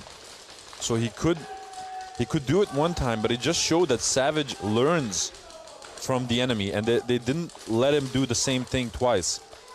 Corp is now getting shot out. That's massive for Savage. Nice little shot by Rome. No one's in that snake. Oh, and he got a second one. Two-piece chicken. Hold the salad. So now it's a question, can the backline of Savage move up and put more pressure on there?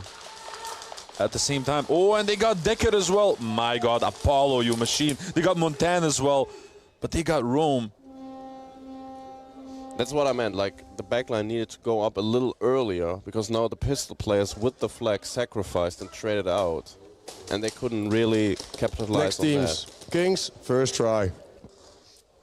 Only a 2-point difference and only 4 minutes left on the 4 minutes and 38 seconds left on the clock. That's nuts. Yeah, that's that type of game that's gonna be decided by zone 1 or zone 2 in the end. Oh, I hate that. No, I love these games. These are the best. Oh, like actually, we have so much. When the teams are able to score flag hangs, it's kind of boring. But when they like require zone points and they can't get them, that's the most intense thing. Jathan getting into the snake, trying to get some information first. Oh, nice little trade. But they have lost their snake backline. Kings is down to 2. Yeah, the snake has collapsed on both sides. Murasaki trying to slowly refill snake. At the same time, they're keeping up the pressure. No, it's a 3v3. There's still a player for Kings in the back L. As I say, that Riker gets shot off home. Murasaki now moving up the snake for second to none. No. Being spotted though. But they cannot move on the other side because the Helder is already on the plexi. Yeah, they have a very good. Yep. Oh, 2-piece for the Helder. Looking for the flag. But no cigar. Nope. Enjoying the hell out of this matchup as well. Second to none Kings. Next teams. DSD, third try. Both Kings and second to none are very punishing. So like if second to none makes a mistake on the snake side, they will get punished for it. And the other way around as well. Like now they lost their back snake on the side of Kings. And second to none just totally abused that. 4 minutes and 35 seconds left on the clock. 2-point difference. DSD would ideally love. Yeah, they kind of need a hang. They need the points.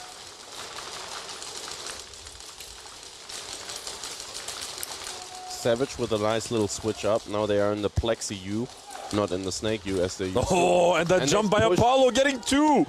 And he's still there. He's still there. He can get more. He literally like dove like it was in the freaking Matrix into that snake and got 2 people in the slide. That was still nuts. haven't figured him out. He's in the plus.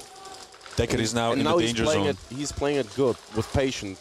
Getting Decker, that's a 3-piece. Oh, as I say that, he too eager. Yeah, he just got on. I was just giving him a compliment. That's a commentator curse, man. Yeah, I'm sorry, Savage. Last time, every time I would give someone a compliment during Pro 3, someone died. And people in the chat were like, Adi, shut the hell up. But that is the thing they need to work on. They had 4 players up, all of them on their own half. Next teams. Kings, second try. And you can't score points or snatch from there. But anyway, so that's pretty good for Savage. So now they have flag possession, and they have minutes and 41 seconds to get 3 points. To get 3 points. And end the game and move on to the semis, which would be unbelievable for them. That would be amazing.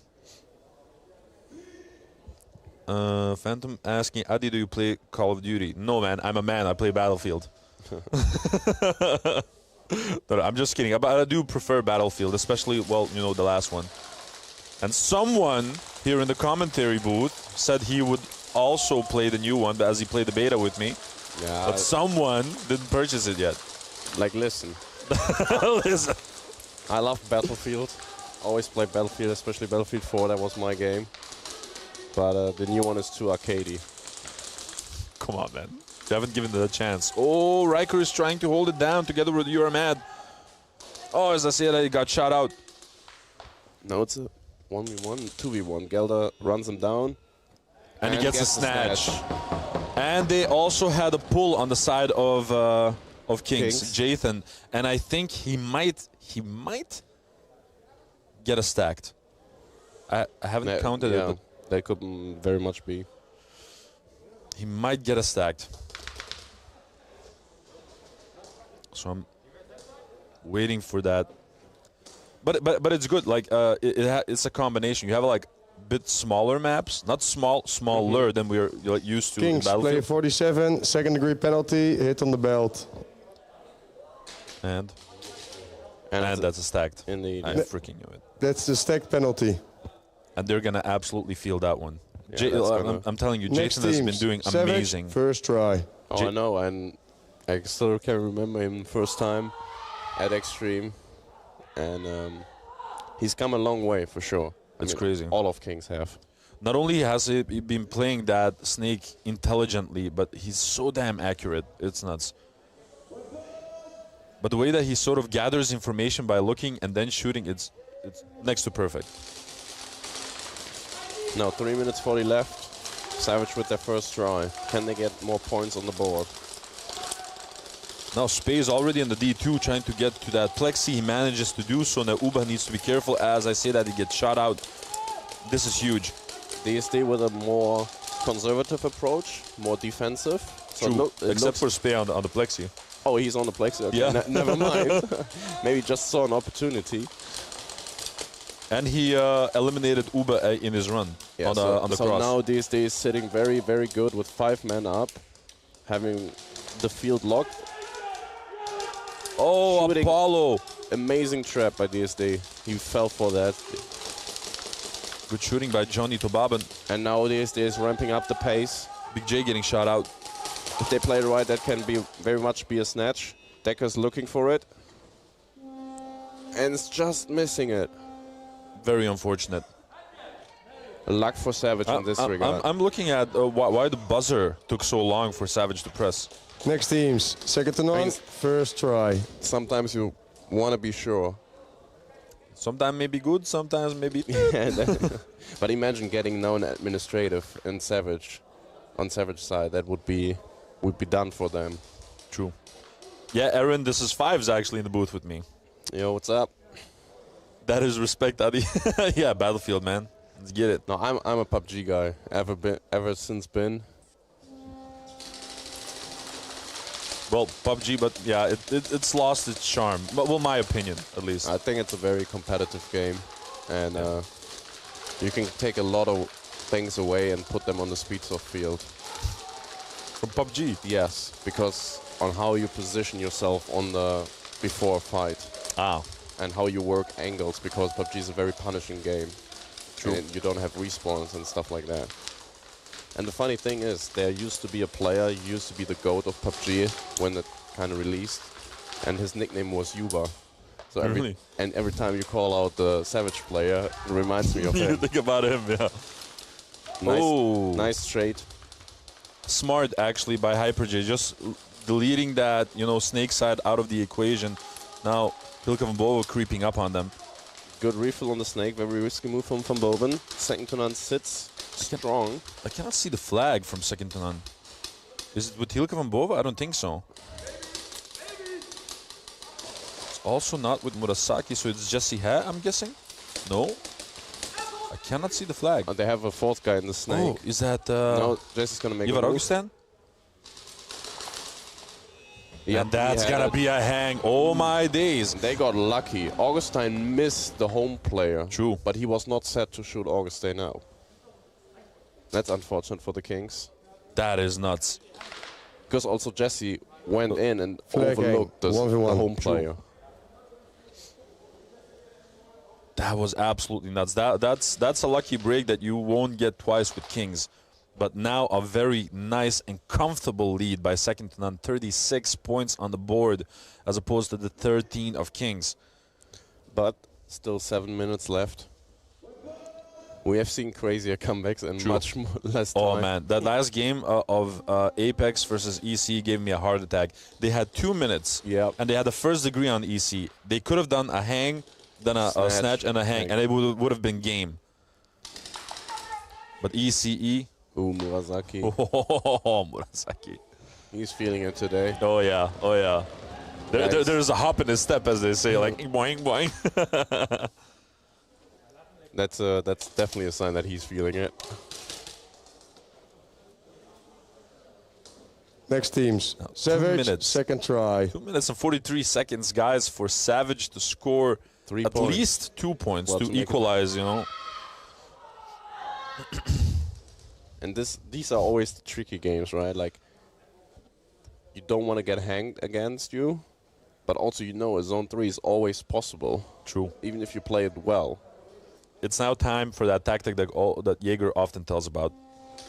When you're defending, you're attacking twice as hard. And that's what I think that DSD is doing. And now, listen, I like what Kuipers and Johnny Tobaben are doing. So Yeah, pretty much that, you know... The trap that worked around before, they set that up again. And that completely blocks Apollo. So now Savage has to find the right answer, maybe take a different route, and pop up in a spot where they don't anticipate it. Savage losing a back player there. Mustard saying, I've never been intimidated by people under 5'7" ever in my life before. Well, welcome. This is Savage. Welcome to Savage.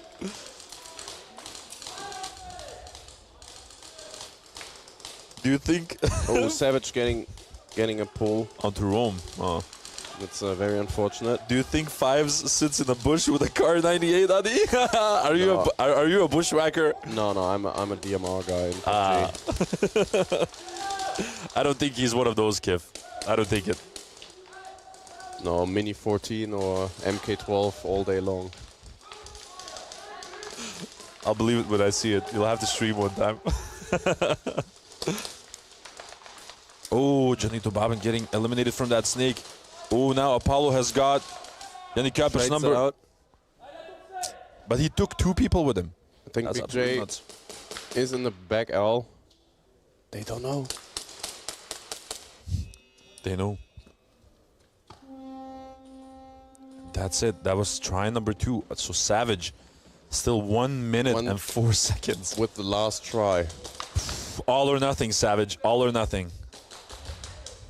Our creators. That's also really cool. But our creators, I didn't really... What's the right word? I didn't feel it. It looks like, obviously, it's third person, and I haven't looked much into Savage, player 2, second degree penalty, got shot by his own teammate. Oh, that's gonna be a sour one for Rome. That's unfortunate. So they are down a player for the last try. Next teams. You know what Kings, I mean? I didn't first feel try. our creators. Yeah, it's I not don't my know. type of game. No, me neither. But it looks amazing, like the graphics. Oof. True. Adi, I'm new to Speedsoft. What do you need to know? Also, how long have you been playing? What do I need to know? I've been playing Airsoft, generally speaking, for just about almost 13 years. But Speedsoft, like in total, because 5 years ago I used to play a little bit, and now it's like the 3rd year coming in. What do you need to know?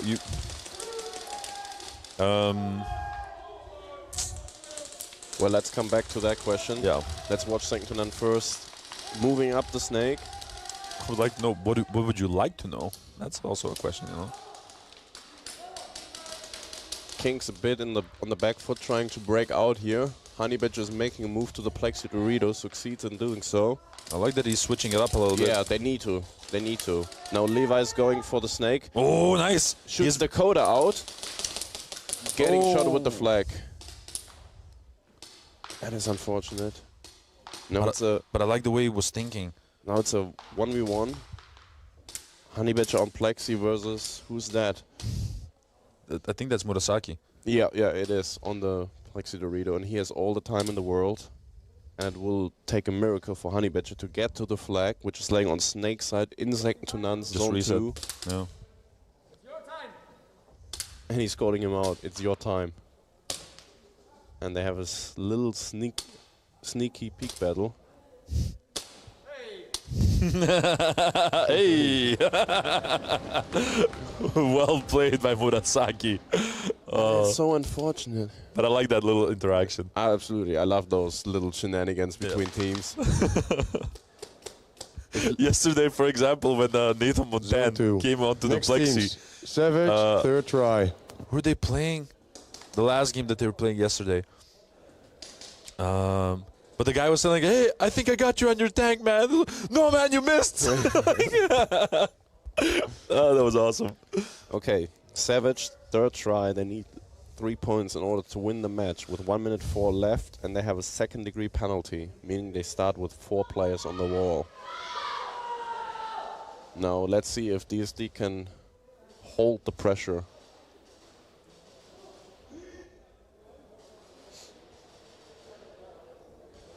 I wonder who will get the flag. It seems that it's going to be Apollo. Which, honestly, I don't completely like.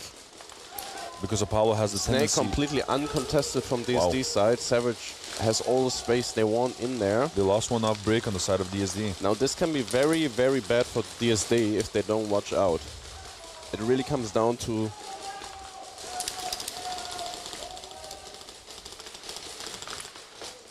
38 seconds left, guys. Spay on the plexi for DSD. That's a very good position to be in. If the Snake breaks through from Savage, he should have a clear shot on that. Now, Savage, you need to do something. You have 24 seconds left. Otherwise, you're going to be done. You're going to be out of globals this year. 19 seconds Move left. up, guys. The flag is with Apollo and the Snake. But DSD having a strong crossfire. 4 people up. 10 seconds, guys. The time is ticking. 9 seconds. This is going to be intense. He needs at least the zone 2. I think the flag is in Snake. But 3 seconds. is watching the Snake. No way he's getting into and zone 3. That's game. Oh, That's game. Lord. I saw this panning out completely differently, but... A zone 1 from Savage. And look at the disappointment. Yeah, Apollo is looking at his backlines like, I didn't know, I couldn't see the clock. They're having a small Zone discussion. 1, end game. Zone 1, end game. That is so unfortunate. But well hey. done, Savage. Next teams. Kings, second try. That was a wonderful game. I didn't see it playing out the way it did, but I enjoyed the hell out of it. And congratulations to DSD for the victory. Yeah, moving on to the semis. Exactly. I believe for the first time on an S tier or A tier level. I think so. So congrats DSD on the growth and on the victory. It's very well deserved. Titanfall was fun. Yeah, man. I really enjoyed Titanfall, honestly.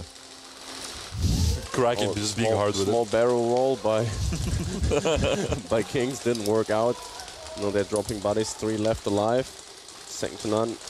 Creeping up the field. It seems that Hyper J is on the prowl together with Dakota on that 50 line. Murasaki already getting there. Second to none really moving as a unit, shooting out Riker. And now they're hunting. And a casual pickup of the flag by Murasaki. Yeah, second to none, really determined to finish this one off. Snatch, you guys play back-to-back. 1 minute quick refill. If they get a first try hang on the side of S to N, it's going to be a mercy rule because they'll have 50 points. That's absolutely crazy. Second to none is nuts.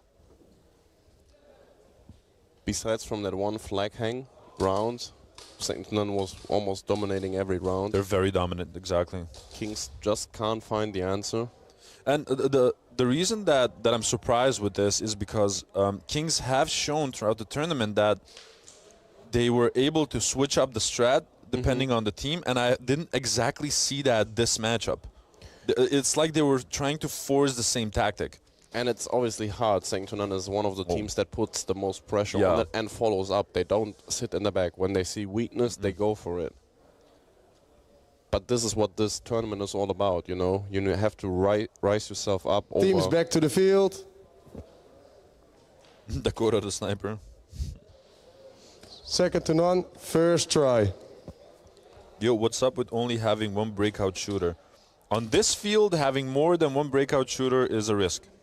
It's as simple as that. Yeah, you cannot really get into safe space, and also depends on the lanes you can put down. True. And if you miss, which is always you a have high chance, you have like people in the snake, and then you're going to be caught out in the open. And if you overstay or welcome at the breakout wall, you will get shot from either one of the Everywhere, corners. yeah. Additionally, there's not that much breakout lanes on this field. You have one on the snake side, you have one on the D side, and that's pretty much it. Kings and second to none losing a player, both off break. Dakota getting sniped. Dakota a little too greedy there maybe, but second to none still holding the ground. I think in the EU, Dakota is the youngest NSL player out he there. just turned 18 recently and played his first tournament in August.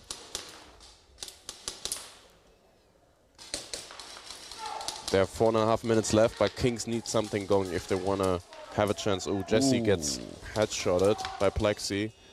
You are mad now, trying to look for the flag, but nothing yet. And this is exactly what I meant. But this is an important one, because now they're out of the danger zone for the mercy, yes. Yeah. But still, they want to win, so they need to go for the snatch. It's still enough time, though. It at least provides more time, yeah. The only thing they can't do is lay back. They need to go all gas. Otherwise, they will run out of time, out of tries. Kraken is like, all guns up if you want to win. Yeah, Kraken, it's really difficult to have more than one breakout shooter here. Maybe sometimes you can risk having two, but 9 out of 10 games that I see that they try to do like 2 breakout shooters, one of the breakout shooters gets clipped. It's insanely difficult. Mudcat saying good night. Adi and Aaron, have a good rest of the Globals. Thank you very back much, to the man. field. Speak to you soon, Mudcat. Sweet dreams, man. Second to none, second try. No, Kings. Jake is such an awesome dude. Oh, he is. Oh man, the footage that he made from Nations Cup. Oh man, that's so cool. His snake play was incredible. He has a great understanding of the game. True. He's such a nerd. We had long nights in Cali. He's such a nerd. Just talking strategies. No, good breakout for the Kings. Oh, they clipped Murasaki off break. That's some good shooting by Kings. Now, can they get rid of the snake player? Riker taking a walk for Kings. Still 4 bodies up for them. I believe Hyper J is in snake. And Dakota back in, making a move. Getting the trade out of Augustine. So it's a 3v3. Stein readjusts to the home. Kings still sitting in their bunkers. Oh, they lose Leviathan on the snake side as well. And Dakota now understanding that, pushing it through. Not being able to get the snatch. I don't understand why Dakota was sliding for it. It seems that he maybe forgot that he's attacking right now. Probably. It happens. And it sucks that we spotted it and mentioned it. Quick minute refill. But it happened also with EC in the previous round. So like Abstract was running on the D side, and it was getting very close to the flag, and Kodak was on the snake side, and he slides towards home like the motion to get a snatch, and he gets in the way, and he got a zone 3 instead of a hang, and Abstract was pissed. 100% Keegan from CSL. Oh yeah. Sanan put probably one of the teams that put the most work in throughout the year. And you have to imagine that the team was partially established right before Globals last year. Teams back partially, to the field. not all of them. Like for example, Hyper was there still with Terra Knights at that moment. Second to none, you know? third try. Jesse was with Hakai. Exactly. So like the team was established like not that long ago, and now like this is the team that you have after like a year of playing together. It's absolutely nuts. Yep. Quick field walking tip for you young kids out there. Generally speaking, the more bunkers a field has, the faster it plays. There are exceptions to the rule, of course. I tend to agree. Like more bunkers give you more room to move, obviously. Oh, Jesse with an aggressive move. Once again, that snake is not working out for them. Also lose Leviathan as he tried to get into the snake again, losing Honey Badger as well. Riker is the last one. Who Jesse, I think, got shot by his own teammate in the back. But Dakota with the pickup. And the flag hang. So instead of 50 points, they're gonna have 48. Yep. Should So be. if they get the bonus points, though, it's mercy. It's mercy. So let's see if they can pull it off. And it seems that Murasaki will be the one attacking. Now really important for second to none if they don't get the mercy. Is there gonna be a VAR check or something? Because Leviathan is way in there. Flagging, 1v1. No VAR check, no. Oh. I think it also all looked clean. Second to none is playing the snake perfectly, not even messing with snake one. Yeah, I agree, Mustard. They're like, this second to none team has zero hesitation. Like you said, like the moment they notice a mistake or weakness, they're like sharks with blood, you know, like coming at you. Second to none put in the work, you can tell 100%. And we talked about it shortly, like, you know, the last couple of days, synergy, team communication, really hard things to establish. And individually, they're all amazing players, but they needed that additional time as well for that aspect of the game as well. Murasaki getting shot out by Leviathan. Good shot. And Kings live to fight another day.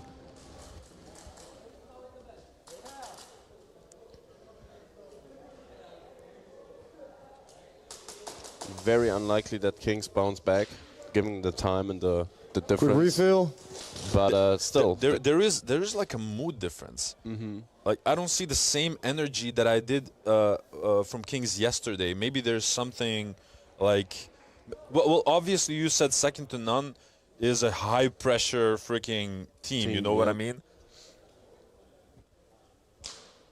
But now just take the few Kings, more breakouts first try that you have and just practice on the highest level. True. Take everything that you can with you back home. But honestly, the way Kings has been performing, I'm impressed to hell. Like,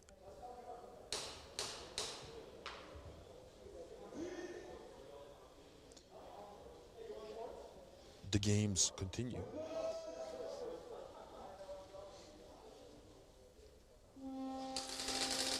One breakout shooter on both sides. Augustine making a move, catching two people off guard. That was just too fast for Kings to understand. And he's getting a third one. Now they're falling apart. Yeah, and it they should dropped the be flag. a snatch. Dakota spotting it. Oh, no. And also picking Van it up. Boven said, nope. This is gonna be for the stats, for my stats. I'm gonna boost up my stats, indeed. That's what he thought. Oh, Lord. That was a full gas. All gas, no brakes. Yeah, that was crazy. That was absolutely nuts. Snatch. And it shows Quick minute refill. the confidence second to none has. Because usually you would think, why would you push? Because it's very easy to catch a penalty in these movements and moments. But exactly, like, they're so confident. I think they just want to end it now. True. They need a zone 3. They want to go to lunch. Yeah, bet. So after this, we're going to have a 40-minute lunch break, I believe. And then we are back with the second quarterfinals, which will also has... be crazy. Ooh. Second to none, first try. It's gonna be, well, it hasn't updated fully yet, but just a second. I think you just need to scroll down. No, I needed to refresh. Oh, yeah.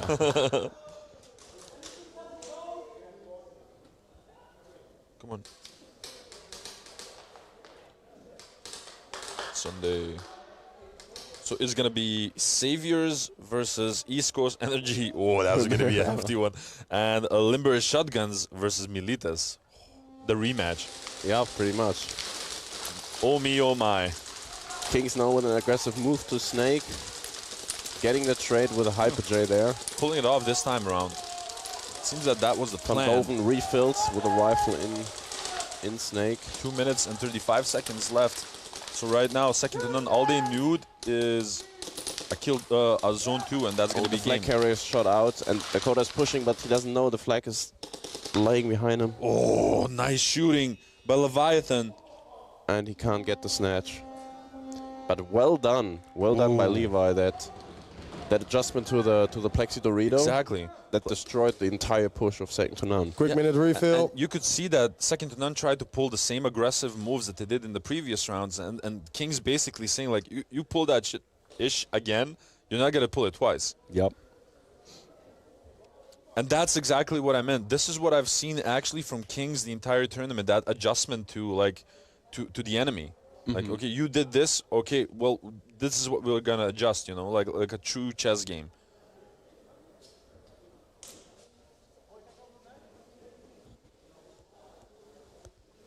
Did someone get pulled in the process? I haven't seen any ref running. I think it's just like giving them some. Yeah. No, I was just wondering. Some time to fill max and catch some breath. But I like that play, especially because of the fact that they sent out one person specifically in the snake to make the trade. And that happened, which gave them enough breathing room to sort of start pushing on the D side. They want to end it Teams fast. to the field. Zaza. Second to none. Second try. Kings have good players, but they're not executing, and that's it, says Mustard. I don't know. I think they're adjusting. They're adjusting.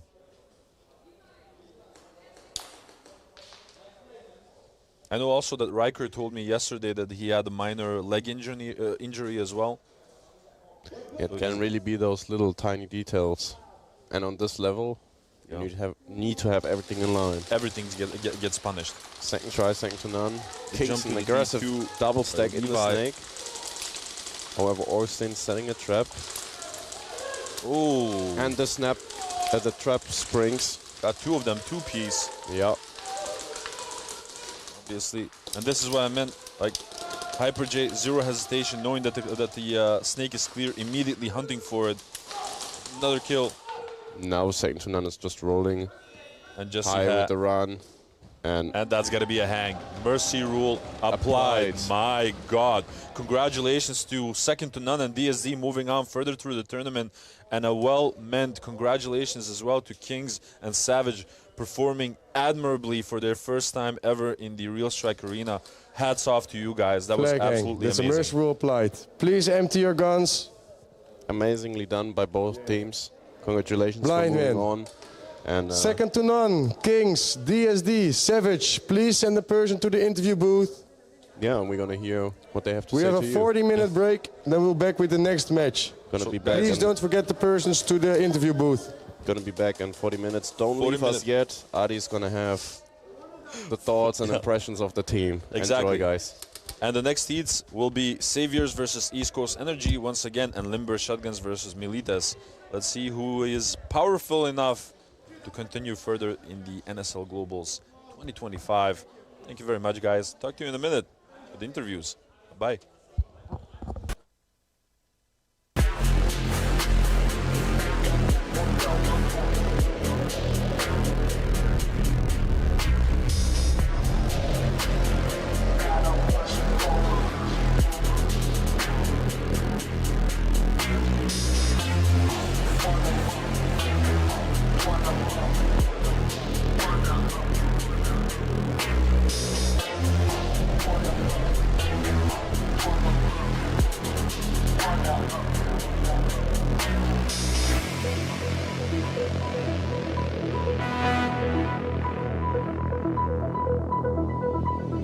Hi guys, I'm Kyle from High Kappa Hub. We're the head sponsor for NSL 2025 season. We are a UK-based company and we specialise mostly in high kappa builds, so high kappa parts or actual full builds.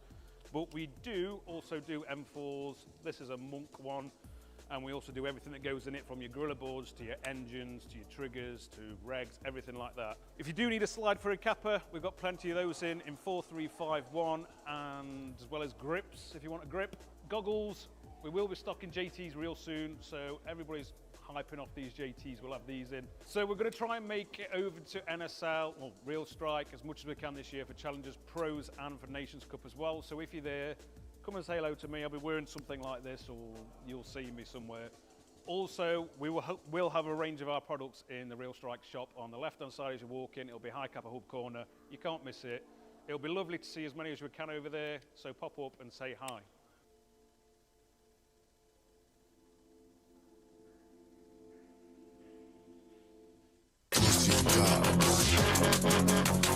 yellow lines, that's what. So.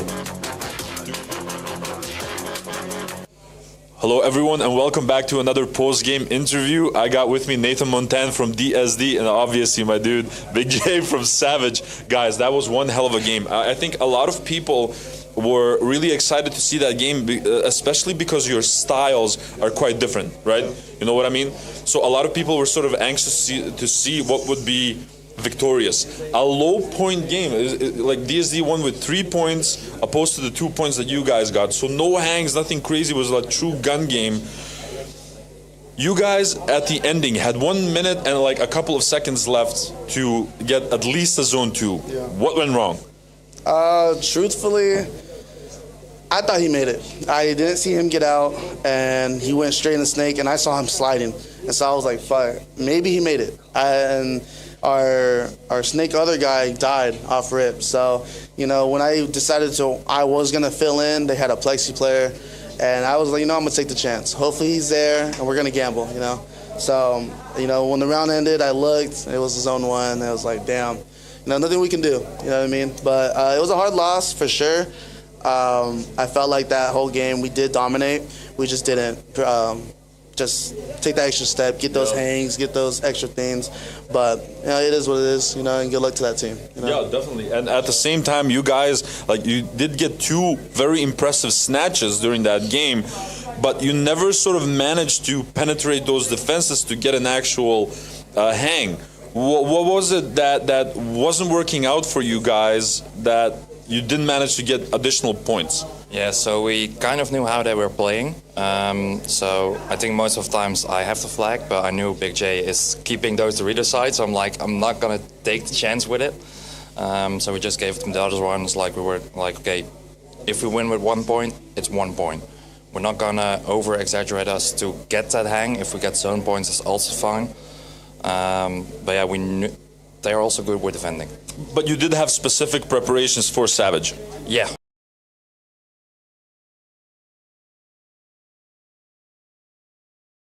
We knew kind of how they were playing, not exactly, but we also don't know how, not entirely. Make a game plan to that. We're just keeping our own game. If it doesn't work, we'll try it another time. If that doesn't work, we'll completely change it up. Well, that's fair. Now, Jay, like, as a guy that already played with Team US, it's your second time in the arena, obviously. How did that sort of help out the team of youngsters that never ever been here on an S-tier event with the top competition? Well, that's why they told me I'm not even from their team, but they made me captain for this tournament. So they're like, you know, you have the IQ, and I sat there late nights till 1, 2 in the morning. I'm going over plays and plays. I'm looking at every team. What are they doing? How are they winning? And we knew exactly how they were going to play. There was 2 on the D side, 1 at home, and then 2 on the snake side. They didn't push the snake. We had game plans, bro. We just didn't. We didn't fully complete them, you know. And then our first 5 rounds, Rome, his pistol was down. Oh. You know, he kept going back and forth with the chrono. His guns were messing up. So our 4 or 5 rounds, he was playing with no gun. And then until he finally got in, he ran into my shot and he didn't get out. And then he got pulled that very first round. He actually had a gun. And I was like, oh, man. And then it just went downhill. But overall, I sat there with the team, guided them. And Rome and Specs actually have been here, I think 2 years ago with Team USA. So they had an understanding, but this layout, I felt like I knew it at the back of my head, you know. And I felt like yesterday and Friday, we learned a lot and we performed a lot better. And today, we felt like we had it. We just didn't complete it, and that's it, man. You know. Yeah, I know that you might feel that way, but I think I'm not only speaking for myself, but for everyone that was supporting you guys throughout this entire tournament. The evolution that Savage made throughout the tournament is just absolutely nuts. It was such a pleasure to see you guys play, and I think at a certain moment that the most of the team, especially the younger guys that came here for the first time, that they got comfortable, you know, and that's a huge factor, especially. And now everyone's thinking in the back of their heads like, oh my God, when these guys return, they're just gonna massacre everyone here. You know what I mean? Yeah. Well, so we will be back. We will for sure be back. hopefully, you know, it's going to be hard. We don't have any home fields now back at home, but we are looking forward to staying in the sport as long as we can, and we're not going to let the talent and the heart die of the sport. You know, we're all young. Where everyone's about 19, 18. We got a 13-year-old or a 14-year-old, and then a 16-year-old. Like, everyone's young. So they were nervous, and then they got comfortable, just like at home. And I love to see that for them, and I can't wait for the future. It was a true freaking pleasure, BJ. Dude, it's awesome to see you once again. You're my man, dude. And now, one final question for you, Nathan. Does DSD have a little some for us for the end game? Something a little pizzazzy? I think no, we will just see what it takes us. We're further than next year, or last year, I mean. So yeah, we'll just see where it gets us. All right, congratulations on continuing throughout the tournament. And Big J, once again, dude, congratulations on a marvelous performance. Thank you, guys. And we'll see you on the next one. Thank you very much. Thank you, guys. Before you leave, just a second, before you leave. Chocolate from Belgium, so please take it.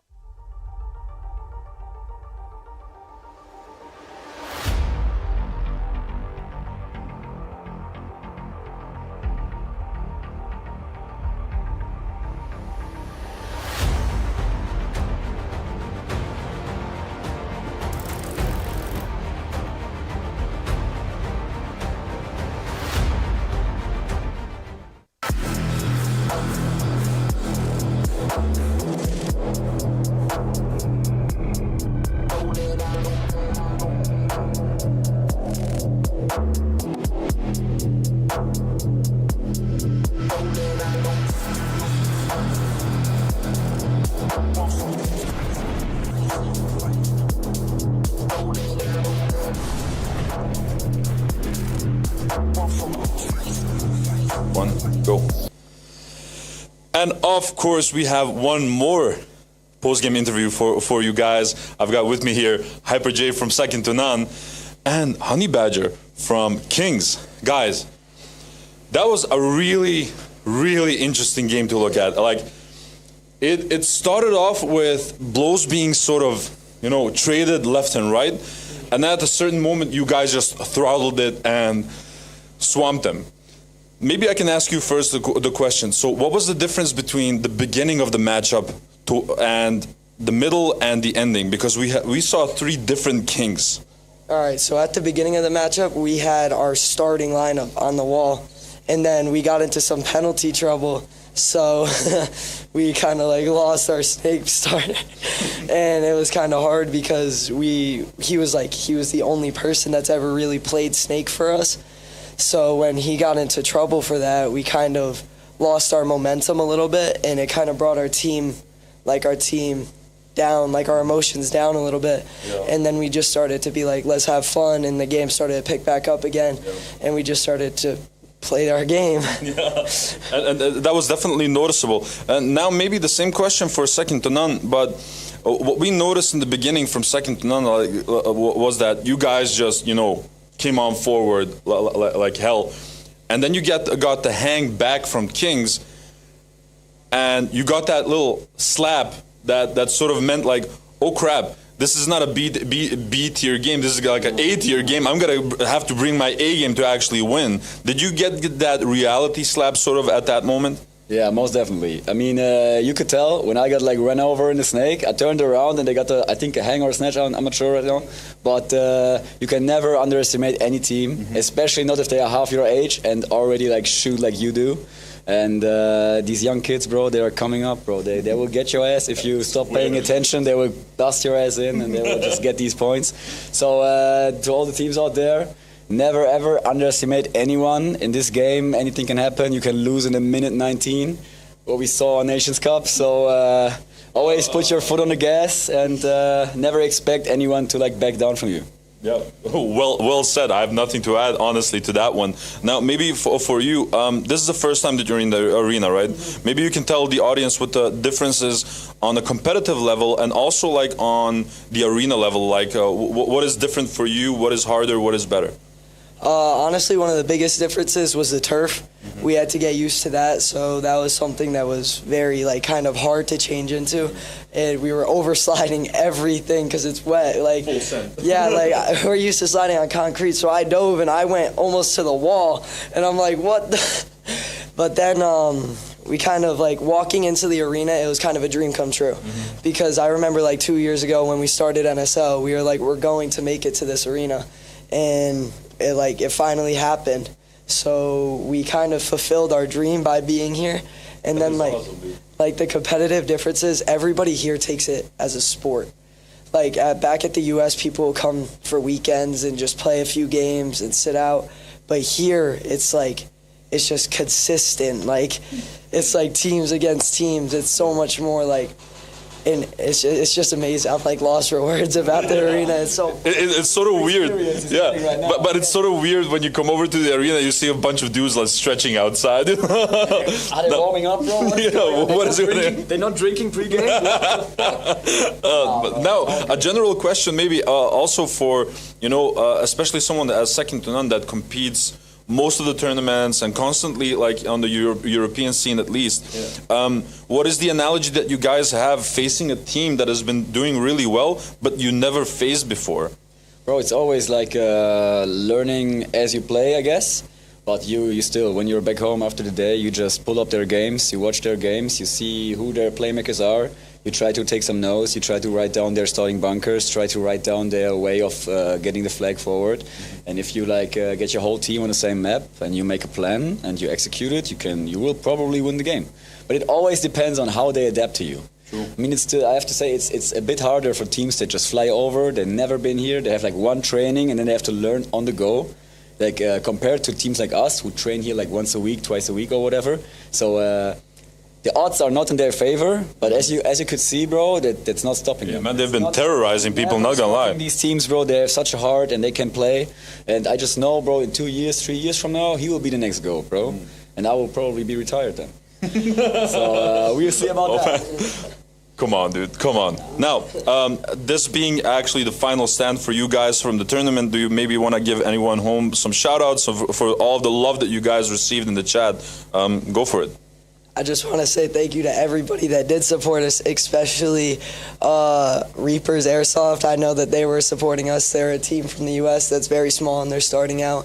I also want to say thank you to obviously my family, my mom, and my dad, my nephew, all at home. It's just amazing to be here, and I want to say just thank you. That was beautiful. That's enough said, man. Thank you. Congratulations on an amazing performance, Honey Badger. That was wicked to see. I really enjoyed the hell out of it.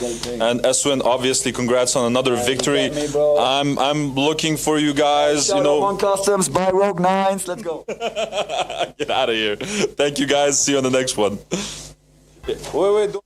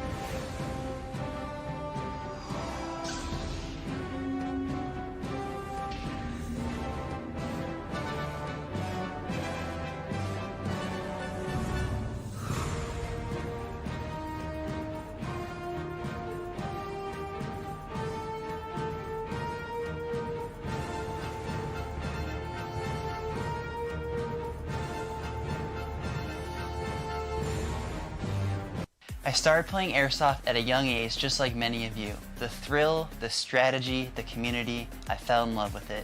Hefe has devoted countless early mornings and late nights to build a brand that stands for quality and expertise. From designing his own AAP01 upgrades to providing top-notch repair services, but Hefe's vision goes beyond just products. It's about being a part of something bigger. The NSL is an agent of change in the industry, taking Airsoft from a hobby to a sport. Being a part of the NSL means being part of a community that shares my passion and drive. For all things AAPO, hefesairsoft.solutions.com.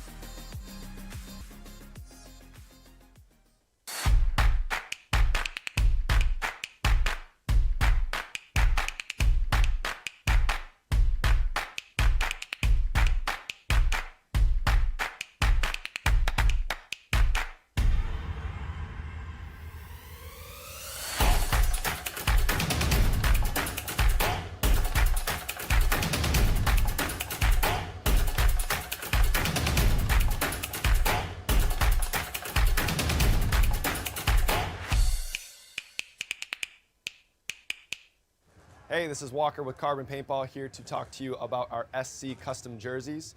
To start your team's design, head over to crbnpaintball.com, fill in some team information, including what colors, what template you want to base your jersey off of, upload your main team logo and any sponsors, enter your name and your number, and we're going to kick you back a 3D image of your jersey. The custom jersey is built on a 5-panel design that's all customizable. The jersey features a DWR coating all throughout the jersey, so it is water resistant. It also is stain proof, and it has side mesh venting. The jersey is also very fitted, so it has a compact neck collar, and it also features elastic thumb loops to keep the sleeves in place while you're sliding or running. To start your team design, head over to crbnpaintball.com.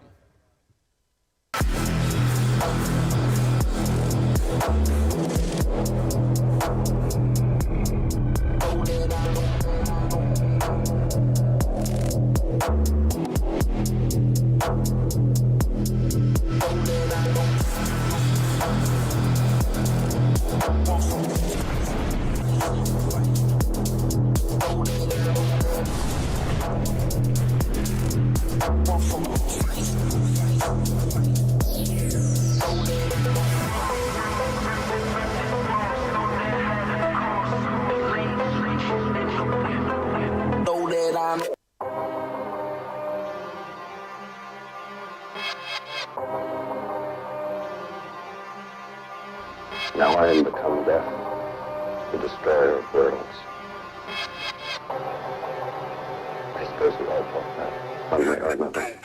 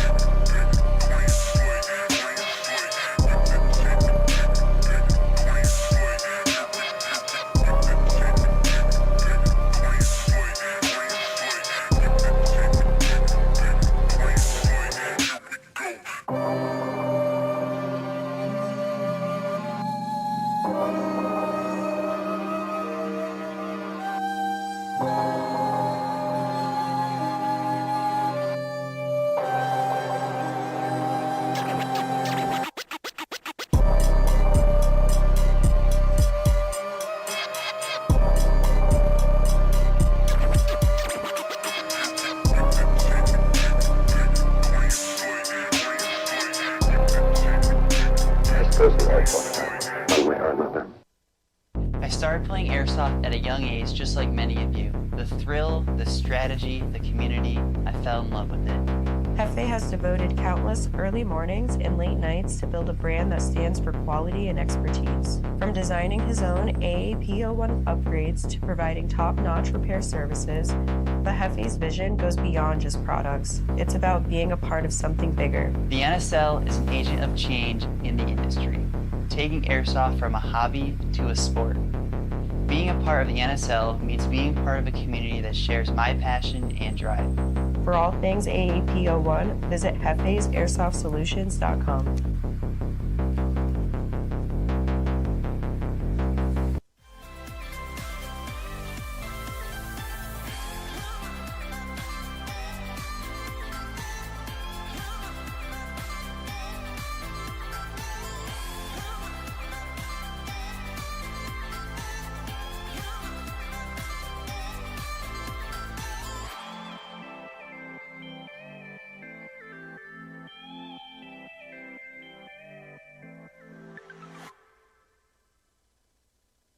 Hi guys, I'm Kyle from High Kappa Hub. We're the head sponsor for NSL 2025 season. We are a UK-based company and we specialise mostly in high kappa builds, so high kappa parts or actual full builds.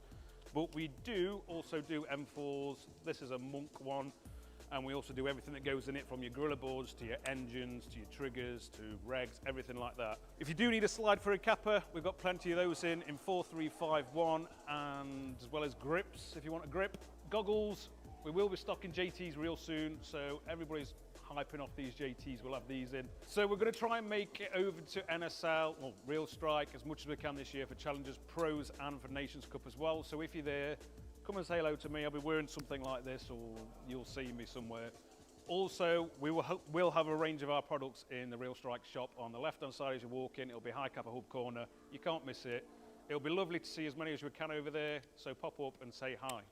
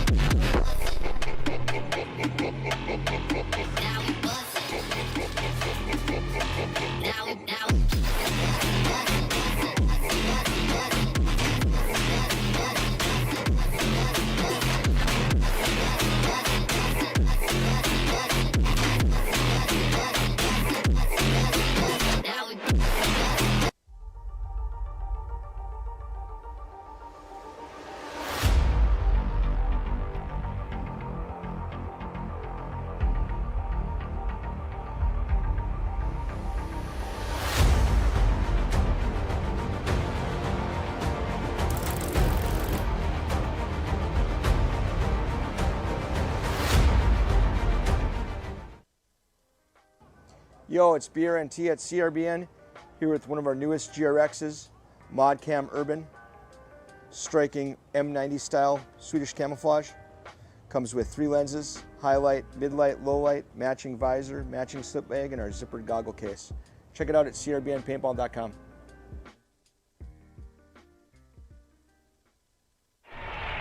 There's a time when the operation of the machine becomes so odious, makes you so sick at heart that you can't take part. You can't even passively take part. And you've got to put your bodies upon the...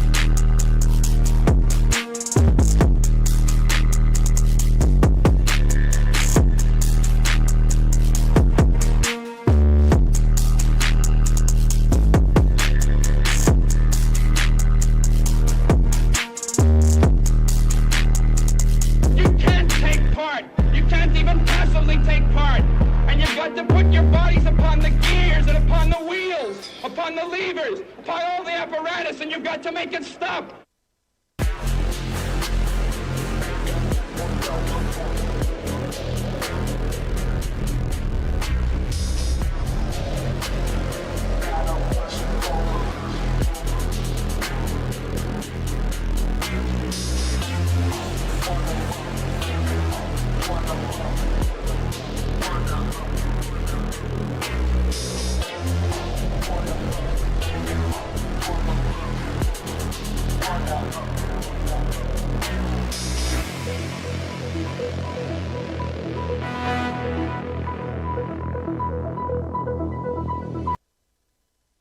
Yo, it's BRNT at CRBN, here with our new GRX Elemental Teal Goggle, metallic finish. Comes with a highlight lens, midlight, low light, matching visor, slip bag, and our zippered goggle case. Check it out at crbnpaintball.com.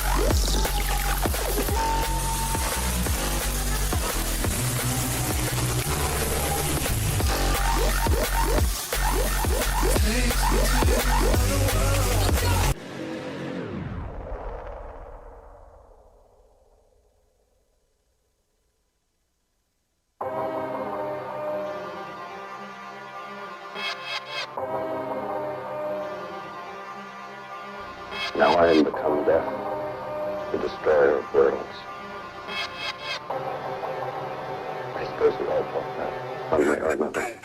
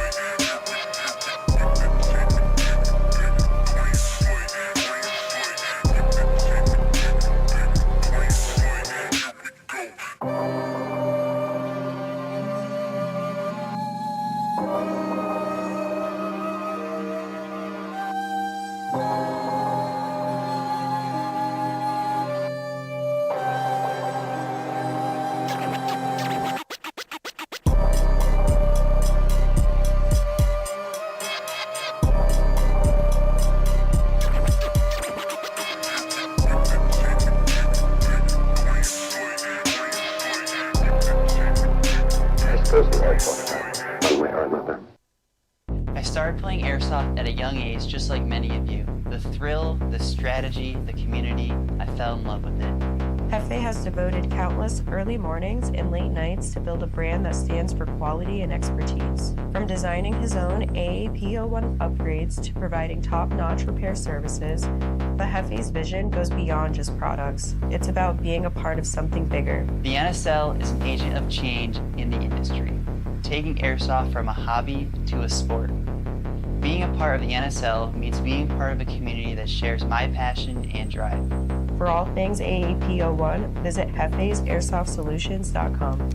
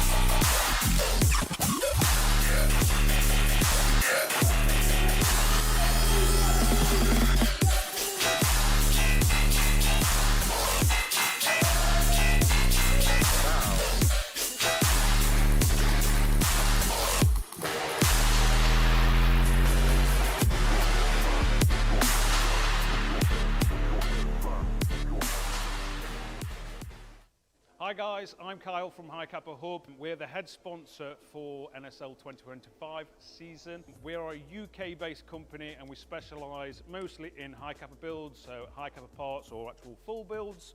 But we do also do M4s. This is a Monk one. And we also do everything that goes in it, from your gorilla boards to your engines, to your triggers, to regs, everything like that. If you do need a slide for a Kappa, we've got plenty of those in 4351, and as well as grips, if you want a grip. Goggles, we will be stocking JTs real soon, so everybody's hyping off these JTs, we'll have these in. So we're going to try and make it over to NSL, or Real Strike, as much as we can this year for Challengers, Pros, and for Nations Cup as well. So if you're there, come and say hello to me. I'll be wearing something like this, or you'll see me somewhere. Also, we'll have a range of our products in the Real Strike shop on the left-hand side as you walk in. It'll be High Kappa Hub corner. You can't miss it. It'll be lovely to see as many as we can over there, so pop up and say hi.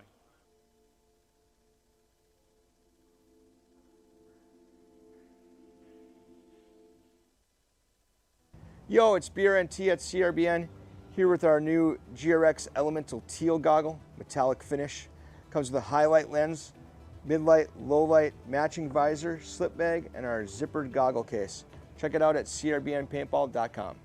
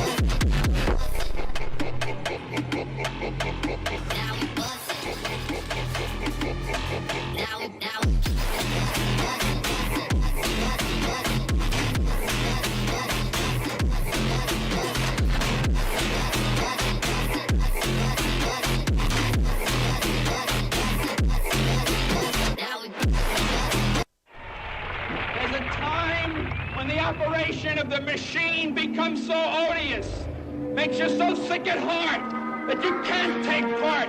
You can't even passively take part. And you've got to put your bodies upon the...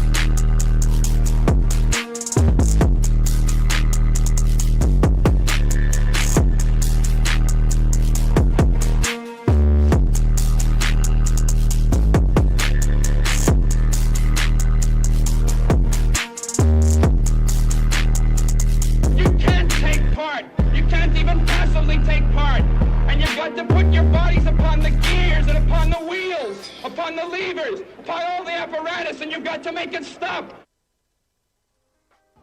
Yo, it's BRNT at CRBN, here with one of our newest GRXs, ModCam Urban, striking M90 style Swedish camouflage. Comes with 3 lenses, highlight, midlight, low light, matching visor, matching slip bag, and our zippered goggle case. Check it out at crbnpaintball.com.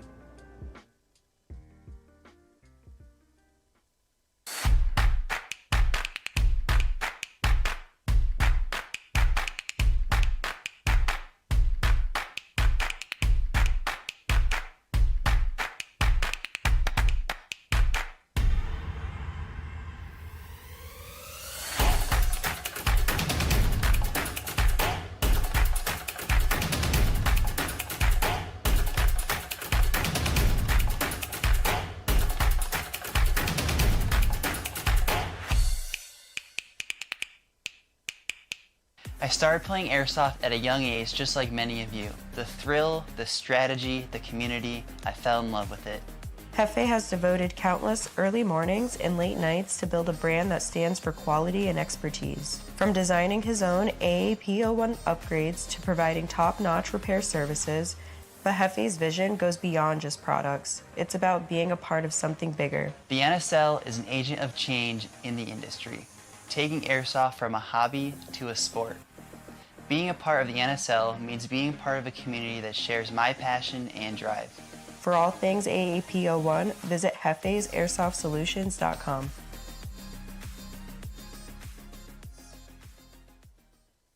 Hey, this is Walker with Carbon Paintball here to talk to you about our SC custom jerseys. To start your team's design, head over to crbnpaintball.com, fill in some team information, including what colors, what template you want to base your jersey off of, upload your main team logo and any sponsors, enter your name and your number, and we're going to kick you back a 3D image of your jersey. The custom jersey is built on a 5-panel design that's all customizable. The jersey features a DWR coating all throughout the jersey, so it is water resistant. It also is stain proof, and it has side mesh venting. The jersey is also very fitted, so it has a compact neck collar, and it also features elastic thumb loops to keep the sleeves in place while you're sliding or running. To start your team design, head over to crbnpaintball.com. Referees to the field.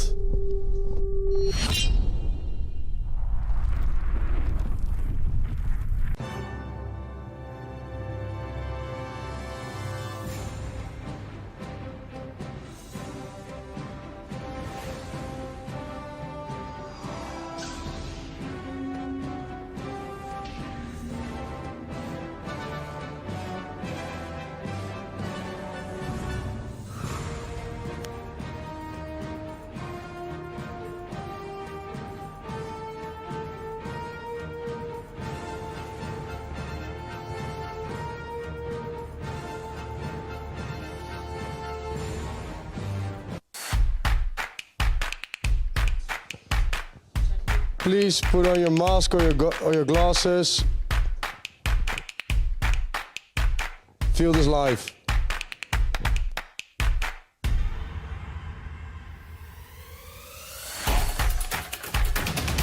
Next teams, Saviors, ECE, LSA, Milites, please come to the field and crowd your gun with the referee.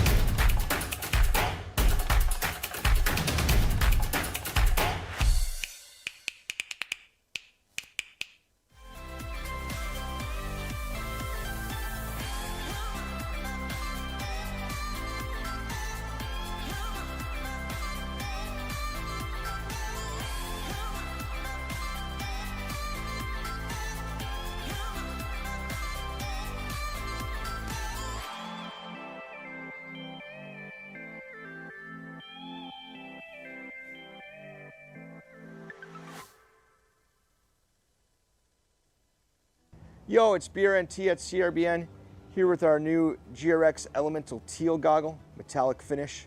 Comes with a highlight lens, mid-light, low-light, matching visor, slip bag, and our zippered goggle case. Check it out at crbnpaintball.com.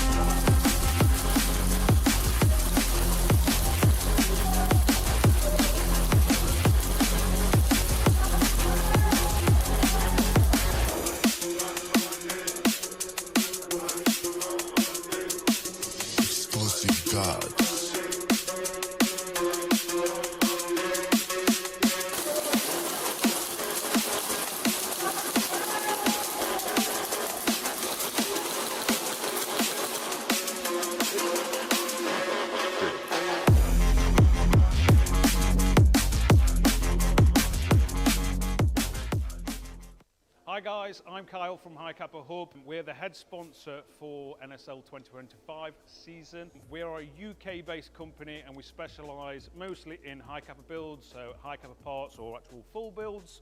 But we do also do M4s. This is a Monk one. And we also do everything that goes in it, from your gorilla boards to your engines, to your triggers, to regs, everything like that. If you do need a slide for a kappa, we've got plenty of those in 4351, and as well as grips, if you want a grip. Next teams, Saviors, ECE, please go to the head ref for the coin toss. These JTs will have these in. So we're going to try and make it over to NSL, or Real Strike, as much as we can this year for Challengers Pros and for Nations Cup as well. So if you're there, come and say hello to me. I'll be wearing something like this, or you'll see me somewhere.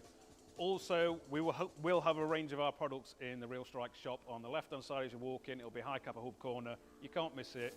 It'll be lovely to see as many as we can over there, so pop up and say hi.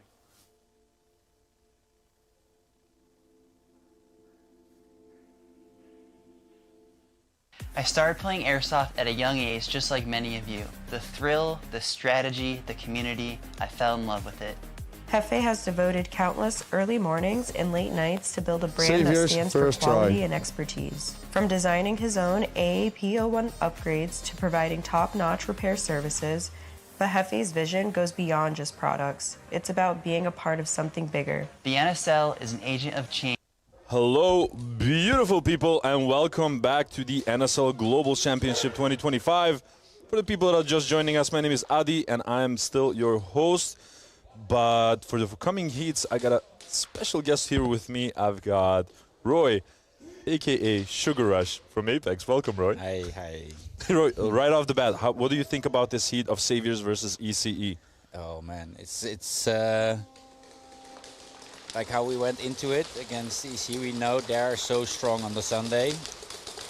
Yeah. And but meanwhile, Saviors has a lot of momentum, yeah, right? Saviors been strong this whole tournament, so it's difficult to say, right? But yeah. I'm really excited to see them play. Van Hoof making that decision to move around the outside of the snake, but on the 50 line trying to get Coco. Yeah. Oh, and he got him. He got Coco. Completely surprised him. Kodak also getting shot out. Oh my lord, Everybody's Saviors. dropping. Oh, he's not seeing him. Oh. Jaeger now hunting. And that's gonna be a hang. That was a 40-second hang. Van Hoof just stood up and TJ didn't even saw him. He was so focused on the inside. Oh my lord. And this is just nuts. I didn't even have like a moment to have a conversation with you. This already happened. But it's not so easy to focus right now for me, especially since the fact that you just smeared Red Bull all over the the stream station. But it's gonna be Lars Gutierrez who's gonna do the 1v1, as he has done most of them, I believe, and he's been quite he's successful. So good. He's a formidable gunfighter. Do you know what his old nickname used to be? Because he's also like a member of Delta Airsoft events. No. They used to call him Puppy. So that's a fun fact for you. Puppy. Oh, and he got him. He got shut out. Yeah, winning a 1v1 against Tristan as well is Tristan is a beast in the 1v1s as well. Hey, but congrats again on your retirement, so to speak, man. Yeah. I can imagine Next that teams, LSA, Milites, please come to the headwear for the coin toss. I can imagine that it's with a heavy heart, I know. But you and I had this conversation about why and whatnot, and all I can say is, like, if that's not the best reason to retire from the sport, I don't know what the hell that is, you know. But I think that, you know, especially since the performance of the last match, that you can definitely walk away with a lot of pride. Yeah. And your boys looked amazing out there as well. First try. It was a bit hard for me this weekend because I got also an injury to deal with. So it was a bit hard that I couldn't perform my fullest. But for me personally, still, Nations was my personal highlight of this year. So. Oh yeah, you were crazy on that one. Nations was really, really fun and really good for me. Oh, LSA has to start with a first degree and the admin, yeah, for the early so buzzer. They only have 2 guys on the wall for this round, and then they have to play an additional one with only 3 people. So Primex dropping the flag in the home 1 position. Dante already on the 50 line. Primex being pressured from 2 sides. Also a fun match.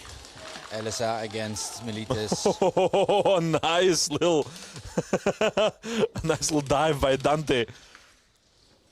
They're looking for the flag, and that's gonna be a wall touch.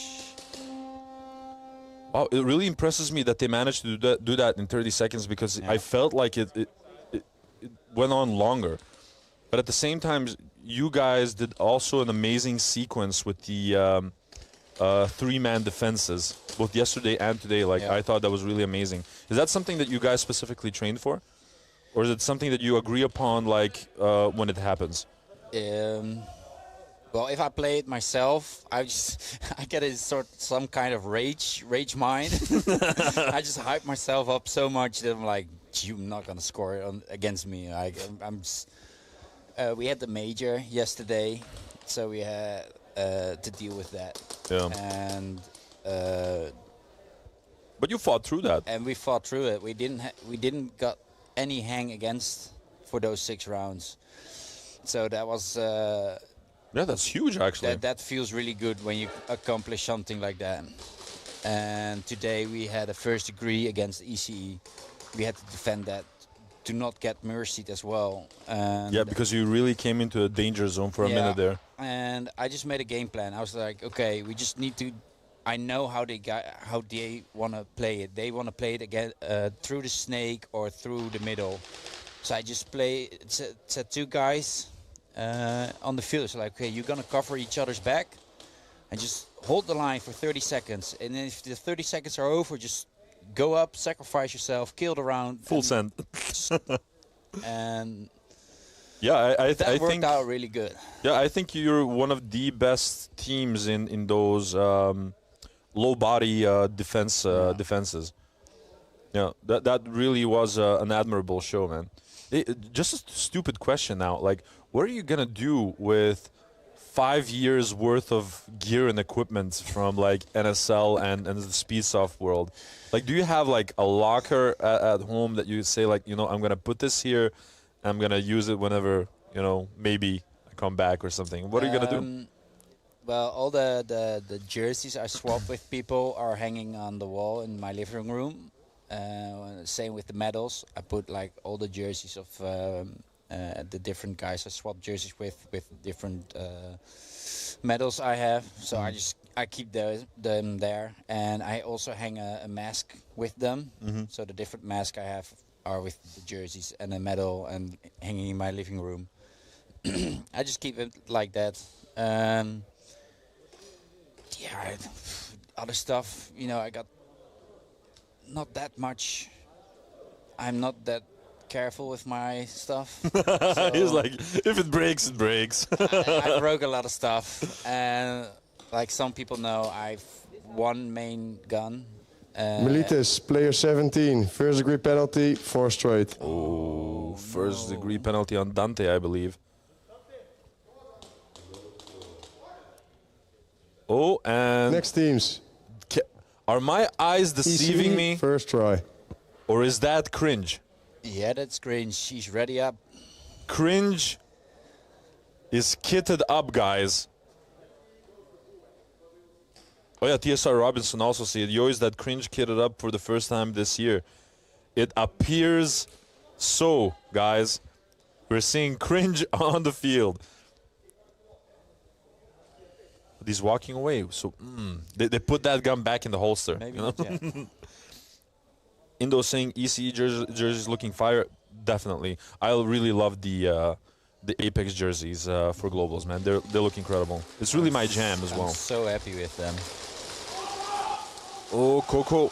Oh. Trading it off with Van Hoof once again in that snake. Oh, and Greg getting shot out. Oh, that's some good, formidable shooting by ECE, getting Gray as well.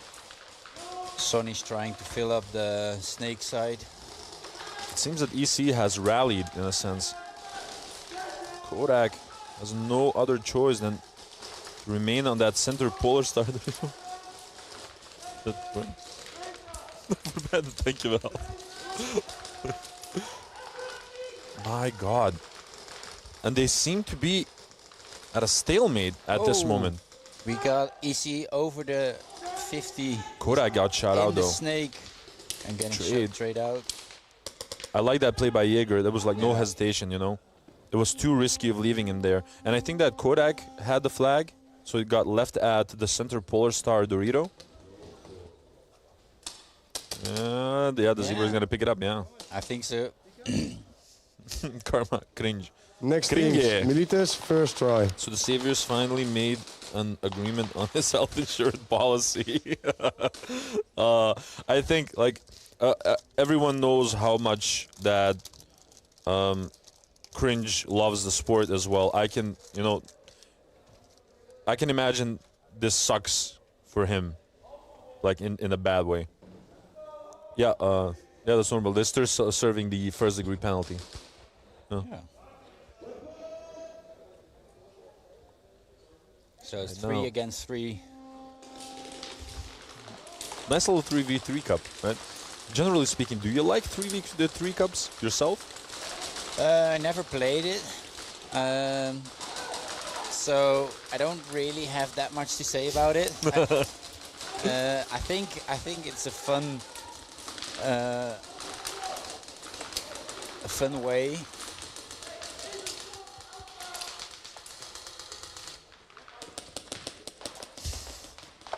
Dit is 4. En ik ben nummer 4. And the flag is dropped. Kiani seeing it, and that's a snatch wow. for LSA. And this is just, snatch number X, Y, Z, whatever for Kiani. It's just nuts, dude. Especially the last games yesterday that Kiani played, they were absolutely nuts. The stuff that he did in that snake were so intelligent, and I say to a lot of people, like, you can be a fantastic shooter, but the insight that some of these players have and the way that they think about, their areas on the field is just crazy. And it seems that a VAR challenge may be incoming on the side of Militas. VAR check requested by Militas. Yeah. So let's just wait and see what happens in that regard. It's so... I understand, like, all the teams using the VARs, like me, myself, also use the VARs, of course, but if you're the next team to play, it takes the wind out of the you're so ready and hyped up on the wall, like, okay, let's go. And then a VAR check, and I'm like, oh, shit. Yeah, I know. Have you heard the good news? I'm not sure whether you rewatched the stream of yesterday, especially with the one that Bert from Among Customs was next to me. I that didn't part. watch that much back, to be honest. Well, the cool news is, and this is maybe interesting also for the people just joining us, next year they've invested already in the technology. It's here. We're going to get 2 additional cameras for the VAR, but not only that, they've also invested in that part in the computer systems that the VAR will be visible on the stream. That's really good. Yeah, so Yeah. like to sort of completely remove the doubts and everything else, they're going to show the VAR as well. Yeah. So that's going to be It's already great investment. it's already nice to see as a captain that you can also see the VAR in the penalty box sometimes. So sometimes it really confirms for you, like, okay, it's really true or not true, or it takes some doubts for you as captain away as well. But also for the viewers, you know, because I can imagine looking at the stream, it's especially when you're, you know, obviously like a supporter of a team or whatever, to start doubting or, you know, taking into question. But I think this will remove a lot of the doubts, right? So that's phenomenal news to hear. So the way I saw it, it was painted that was saying that he had like a line from the cross to the snake, and the only one in the snake was, I believe, Kiani. So that's the part that they're checking out right now, guys. McGurk saying VAR on stream is huge. I agree with you. Kiani is playing great, especially since he has a bad cold. Yeah, I saw something on the socials. I believe that he has a cold, indeed. I think half global teams are sick. Oh man, either sick or injured. I swear to God, everyone's sick or injured. I was both. You were sickly injured. No, I got an injury, but on Thursday, on Friday, I woke up and it came out on both sides. Oh my Lord. What did you eat, man? I don't know, same as my girlfriend. She didn't have anything. I don't know. Is the cooking that bad? Maybe. No, it's really good. I'm really loving it. Maybe all can see it. Get out of here, dude. No, we just say maybe it was the nerves or something for this. My last dance. A bit nervous, maybe. Oh man, you and Weeby as well. That's absolutely nuts. Two of the OGs. I think a lot of people don't realize what it means when you've been part of, you know, not only a sport but also like a movement as well for 5 years. You know, everyone that has been here from the beginning were sort of the trailblazers for everything that we have at this moment. The foundation for, you know, everything that we do right now. I don't think that anyone realizes how hard it is to be part of that and then suddenly making the decision of no longer being part of it. I think people underestimate it, you know. It's been a huge part of my life for the last 5 years. It's not only on the weekends or on the tournaments. It's every day. You're texting with teammates. You're thinking about stuff. Reaching out to potential sponsors or other teams for training. Doing the administration thing, talking with the organization, all of that. Constantly. And you become, you know, such close friends as well with your teammates and... Not only teammates. I mean... With everyone, yeah. Most teams that are here today, I have history for years now. It's for example, the guys from ECE. You know, I saw them start in Tampa, in Florida, at the first one of the first NSL tournaments there, and seeing them play there for the first time, that was so amazing already. You saw so much potential in these guys. And then going to Rhode Island same year. It was so much fun to see them. And Kings, going by a different name. we don't mention that anymore. No, but I spoke with with a few of them, you know, and they're really just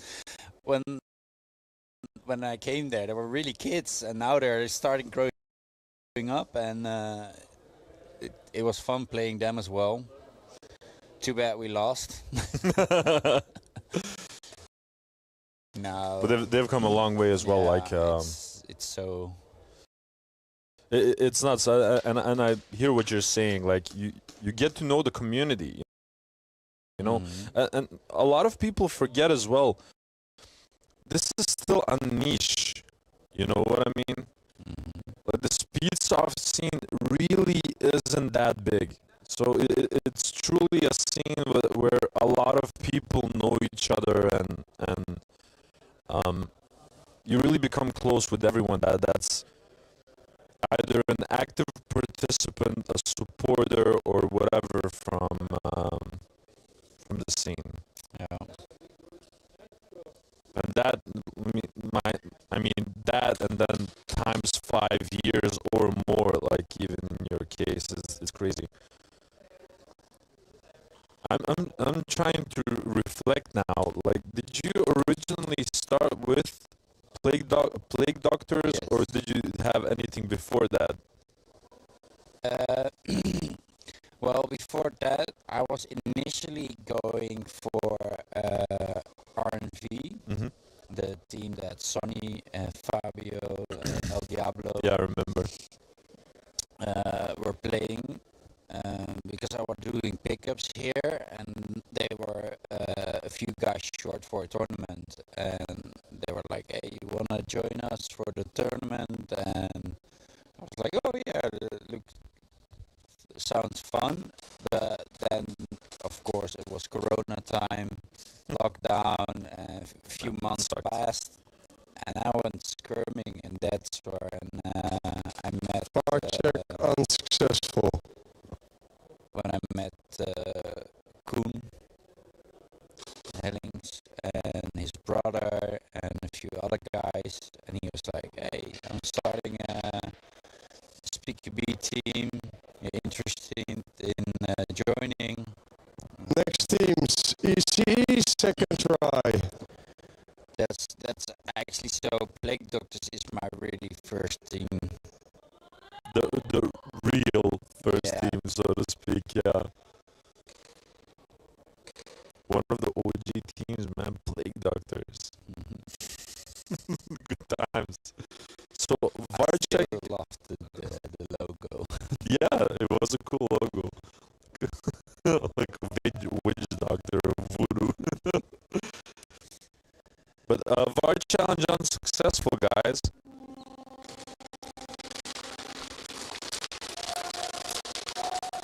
So both teams surviving the breakout.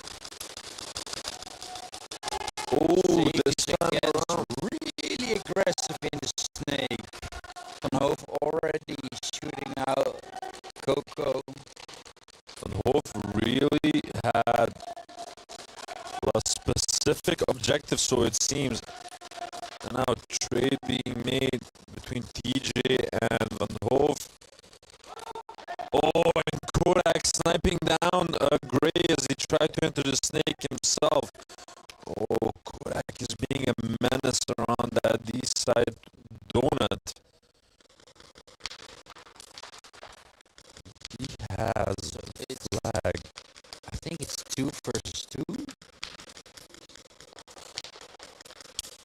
Yo. Is that Hollywood on the D corner?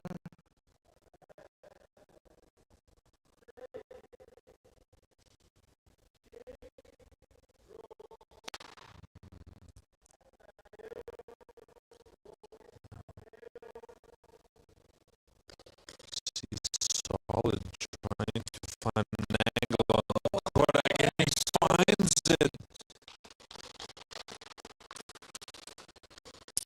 And he got the snatch.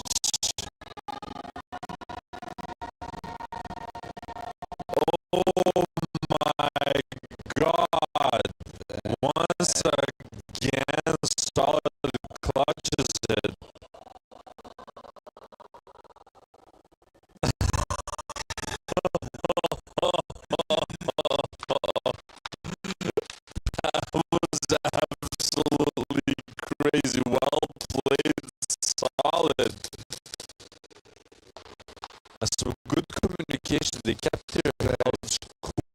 cool. Teams.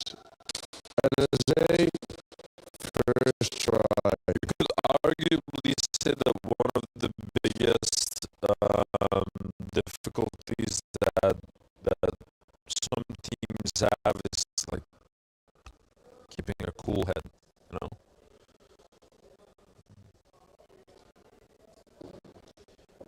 The audio is behind. Rip the stream. Rip. Restart everything. Adi the robot.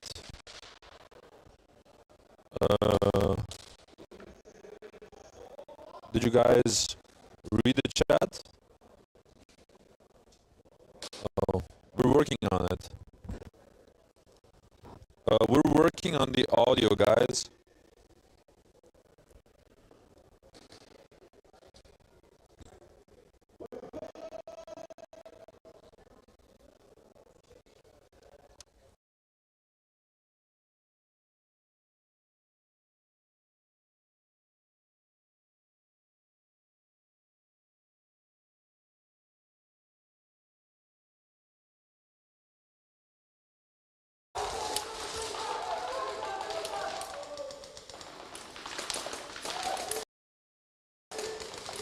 You can hear us now? All right.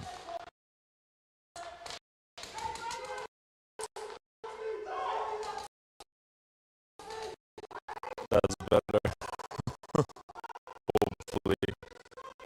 We be pushing up through the center.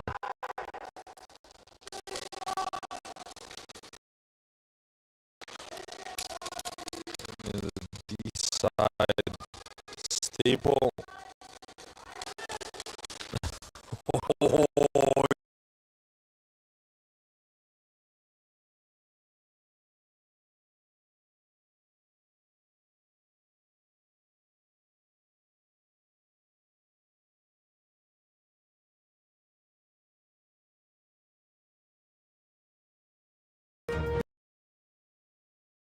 I started playing Airsoft at a young age, just like many of you. The thrill, the strategy, the community, I fell in love with it. Hefe has devoted countless early mornings and late nights to build a brand that stands for quality and expertise. From designing his own AAP01 upgrades to providing top-notch repair services, but Hefe's vision goes beyond just products. It's about being a part of something bigger. The NSL is an agent of change in the industry, taking Airsoft from a hobby to a sport. Being a part of the NSL means being part of a community that shares my passion and drive. For all things AAP01, visit hefesairsoft.com.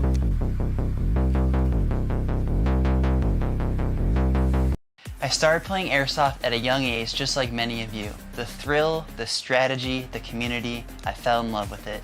Hefe has devoted countless early mornings and late nights to build a brand that stands for quality and expertise. From designing his own AAP01 upgrades to providing top-notch repair services, but Hefe's vision goes beyond just products. It's about being a part of something bigger. The NSL is an agent of change in the industry, taking Airsoft from a hobby to a sport. Being a part of the NSL means being part of a community that shares my passion and drive. For all things AAP01, visit hefesairsoft.com.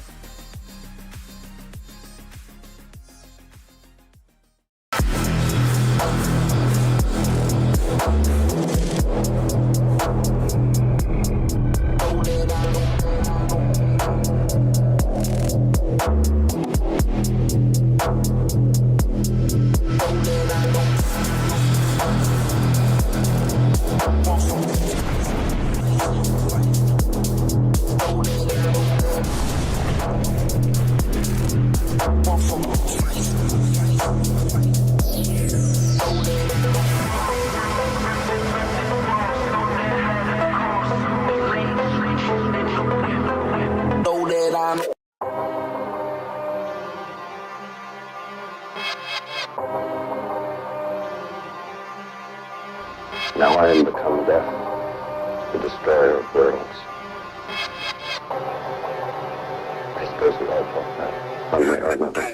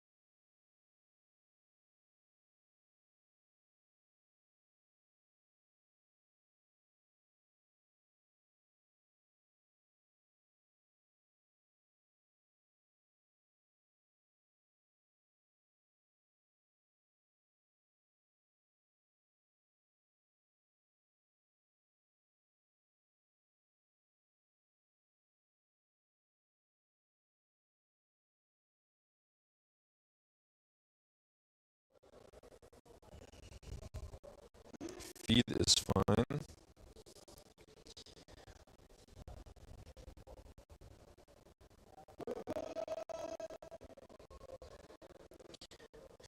Maar als je Jamie is, hè?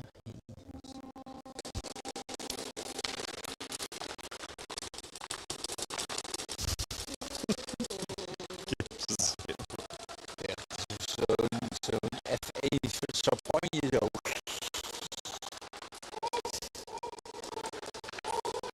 Ja, wie ligt het nu, hè? Ik ben het hele weekend alweer bezig, jongen. Echt. Ik ben er bijna vanaf, jongen. Net ook, hè. Even zo. Reclame, hè, die deur zo half. Ik zeg, weet je wat goede reclame is? Dat je alweer hangt. Oh ja.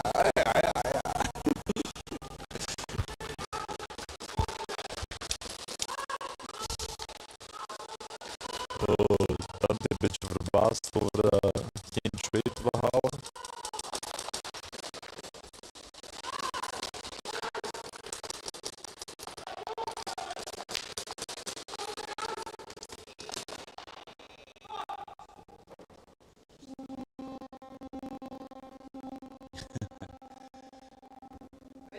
You just learned a lesson and not gonna bring the flag on the snake side anymore. They're like, Kiani, no, you're not getting that flag easy.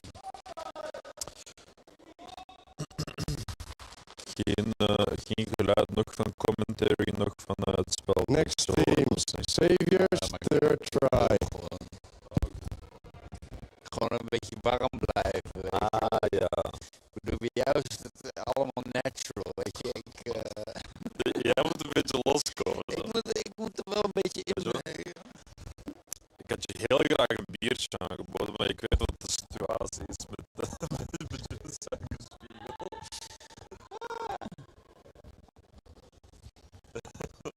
Ik moet nog naar huis rijden, dus dat is een beetje het ding.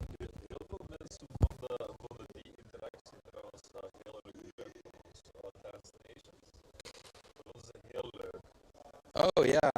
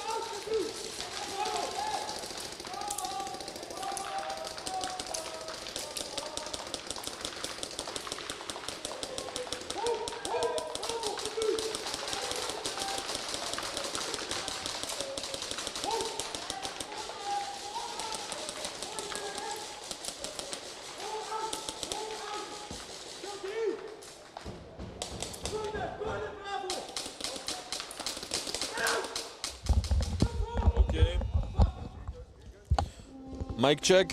Hopefully you guys can hear me right now. A little bit of feedback would be appreciated. Can you hear my smooth and silky voice? Audio is back. Field audio is back, but can you hear me? Are we back? I don't know. Game audio works. Next teams.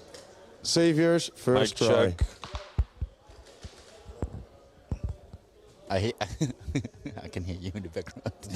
Yeah, we are back, guys. We apologize for the shenanigans, but we had some audio issues. Apparently, we got fixed now in the background, so we back.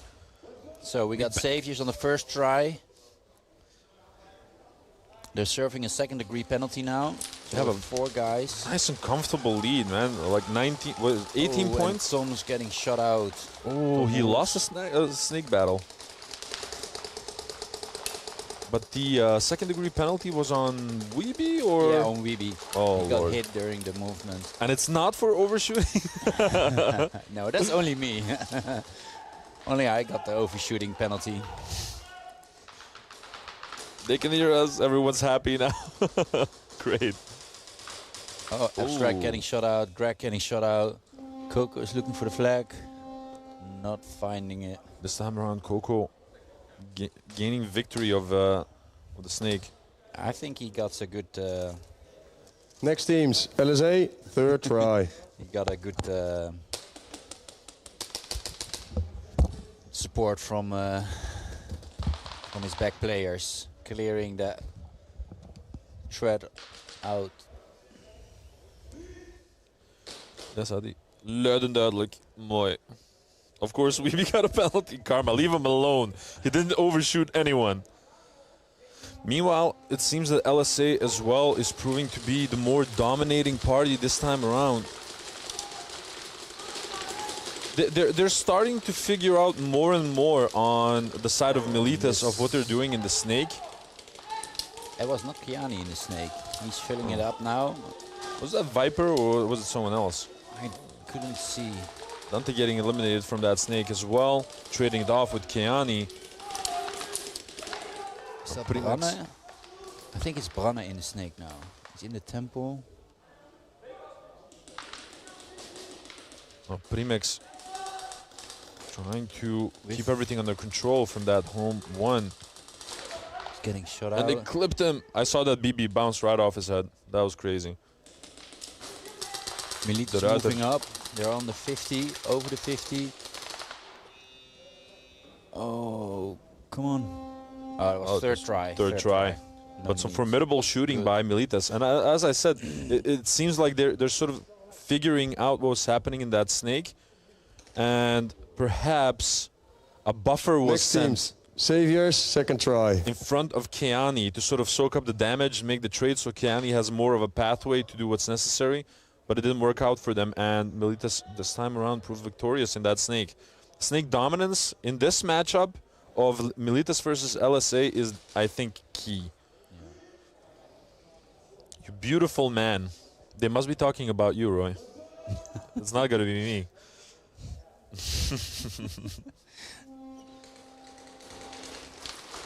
Wow. Savior still in a very comfortable lead, 18 points. It's not something that a hang plus bonus points can solve. Now Van Hoof needs to be careful. They lose Jaeger out of that cross position.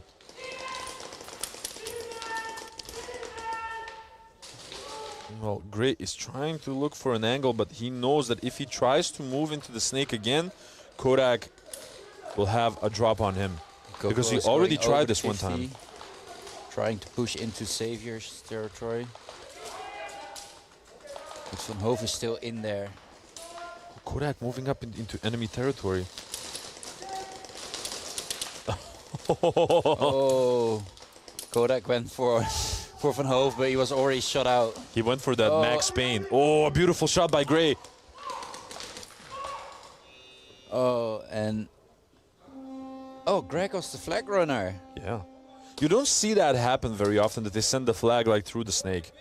You have too much obstacles. Zone 3. Next teams.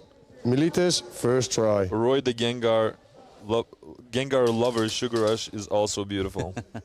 See, they were talking about you. He's my sugar cube. Suiker klotje.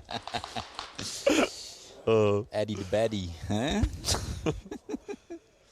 Now everyone's at peace now in the chat. Like, we can hear everything. We can hear them. All is well. Good times. So Elsa is sending 2 pistol players on the snake side. Oh, and Kiani is getting pulled. Oh, so he did shot out Brana. I gotta say one thing about Miletus. They're quite Dante's confident about their breakout shots. Dante's standing up at the back snake. Because he can. Oh, and...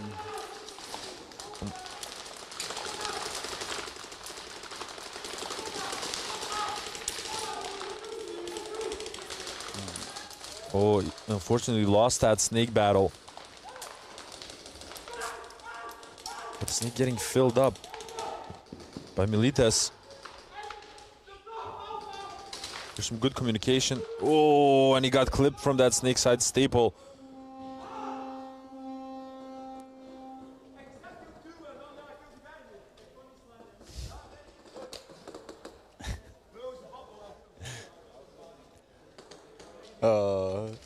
It seems always make me laugh. Just his whole personality is just so much fun. You know, during the play he's so hard, but as right before and right after he's just it's so fun. You know, it's like have fun. It's funny actually whenever he is like talking with the enemy, like when he's shooting, like him talking and stuff. A lot of people like assume that he's what's the right word? Like trash talking or saying something nasty, but it's like a dialect. It's like a Belgian dialect that he's talking, and he's like saying really funny stuff. Yeah. Like, hey, are you gonna take your hit or what? No? Oh, then I have to shoot a little bit more. Almost got you that time. And that's pretty much what he's saying. And I talked with him about that one time, and he said like, it's just an internal dialogue I have with myself. It's because of the adrenaline.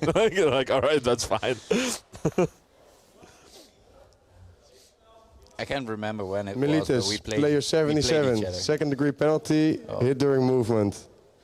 Limburg Shotguns, number 14, second degree penalty, hit on the belt.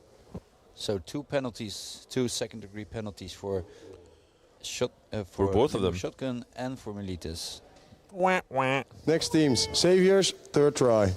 But so yeah, I played teams. I don't know when it was. I think of Rebel Cup. We played each other, and he was like, "You get out." I'm like, "No, you get out."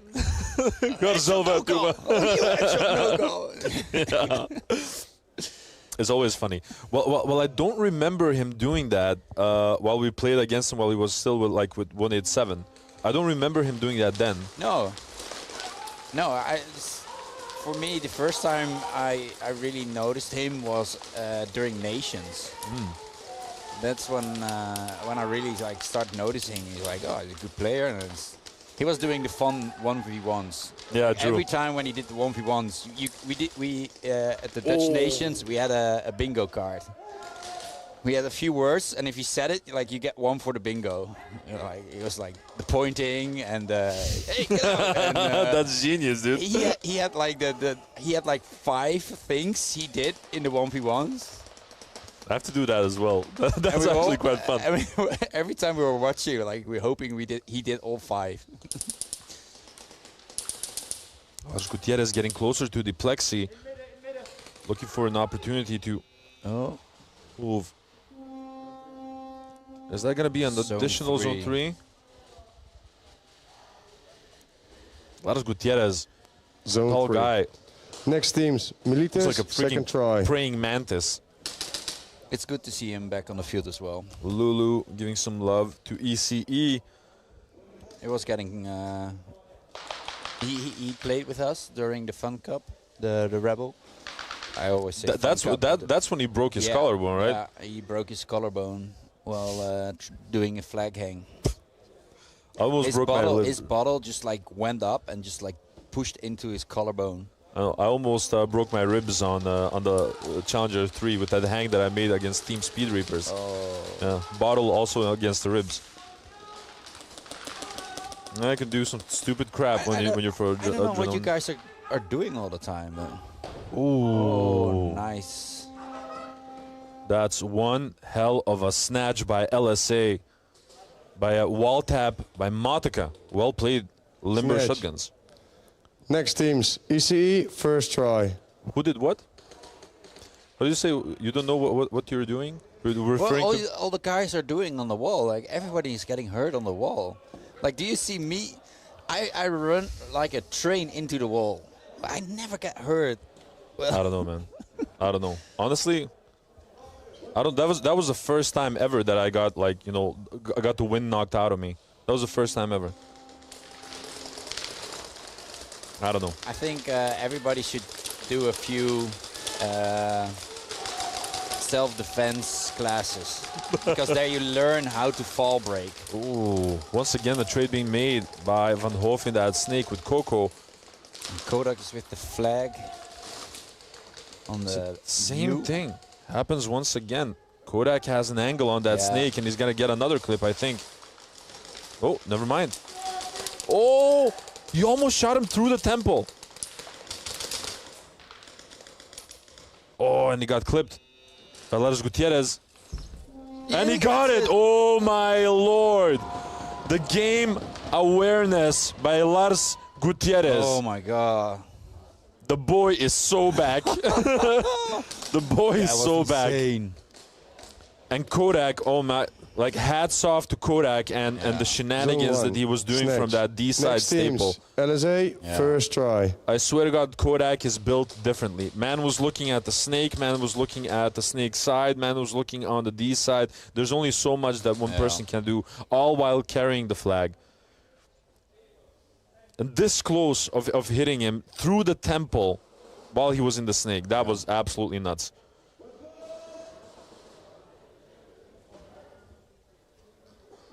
Robinson, we don't talk about that game, buddy. I think during that game, well, we're not going to talk about that game. So both teams are putting down the lanes, trying to get the control, the overhand. A lot more emphasis this time around on the D side by Limber Shotguns, might I say. So I like that little switch off that they made.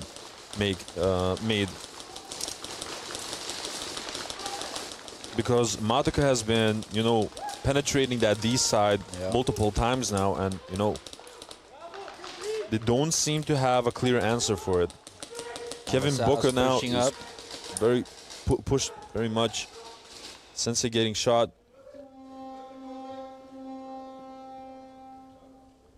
Oh, they're saying early buzzer. Was it the early buzzer?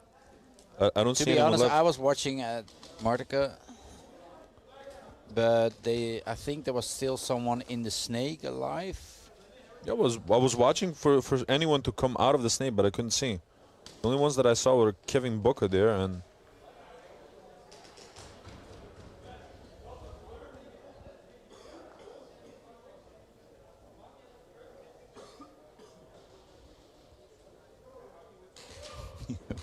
We don't talk about that game, Adi. Now I want to know what game. Mustard saying EC is getting shot out of their bunkers. Clipboard breaker for sure. Yeah, I think there's nothing more frustrating than getting shot out of your bunker. There's one thing when you're trying to make a move and you got hit during the movement or something like that. That's completely different because you were trying something. But simply not surviving a bunker fight is quite, distasteful. The things that frustrates me the most is the drop shots. You think you're safe, you're sitting behind, like looking around. Okay, what should I do? And then the clip on your head, you feel like they just dropped it right. The one that makes your neck like dip, like this. Yeah. Damn it! I was really thinking I was like far enough down. And Yeah, and it's your head, so you can't freaking risk it. Like it's your head. You don't risk it. At least I don't risk it. No, screw that, dude. I really hate those, and they were like trying to do the communication, and I'm like, okay, what am I gonna do next? And I'm, damn it. Really frustrating. One of the guys that can do that like really crazily is like a freaking mortar is Fau from Militas. Like he is a real mortar. I think that the guy Militas, shoots like this to shoot, penalty, like shoot forward. Early buzzer. That's a game-altering play. Early buzzer. Early buzzer.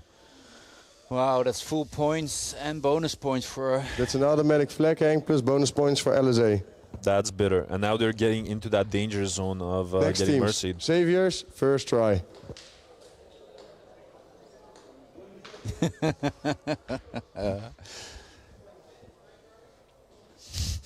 These guys decided to bully us for 10 minutes straight. I want to bully you guys. Great game for sure. I want to bully you guys for half an hour. Hey guys, whenever that the Team Speed Reapers are in Belgium again, probably for Pro Series, if you want some exhibition games before the Pro Series starts off, feel free to message us. We'll gladly battle with you guys. Bushido loves a good fight. I will come as a guest. Just to bully people from the sidelines. I'll bully Speed Reapers all day then. Oh no. That was hilarious. Really nice. A beautiful hang by Jaeger. Flag hang. That's a mercy rule applied. And that's a mercy rule. Mercy rule. Onto ECE. Man. Wow. This is not the game that I expected at all. No. Not saying that I didn't expect Saviors to win Militas, or first the other try. way around, but I expected this huge battle until the last minute between EC and Saviors, but Saviors are looking just insane. Well, Saviors are my boys. They're my, I really love those guys. But to be honest, this year they've been struggling really hard during the season. The last year they've been winning Pro Series and smashing heads in last year, and they were one of the favorites to win globals. And then ECE won the globals last year. True. And to see Saviors having that slow start of the season, they're really strong, and they did some amazing things, but they have had some struggles. So I'm really thinking Saviors is really one of the favorites for winning globals this year. They look incredible, and I told a couple of people when I play the sport, but I also watch everything, right? Like right from here. And after a while, you get this sense of the game that you sense with a certain team, like in what kind of spirit that they are. You know what I mean? Yeah. And I felt it on the first day with Saviors. Everyone's just having fun. They're feeling good. They're feeling motivated, smiling, kicking ass. They're looking incredibly well. I said the same thing last year in the US about Hakai. Like I saw them only like on the training on the Thursday. And wow. And 4-man up with LSA. LSA is also looking incredible. Three. Oh. Frosty got it shut out at the end. Snatch. Oh, okay. We play back-to-back, quick minute refill. So now if they get, a hang, that will also be a mercy rule applied. Yeah. Not No, the not games. even. The zone.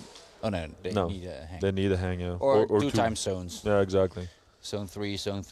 Yeah, but like that. my point is, like, I really, like, at a certain moment, you feel like what the vibe is with the team, And legit, I remember Greg, like Gray, he sent me like a message, I think it was like 2 days before that.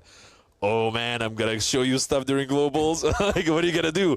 I'm gonna be pistol sniping people. He's like, all right, let's see it. So they were excited about it, Yeah.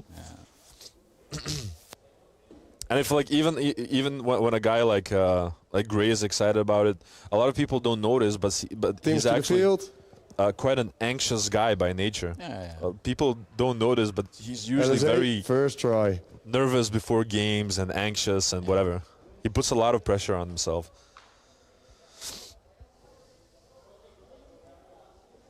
Is that Cringe? Yes, Cringe is kitted up, but he didn't play, right? Or did he play? I haven't seen him play. I haven't seen him play. I think if he played, it was home. But Mustard saying if Kodak is the last guy alive, it means the team is not playing well. That's. I mean, that's one sort of way to analyze it, but it didn't happen once or twice that Kodak was indeed the last person alive and looking around to his backline gunners who weren't there anymore. Brande getting shot out as he tried to enter the snake. Sensei moving closer to the D3 Antrax Dorito.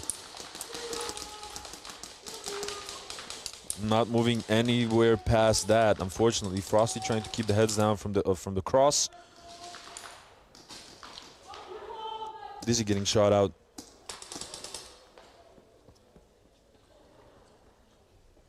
And now it's... Oh, and a nice little clip onto the Ruiter.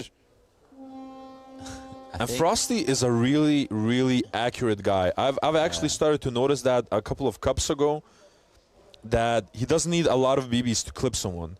Like, he's quite confident of the shots that he makes. I think he forgot he was attacking.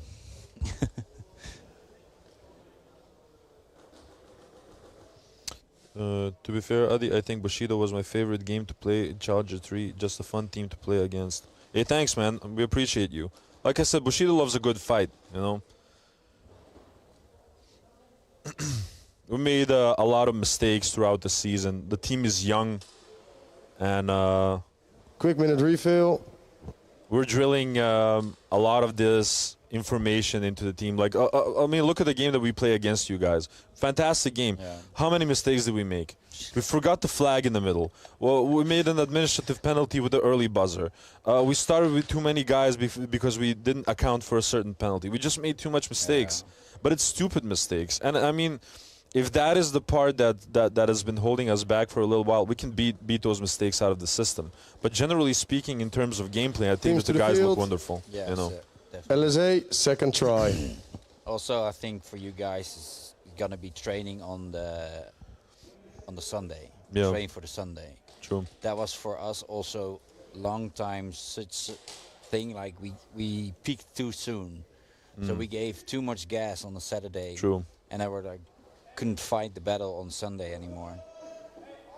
Yeah, you got all spent. That's what we did on Challenger 1. Yeah.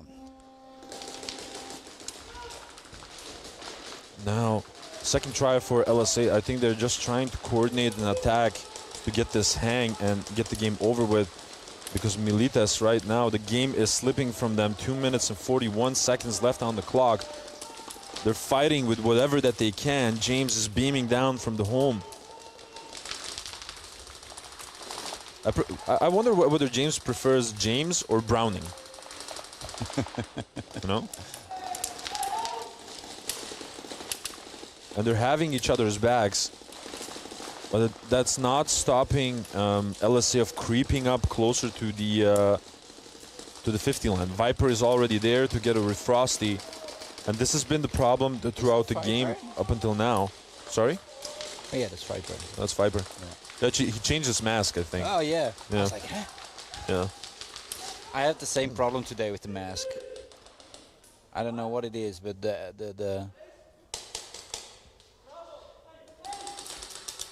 I think the Viper has the flag in his hand. Yeah. He has the flag. He's getting ready to do the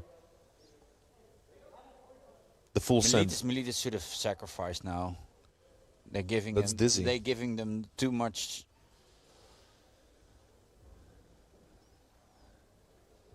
But honestly, LSA doesn't have to do anything. They can stay exactly where they are for the next minute.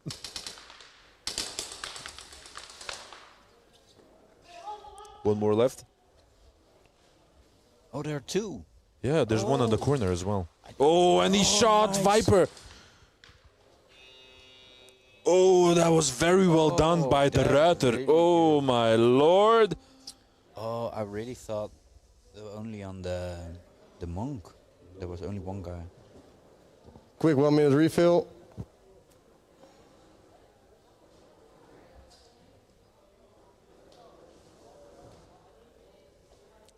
Refill and 1 minute and 8 seconds left on the clock. We can comfortably say that Limber Shotguns has this one in the pocket. Yeah. Milites just not being able to provide a consistent answer, especially for the moves in the snake. And exactly at the moment that they started to figure it out, they changed their strategy and went harder on the D side. So very smart play by LSA. Staying unpredictable.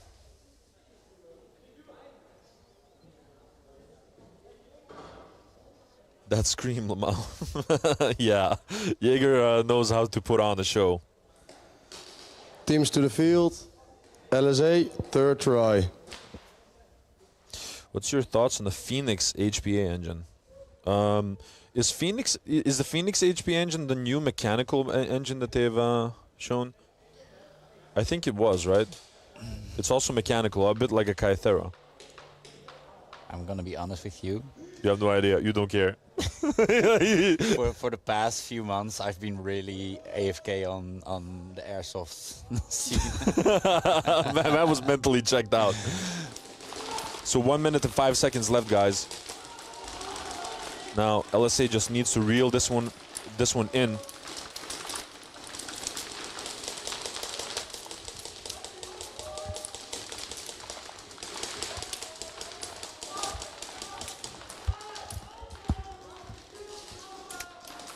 Brando winning that snake fight.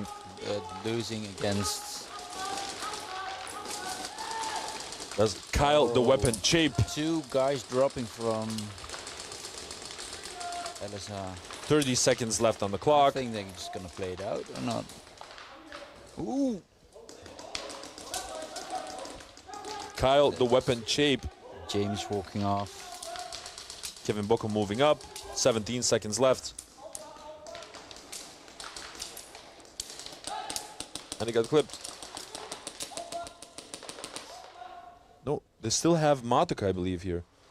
Yeah, who got clipped himself. Yeah. And that's a snatch with 3 seconds left on the clock.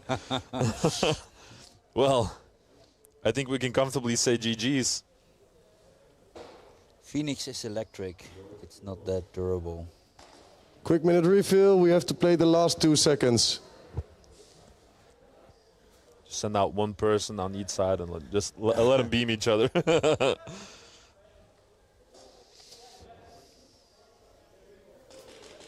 Phoenix's electrical is not that durable, said Max Heatbrink. Teams to the field. 150k BBs and the engine was dead.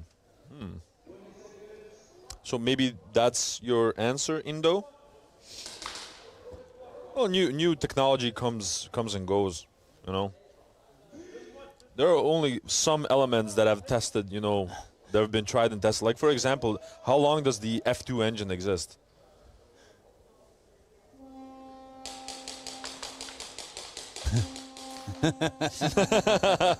Kyle, the weapon, Chape. Please empty your guns.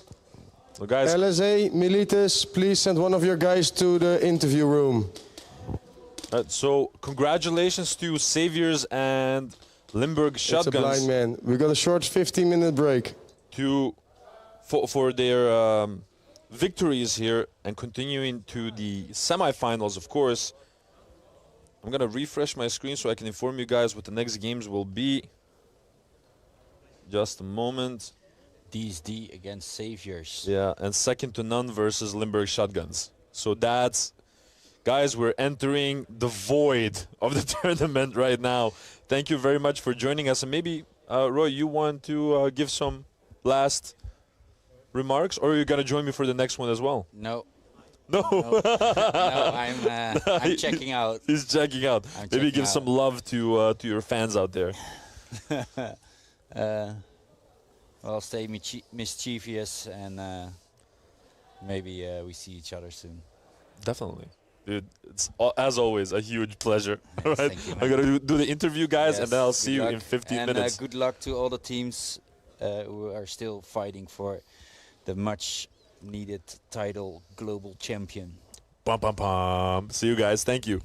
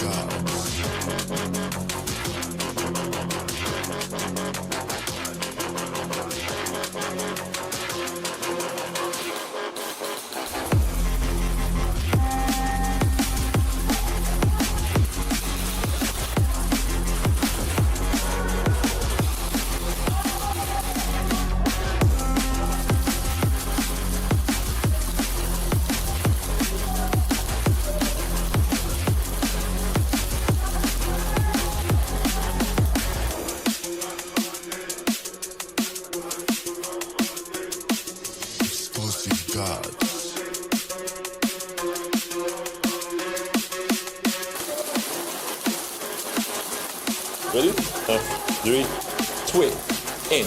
All right, go. Hello, everyone, and welcome back to another post-game interview.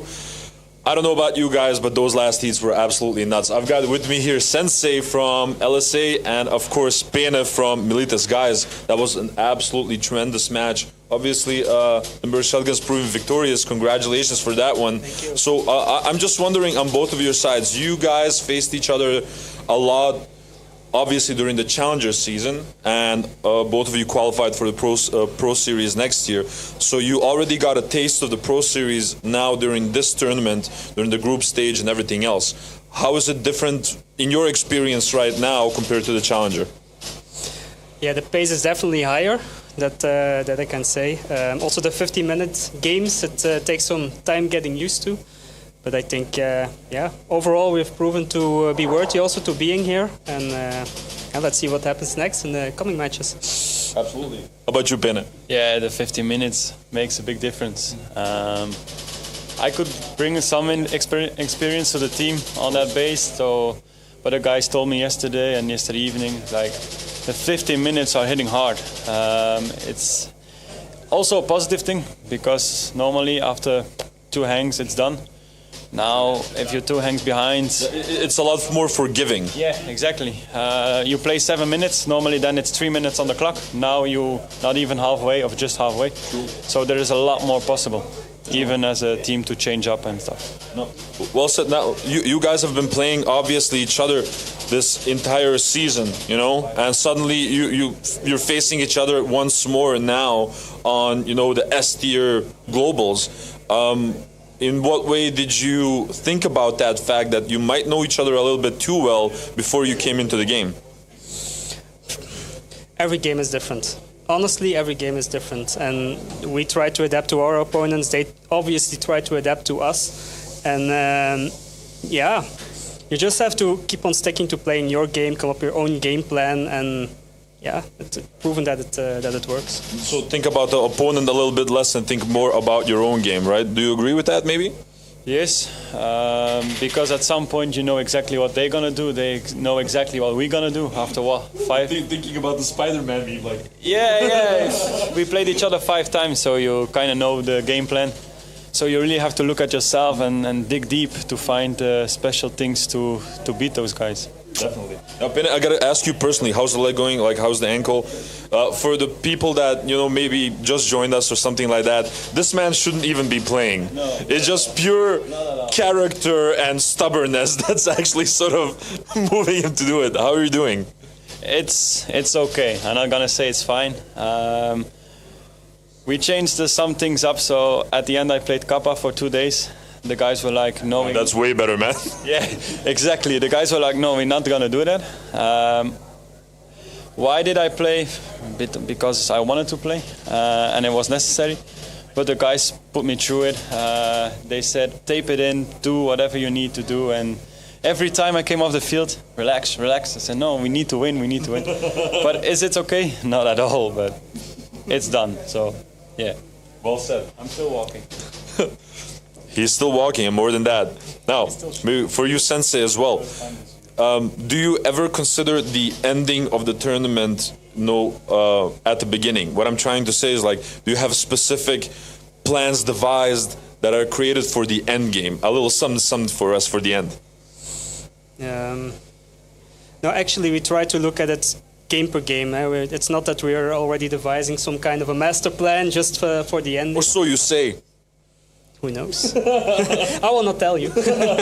No, actually, I don't even know who we're playing next. So it's second to none. Second to none. Okay. Yeah. We'll try to make them second to us then. Well said. Can't wait to see it, guys. I want to say that it was truly an honor and an inspiration to watch you guys play until now. Pene, congratulations on a wonderful, wonderful tournament. You maybe want to give a shout out to maybe your sponsors, your supporters, anyone at home. Take a moment. And definitely thank you to all the sponsors. Vinci, MTSS. They really brought us here. We really need them, so we cannot forget them. Even the guys at home, the players who are not playing, thanks to be here this year to bring the whole team up to this level. Also, Dimi, Elias, Bente, Rebel. Without you guys, I couldn't do it. So Militis also needed you, even you were not here. Very thank you to bring me up this level and Militis up this level in the past year, 2 years, and myself in the past 5 years. Thank you very much. Thank you for the kind words. And maybe one quick word for the remainder of the tournament. Tell them. What do I have to tell them? Whatever you want. Say something menacing. I have to say that Motorke will start to destroy people now. I always tell him in front of every tournament, man, I want a medal. And he has never felt me, so I'm still counting on you. No, Malik's like, again.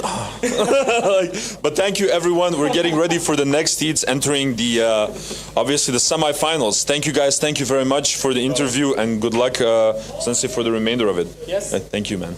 Thank you. Man. Dat was een leuk spelletje, guys. Hier is dus... Hey, als jullie een snack willen, ik bracht dit voornamelijk eigenlijk voor de buitenlandse mensen mee. Snap je, wat Belgische staf? Nee, pak maar hoor. Verslaving, dat kan ik niet. Frangipannetje is net mijn moeder.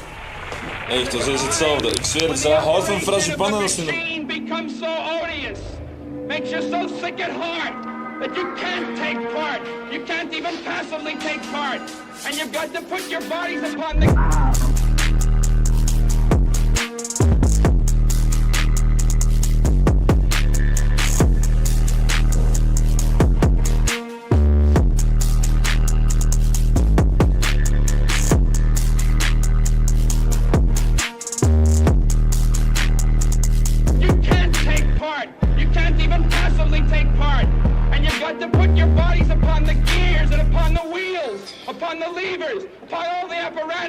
To make it stop.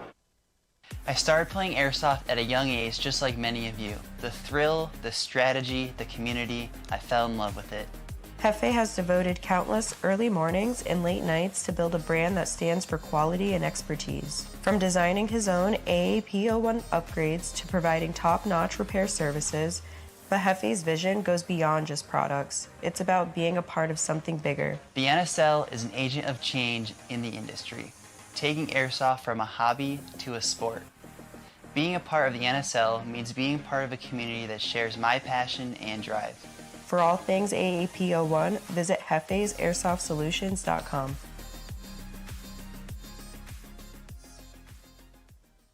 I started playing Airsoft at a young age, just like many of you. The thrill, the strategy, the community, I fell in love with it. Hefe has devoted countless early mornings and late nights to build a brand that stands for quality and expertise. From designing his own AAP01 upgrades to providing top-notch repair services, but Hefe's vision goes beyond just products. It's about being a part of something bigger. The NSL is an agent of change in the industry, taking Airsoft from a hobby to a sport. Being a part of the NSL means being part of a community that shares my passion and drive. For all things AAP01, visit hefesairsoft.solutions.com.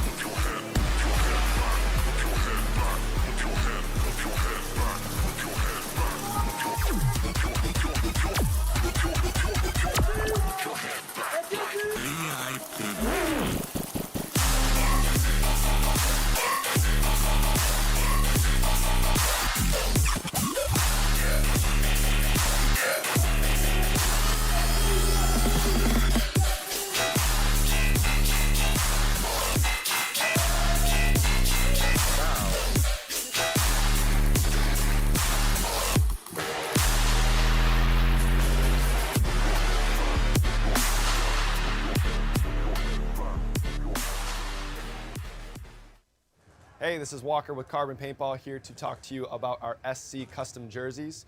To start your team's design, head over to crbnpaintball.com, fill in some team information, including what colors, what template you want to base your jersey off of, upload your main team logo and any sponsors, enter your name and your number, and we're going to kick you back a 3D image of your jersey. The custom jersey is built on a 5-panel design that's all customizable. The jersey features a DWR coating all throughout the jersey, so it is water resistant. It also is stain proof, and it has side mesh venting. The jersey is also very fitted, so it has a compact neck collar, and it also features elastic thumb loops to keep the sleeves in place while you're sliding or running. To start your team design, head over to crbnpaintball.com. Hi guys, I'm Kyle from High Kappa Hub. We're the head sponsor for NSL 2025 season. We are a UK-based company and we specialise mostly in high kappa builds, so high kappa parts or actual full builds. But we do also do M4s. This is a Monk one. And we also do everything that goes in it, from your gorilla boards to your engines, to your triggers, to regs, everything like that. If you do need a slide for a kappa, we've got plenty of those in 4351, and as well as grips, if you want a grip. Goggles, we will be stocking JTs real soon, so everybody's hyping off these JTs, we'll have these in. So we're going to try and make it over to NSL, or Real Strike, as much as we can this year for Challengers Pros and for Nations Cup as well. So if you're there, come and say hello to me. I'll be wearing something like this, or you'll see me somewhere. Also, we'll have a range of our products in the Real Strike shop on the left-hand side as you walk in. It'll be High Kappa Hub corner. You can't miss it. It'll be lovely to see as many as we can over there, so pop up and say hi.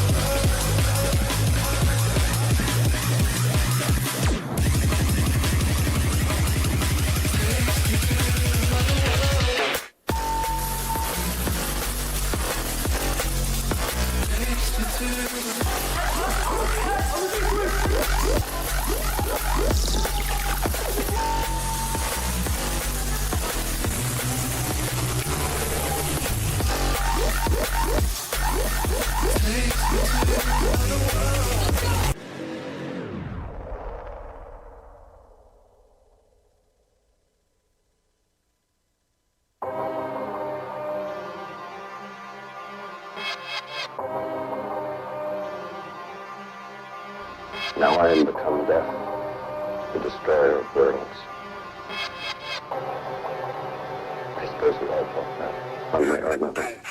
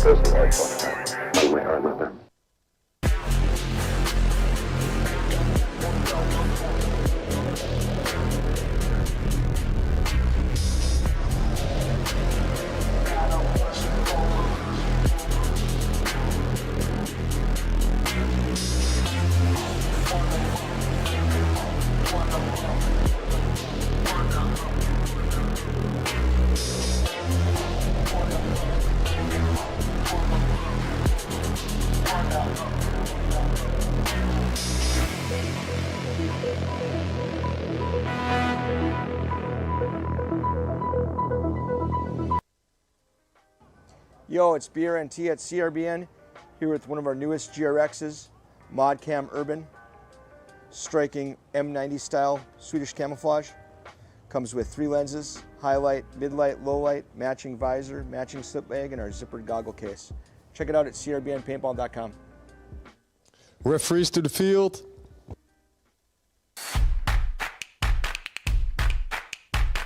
Please put your mask or your glasses on.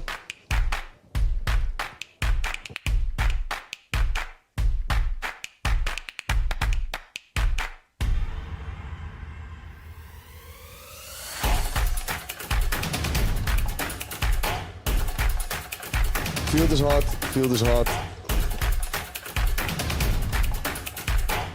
Next teams, Saviors, DSD, LSA, second to none, come to the field and chrono your gun.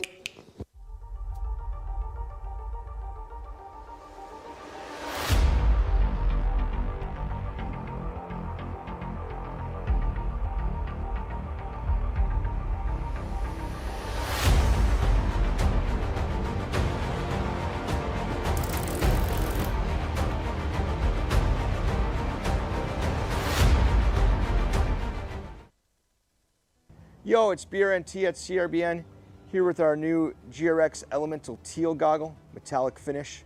Comes with a highlight lens, mid-light, low-light, matching visor, slip bag, and our zippered goggle case. Check it out at crbnpaintball.com.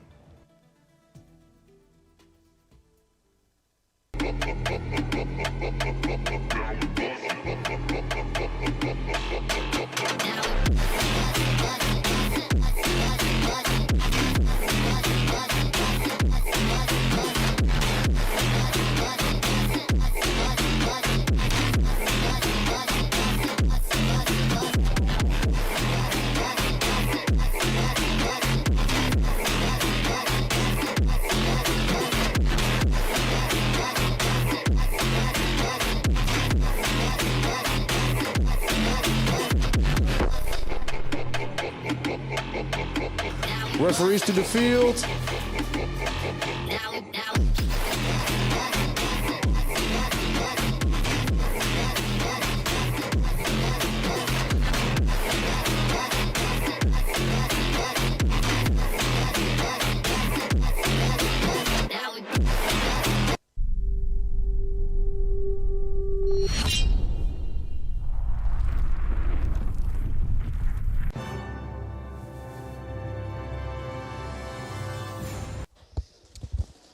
Hello NSL Nation and welcome back to the NSL Globals Championship 2025.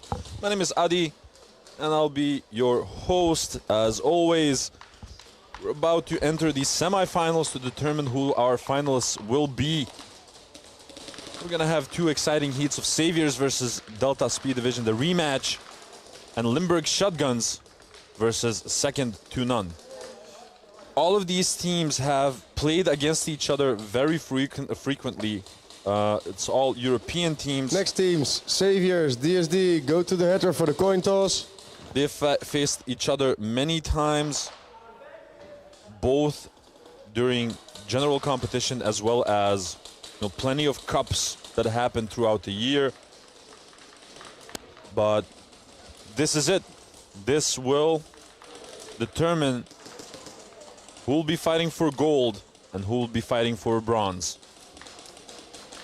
I hope you guys are excited as I am. Try. This will be one hell of a matchup. We'll be starting off with Saviors versus DSD, with Saviors on the attacking side.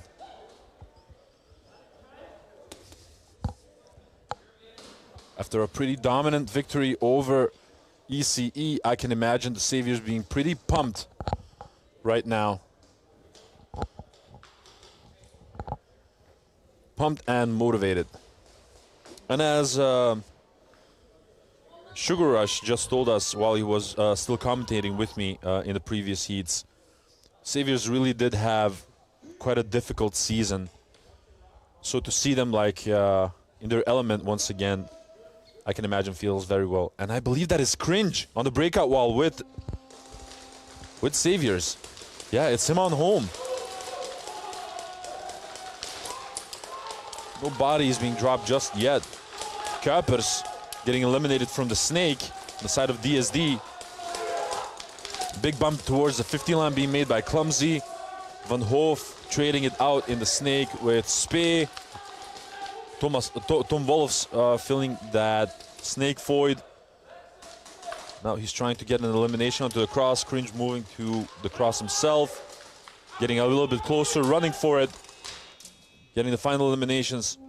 And that's going to be a zone 3 by Laris Gutierrez. And that was a wonderful attack by Saviors. Points on the board, zone 3.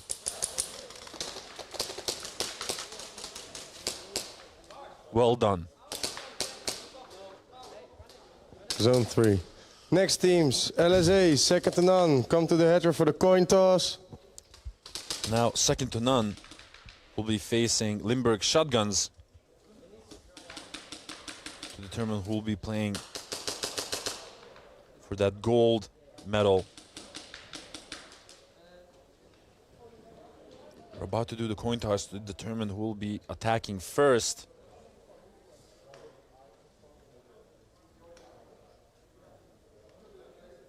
And it seems that Limburg Shotguns will be attacking first. LSA, first try. They'll be starting from the VIP side. Good luck to both teams. And let's get ready to rumble.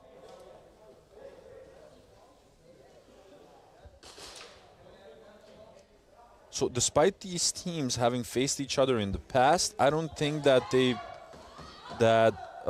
faced each other with the current setup. So for example, Limburg Shotguns made some adjustments to the teams as well.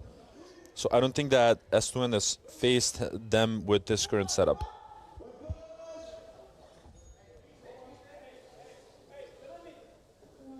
Remy Cole. Rough. Big bump in the Snake being made by Hyper J, who trades it off with Keani. So the Snake side is neglected at this moment. As I say that, Seems getting shot out from the cross. You've got Augustin pushing now through the Snake. A lot of pressure being put on the Snake side by Primex from that cross, who got eliminated now by Hilke van Boven. Now they're pushing forward, looking for the flag. And I think that is a snatch by Ivar Augustin. Snatch. Next team. That was Xavier, one second try. hell of a snatch. It really felt that second to none was moving as a unit. I don't think that they even lost one body in that transaction. That was absolutely crazy.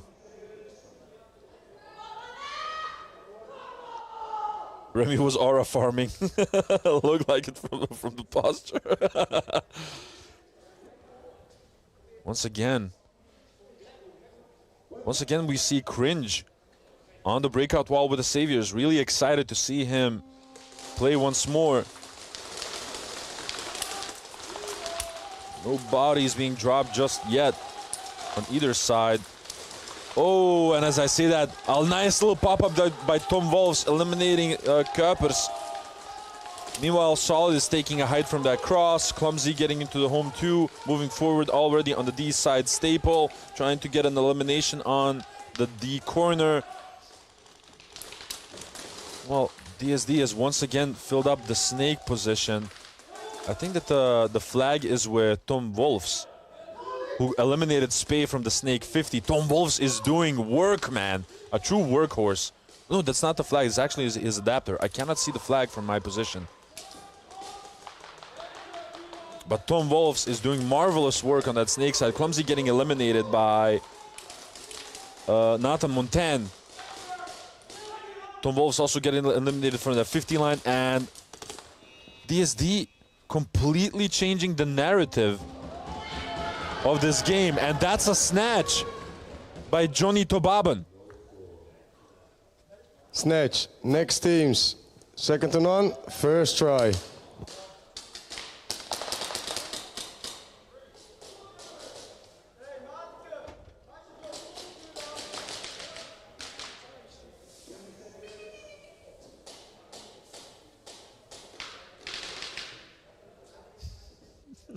Some heat. Yeah. Some love for second to none in the chat as well. LSA is going to take this one personally if Remy keeps going like this. It's all mind game, guys. It's all mind games. Rough. Two breakout shooters on the side of second to none. Oh, and Primex getting shot off break. Formidable shooting by Murasaki. They also lose Keani from the snake. They lose Seams from the cross. Oh my days. The defenses of Limber Shotguns are crumbling. And second to none are just walking all over them. And the Lysol Salto by Murasaki. Get out of here. Stop that. Oh my lord. 1v1. Murasaki with a small salto all the way before the breakout wall. Oh my god. Oh lord. Oh me, oh my. I can't even right now.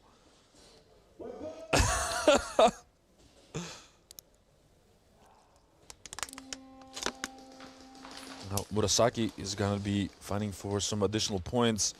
He's already on the 50 line. Not sure whether Frosty has seen him. But Murasaki needs to be careful because, like I said, Frosty is an excellent shot. Oh, and Murasaki got him. 6 seconds left. A nice little stroll. And that's gotta be a hang. Additional points for second to none as well. 14 points on the board. Still a little less than 14 seconds left. I can't imagine that we had all of this action in only the first minute of the game. Next teams. DSD, first try. Some love for second to none in the chat. Mustard saying Remy is a demigod at getting penalties at the worst time for his team. Aura farming for the max. Yeah, Murasaki was crazy with that one. But now back to this Saviors versus DSD game. And we're off.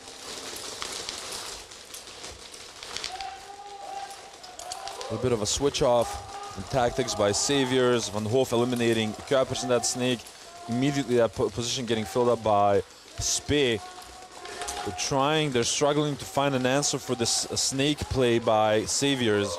Meanwhile, Clumsy making a bump to the D2 hike up Hub Dorito. Spee and Van Hoof have traded out. And Van Hoof once again taking two people with him. Now Tom Wolf's moving through the snake himself, eliminating Dekker. And now last one left is Nathan Montaigne. And that's it.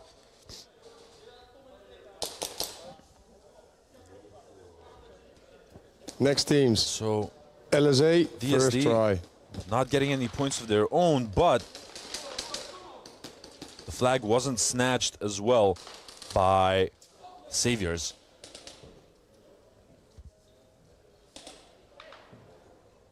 But we can see definitely that DSD is working on some tactic to get rid of that snake because Van Hoof has been absolutely terrorizing it. And now back to second to none versus Limber Shotgun game. We hear a kill 2 already from Remy. Hyper J is gonna get pulled, or so it seems. Meanwhile, see a push in the snake by Ivar Augustin. Game has slowed down a little bit. Trade happening in the snake between Keani and Ivar Augustin. Kyle Chape getting eliminated by Van Bove. Now Murasaki getting to the 50 line, getting shot out by Primex.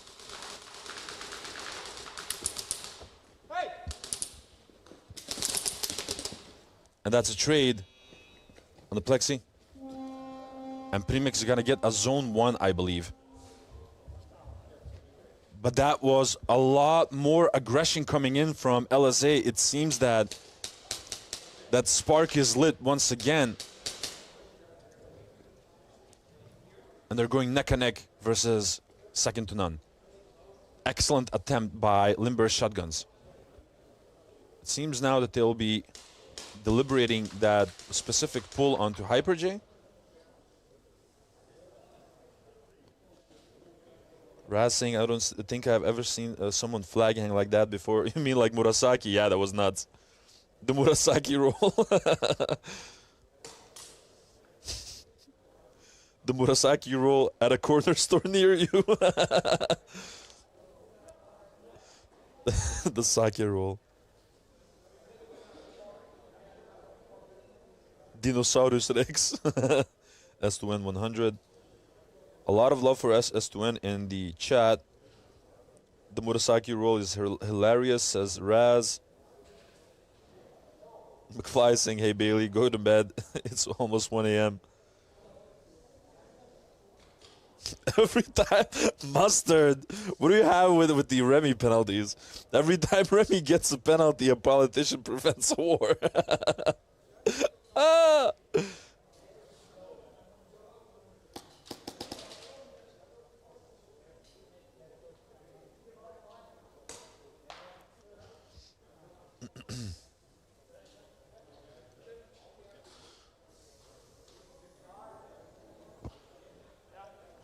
Second to none. Player 8, first degree penalty, 4 straight. Oh, so a first degree penalty on Hyper J for a 4 straight. Ooh, second to none is going to feel that one. So the first degree penalty, ladies and gentlemen, means that the next 3 tries, second to none has to play with 3 people. Let's see if Limburg Shotguns manages to punish that one.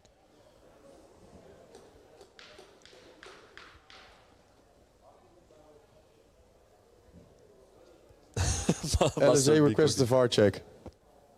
LSA requested a VAR check. So that's going to be a VAR check request by LSA, but on what? I'm not sure on what.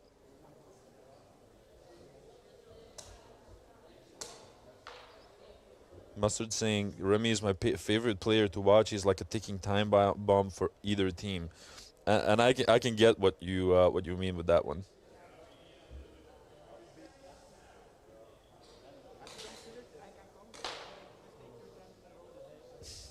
VK Nightmare saying, wait, Marty's still up?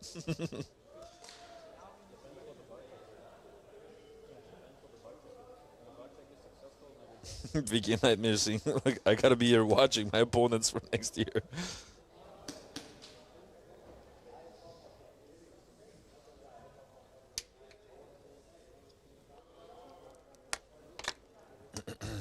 So guys, might take a minute or two for the VAR check. Oh me, oh my.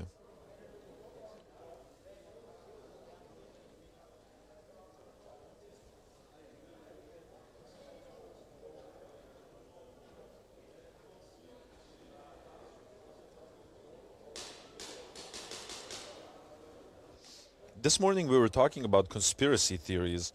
So I, just for the heck of it, I just wrote down like most popular conspiracy theories. And there is one specifically about Shakespeare, like the theory that questions whether William Shakespeare actually wrote any of his own plays, suggesting that another author was the real mastermind. How do you even fact check that, you know?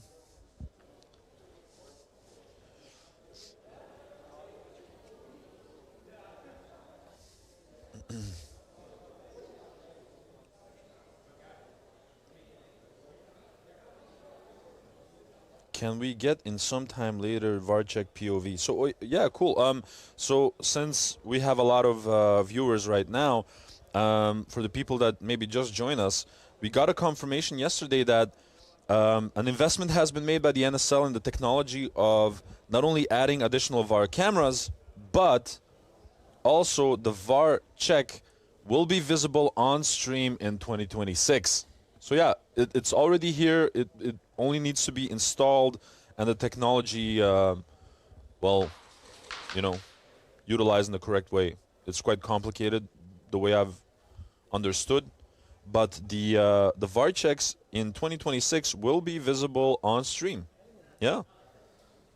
So that's pretty cool news, right? I think that's huge.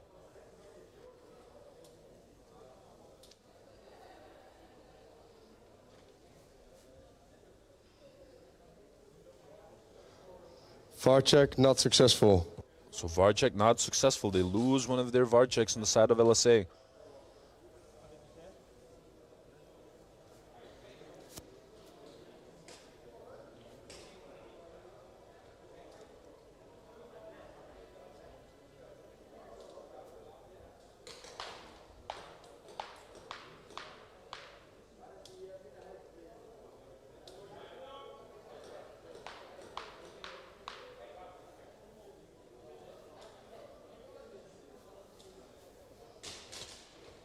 Another two cams for Mustard to witness his favorite player get domed. So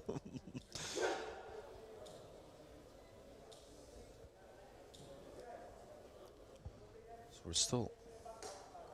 Are we waiting for something additional? That was the VAR check, right? So that must be over.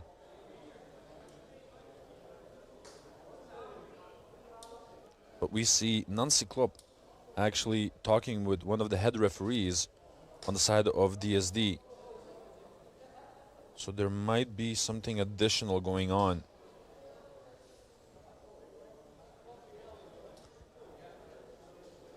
Hey, Droopy. So there was a VAR check requested by LSA, and that failed. But at the same time, we can see that Nancy Klopp is talking with one of the head refs.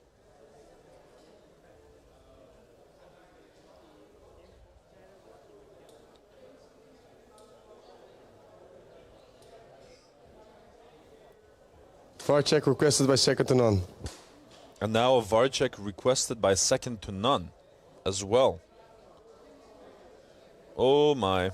Well, honestly, we could have expected this. This is the semifinals in the end, and a lot of people are simply, you know, using the VAR checks that they have left. By the way, how are you liking my new Goat Design headband?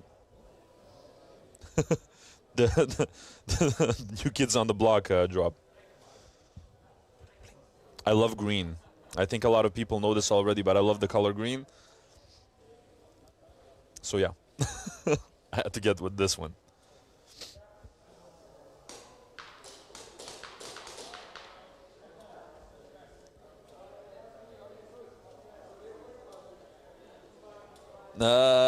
Coop's being really secretive with it. So Wraith asks him, like, are you going to be playing pistol or rifle next year? Is like, I guess we'll see. Man is not giving anything away.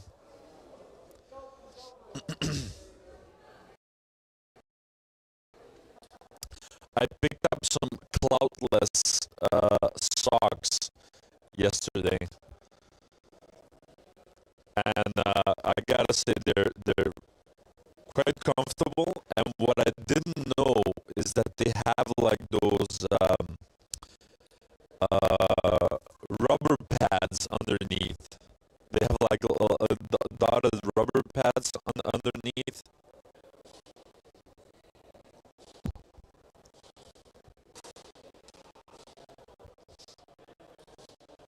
So they're extra grippy.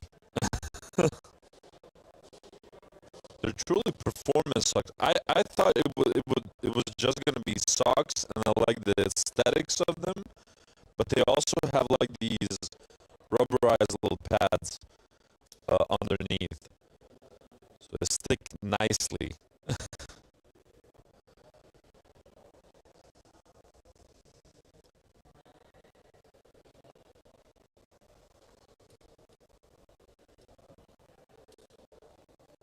The sound has gone again.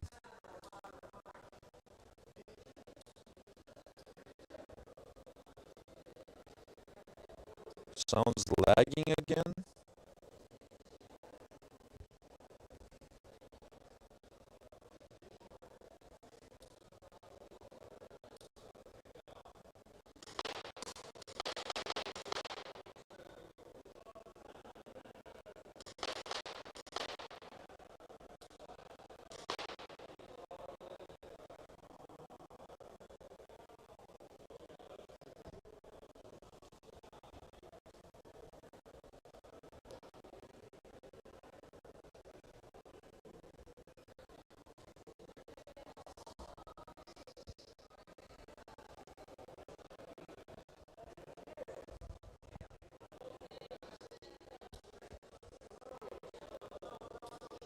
Ja.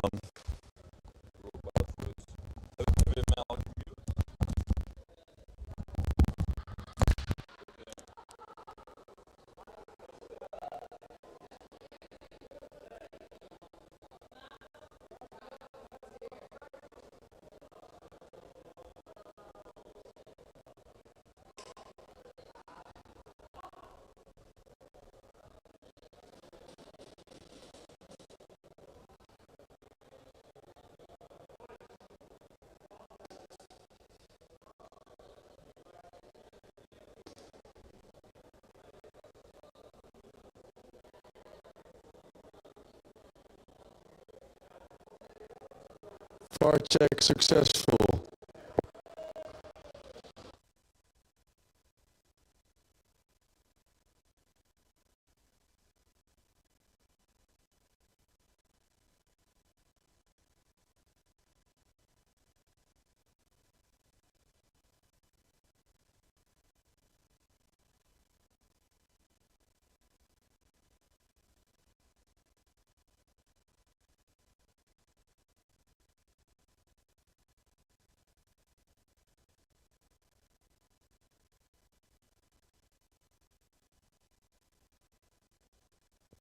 Next teams, DSD, second try.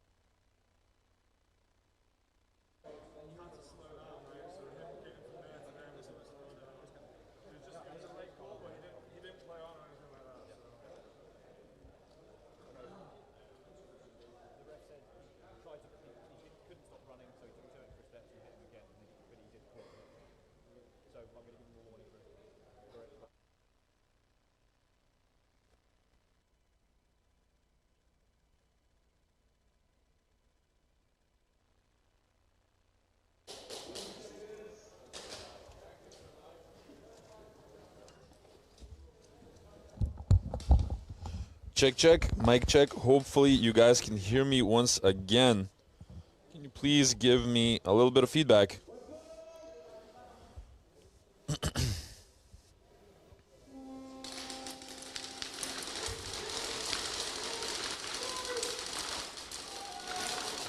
Check.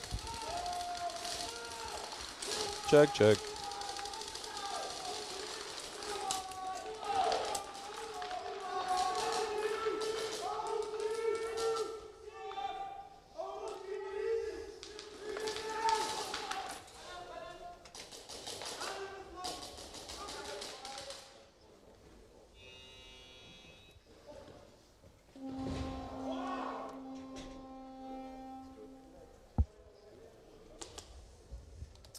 Fixed. All right.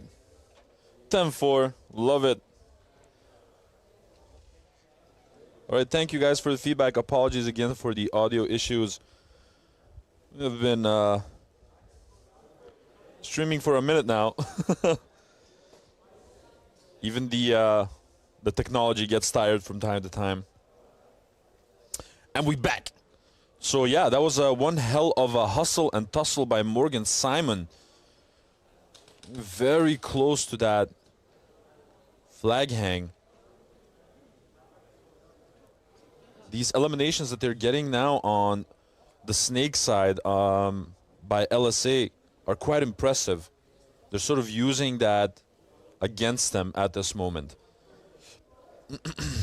Zone 3. Next teams. Saviors, first try. So yeah, LSA creeping back into this game with another zone 3. But the flag possession has now changed back to second to none. To answer a couple of questions, this is the semifinals, not the finals yet, Ethan. One of the head refs is limping indeed. That might be, you know, different things. Maybe he has a slight cramp. But he seems to be walking fine once again. Morgan always sending it. Yeah, your boy fast. Your boy fast as hell. Put on the thrusters, the whole shebang.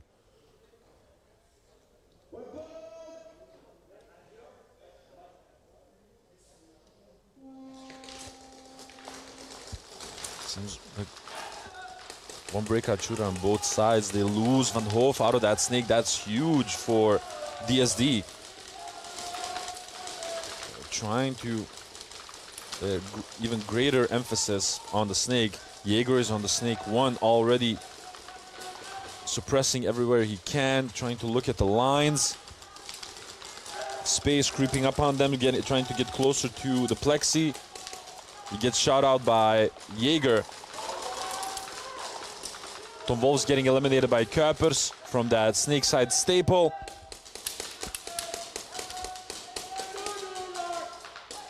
Now we still have Jaeger, of course, and Solid, who are trying to orchestrate anything more. Now Jaeger got shot out. Last one is Solid, trying to do the sacrificial run. He got eliminated. Press the buzzer. Looking for the flag, but it doesn't seem that they have it just yet. And DSD is shooting formidably. They're using the tempo of Next Saviors. Teams. Second to none, first try. Against them to sort of let them move in their lines.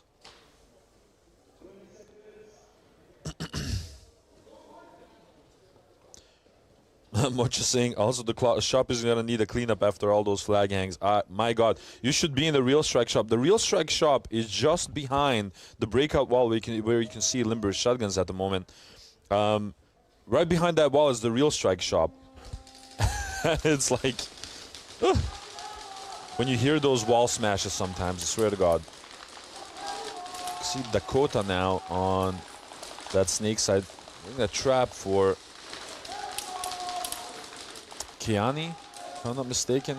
You can see 2 lines at least flying towards that snake. Limber shotgun is not giving them any leniency in that snake. Ivar Augustin arriving at the snake 1 while Dakota has put a trap on the snake 4. Oh, and Dakota getting eliminated. Impatience cost him. Now, bump being made by Bilke van Boven onto the home one. Now, Ivar Augustin needs to be extra careful because both Keani and Viper are beaming at him, and they get him out. Now, Hilke van Boven is trying to do a sacrificial run together with Remy. And it seems that Keani has the snatch. Wonderfully played by Limber Shotguns, getting back the possession of the flag. And second to none, Next not teams. extending Xavier, their second lead try. at all. Excellent snake play by Limber Shotguns. They had like 2 lines at least from home, also from the snake corner. And the moment that Dakota sort of popped up on that snake 4, immediately got clipped by one of the BBs. That was very well played.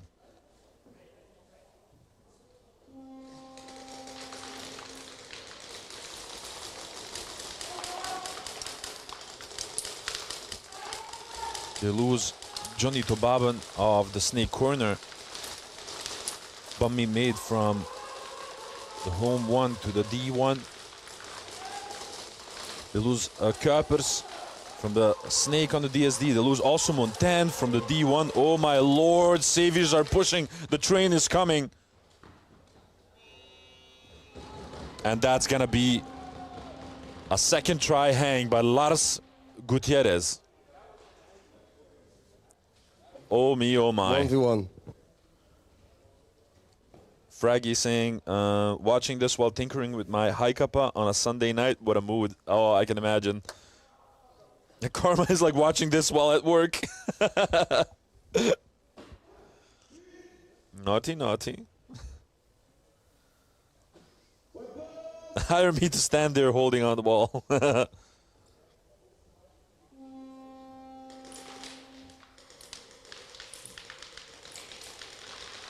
Before the wall was padded, you could hear the hangs everywhere. Oh man, I think they put the padding on the wall in 2024. So not that long ago, honestly. Before that, people were just smashing against like a wooden wall. Oh, Johnny Tobaban getting eliminated by Lars Gutierrez. Still 3 seconds left on the clock. And additional points for Saviors. That's going to be 16 points on the board. That will make them feel nice and comfortable. Next teams. LSA, first try. Mustard like called it. Game IQ still works. You did call it. 3 guys crossfiring on Snake is brutal. Yeah. But whatever works. If the team like is exceptionally Snake heavy or whatever, I mean, whatever works, right? We can see 3 people going towards the snake on the side of S2N. Ivar Augustin sliding through the snake.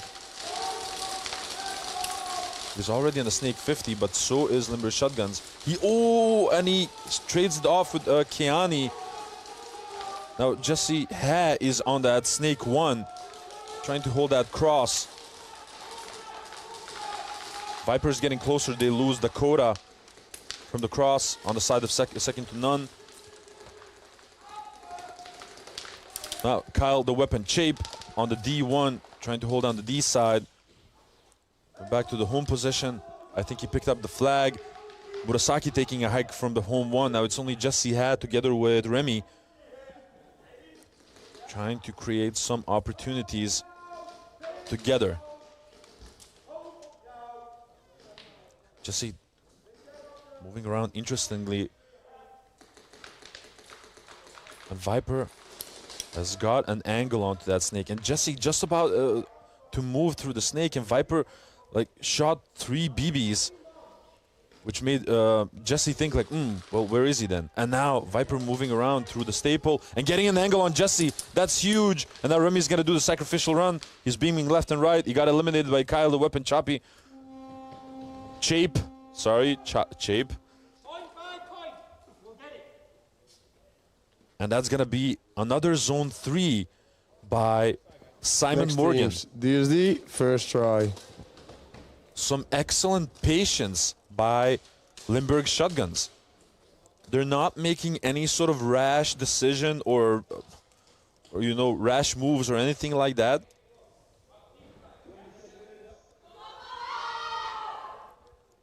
They're sort of trying to read the situation, shooting whatever they need to, and not making any blunt sort of movements because they know that second to none punishes those hard.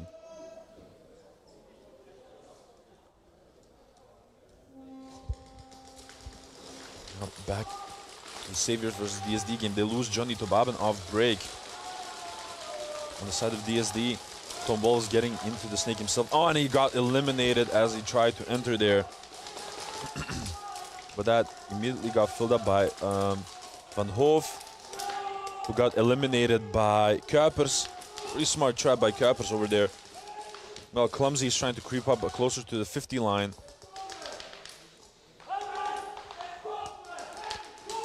While being supported. Oh, as Clumsy tried to get to that plexi, got eliminated by Decker. We hear some good communication from Decker. Jaeger eliminating Decker, getting a trade. Oh, never mind. He didn't get him, and that's a snatch by Jaeger. That was really some terrifying forward moving by Jaeger, getting the elimination on Decker, catching Nathan Montan off guard. LSA, second try. And then also getting the snatch. I mean, that's everything that you want and more. 2 eliminations, a snatch in his hand, and that's that.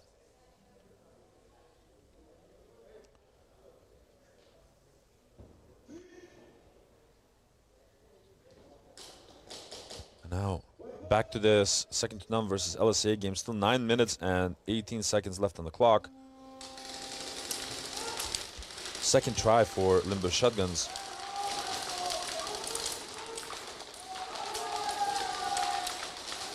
Now, it seems that Hyper has proved victorious in that snake over Kiani. 2 in the snake.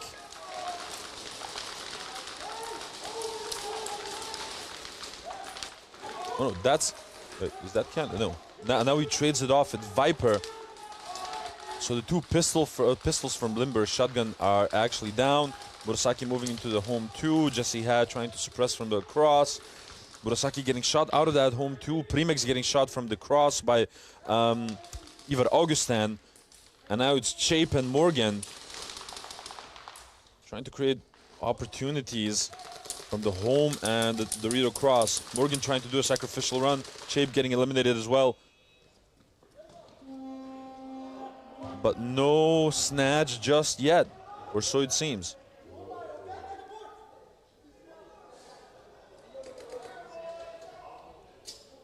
And a gorgeous blue Rogue 9 from Remy. Next team. You might have seen that on the socials, but that thing looks mighty fine.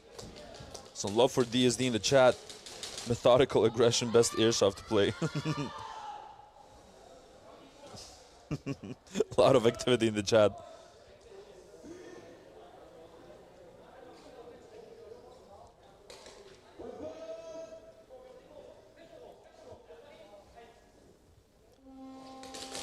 Let's see if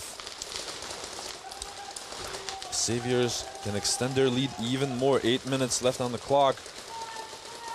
It seemed for a minute that DSD was figuring out that gameplay from Saviors, but now Saviors, that train has started to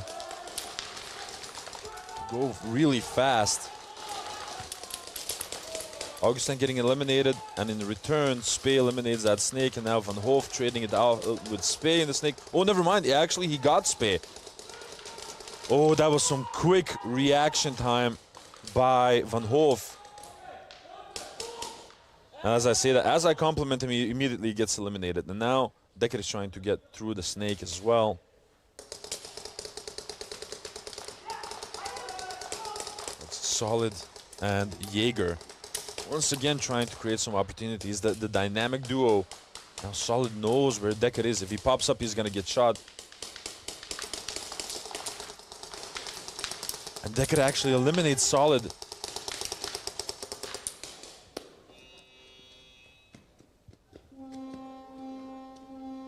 And that is, I think, a early buzzer by Saviors. I think. The way that Jaeger was moving, I don't think he was eliminated. That might have been an early buzzer. But I'm not completely sure.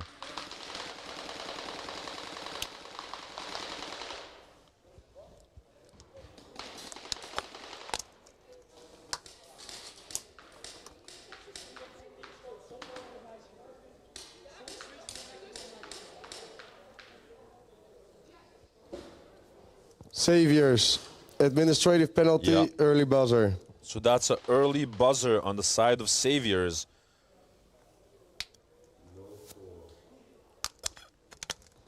Which is an automatic snatch for DSD and also gives the opportunity. Next teams, LSA, third try. To DSD to punish the Saviors for that admin penalty because the Saviors have to play with 4 people for the next 3 rounds. That's huge for DSD.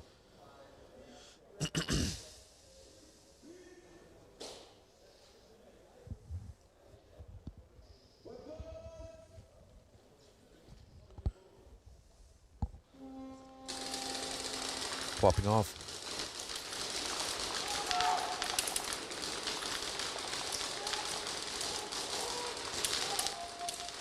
Nice little trade between Keani and Hyper in the Snake once more.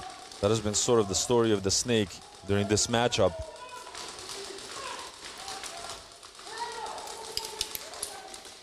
Now Viper has set a trap on that Snake 1. Premix moving to that Snake corner, trying to support.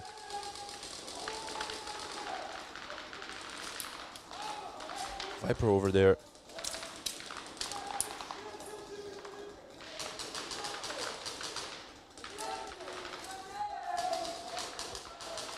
Oh no, that's not Viper, that's Keani actually. And now Keani actually got shot in the Snake by Jesse.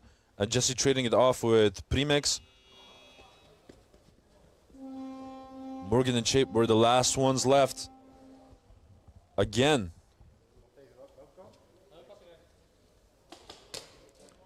That was a zone 2, I believe.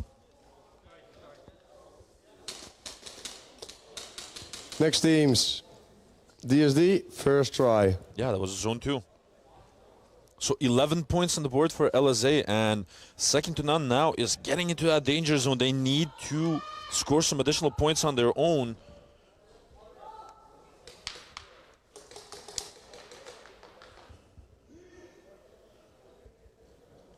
Push the living crap out of the Snake.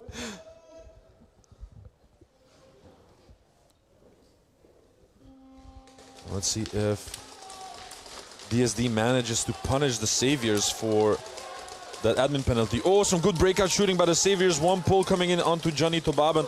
He has not had his game, to be honest. Kapper's getting closer into the Snake. Needs to be careful with Van Hoof. Oh, and he got clipped by one of the last BBs that Van Hoof shot. Van Hoof trying to move up through it, trading it off with Spee.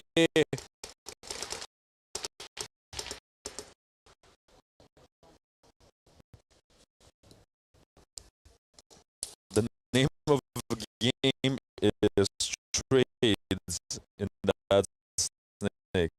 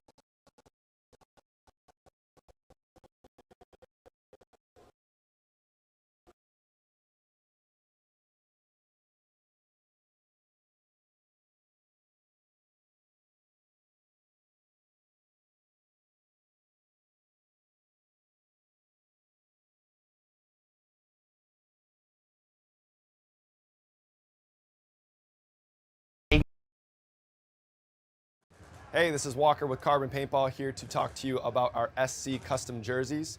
To start your team's design, head over to crbnpaintball.com, fill in some team information, including what colors, what template you want to base your jersey off of, upload your main team logo and any sponsors, enter your name and your number, and we're going to kick you back a 3D image of your jersey. The custom jersey is built on a 5-panel design that's all customizable. The jersey features a DWR coating all throughout the jersey, so it is water resistant. It also is stain proof, and it has side mesh venting. The jersey is also very fitted, so it has a compact neck collar, and it also features elastic thumb loops to keep the sleeves in place while you're sliding or running. To start your team design, head over to crbnpaintball.com.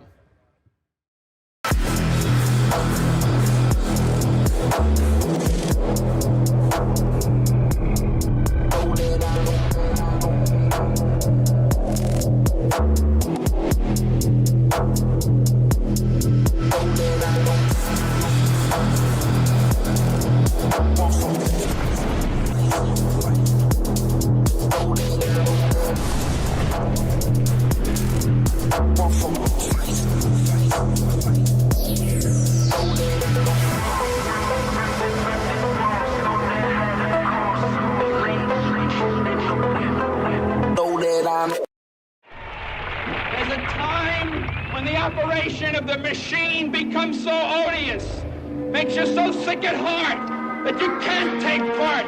You can't even passively take part. And you've got to put your bodies upon the...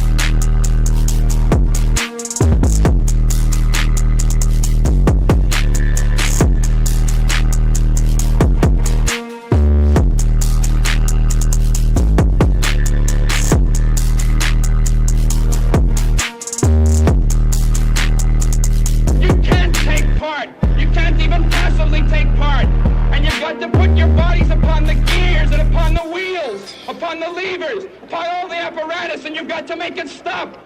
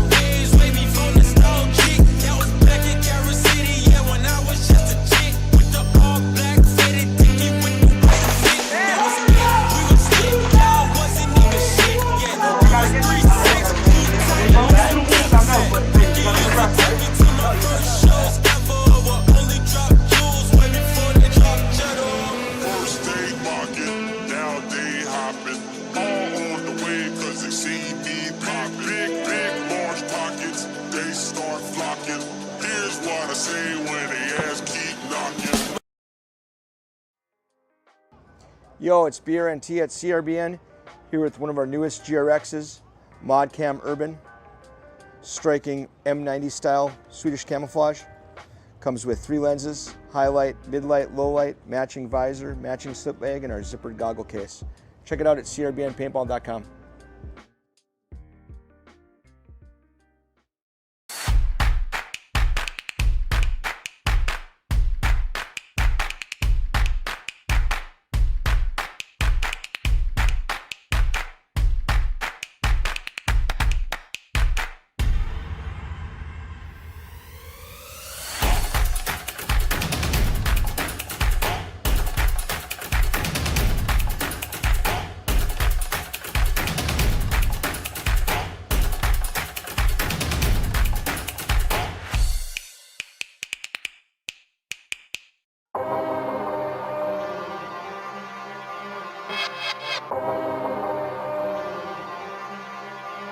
Now I am become death, the destroyer of worlds. I suppose we all felt that, one way or another.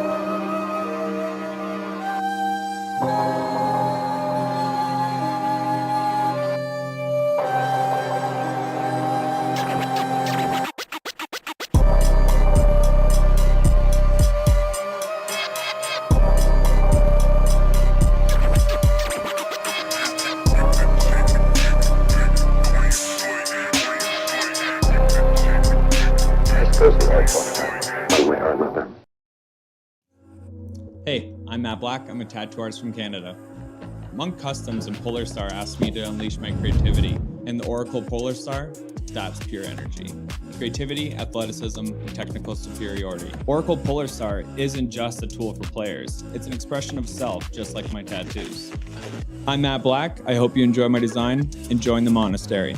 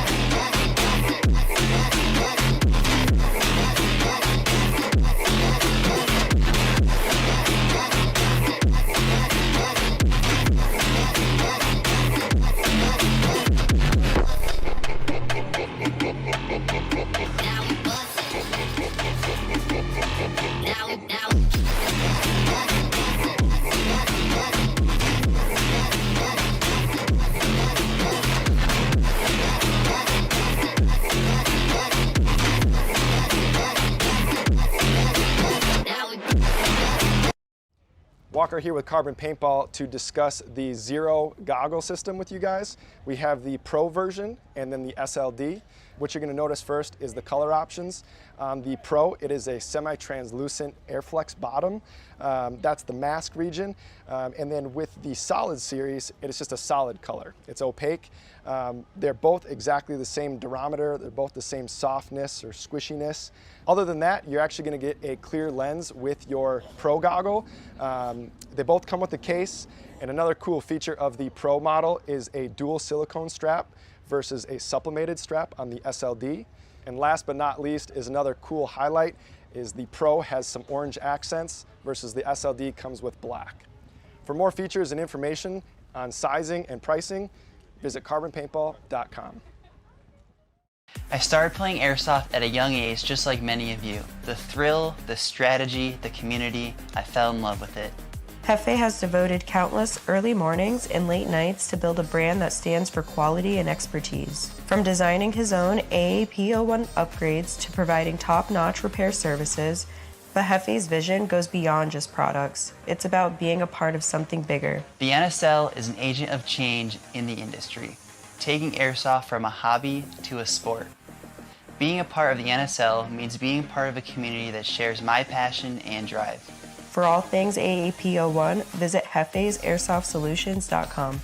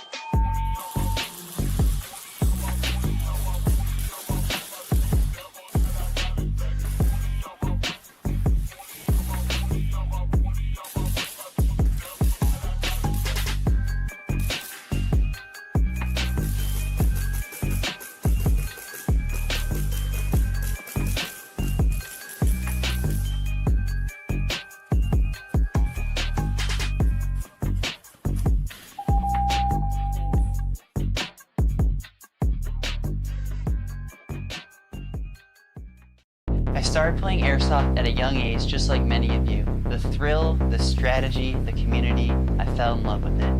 Hefe has devoted countless early mornings and late nights to build a brand that stands for quality and expertise. From designing his own AAP01 upgrades to providing top-notch repair services, the Hefe's vision goes beyond just products. It's about being a part of something bigger. The NSL is an agent of change in the industry, taking Airsoft from a hobby to a sport. Being a part of the NSL means being part of a community that shares my passion and drive. For all things AAP01, visit hefesairsoft.solutions.com.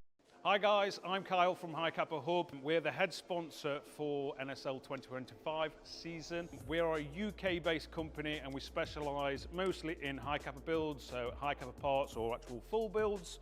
But we do also do M4s. This is a Monk one. And we also do everything that goes in it, from your gorilla boards to your engines, to your triggers, to regs, everything like that. If you do need a slide for a Kappa, we've got plenty of those in 4351, and as well as grips, if you want a grip. Goggles, we will be stocking JTs real soon, so everybody's hyping off these JTs, we'll have these in. So we're going to try and make it over to NSL, or Real Strike, as much as we can this year for Challengers, Pros, and for Nations Cup as well. So if you're there, come and say hello to me. I'll be wearing something like this, or you'll see me somewhere. Also, we'll have a range of our products in the Real Strike shop on the left-hand side as you walk in. It'll be High Kappa Hub corner. You can't miss it. It'll be lovely to see as many as we can over there, so pop up and say hi.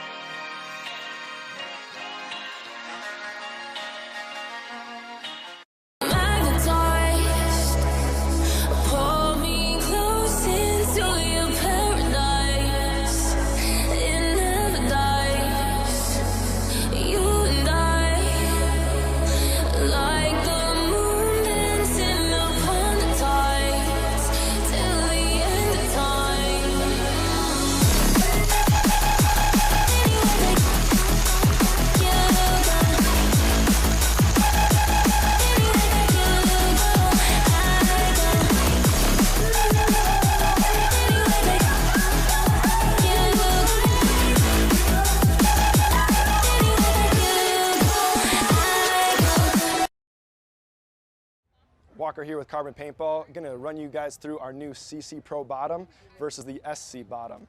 The first thing that you're going to notice if you're actually trying these on is the fit. The fit is a little bit more loose, it's a little bit more relaxed. So in the SC, I wear a large personally, but I would wear a medium in this product. The reason for that is it is a little bit looser in the calf region and it's 3/4 length. So if you're a skinnier guy like me, I would still suggest the SC Pro bottoms with the full length. It's just going to be a little bit better coverage for you so it's not moving around.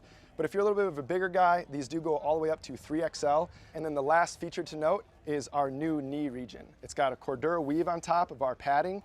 So if you're not wearing a paintball specific pant, this is probably going to be a little bit more durable for you. If you have any more questions, you're looking for any more info, visit carbonpaintball.com.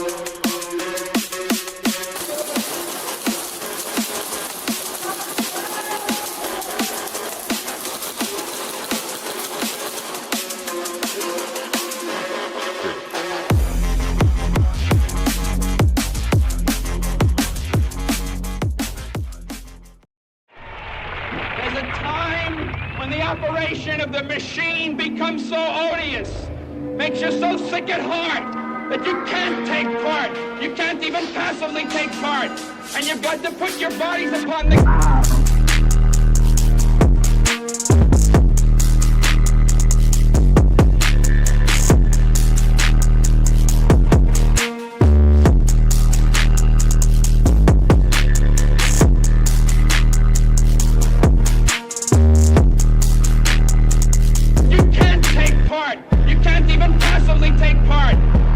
To put your bodies upon the gears and upon the wheels, upon the levers, upon all the apparatus, and you've got to make it stop.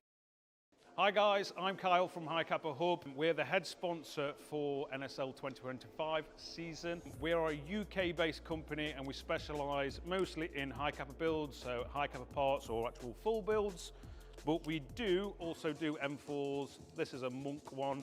And we also do everything that goes in it, from your gorilla boards to your engines, to your triggers, to regs, everything like that. If you do need a slide for a kappa, we've got plenty of those in 4351, and as well as grips, if you want a grip. Goggles, we will be stocking JTs real soon, so everybody's hyping off these JTs, we'll have these in. So we're gonna try and make it over to NSL, or Real Strike, as much as we can this year for Challengers Pros and for Nations Cup as well. So if you're there, come and say hello to me. I'll be wearing something like this, or you'll see me somewhere. Also, we'll have a range of our products in the Real Strike shop on the left-hand side as you walk in. It'll be High Kappa Hub corner. You can't miss it. It'll be lovely to see as many as we can over there, so pop up and say hi.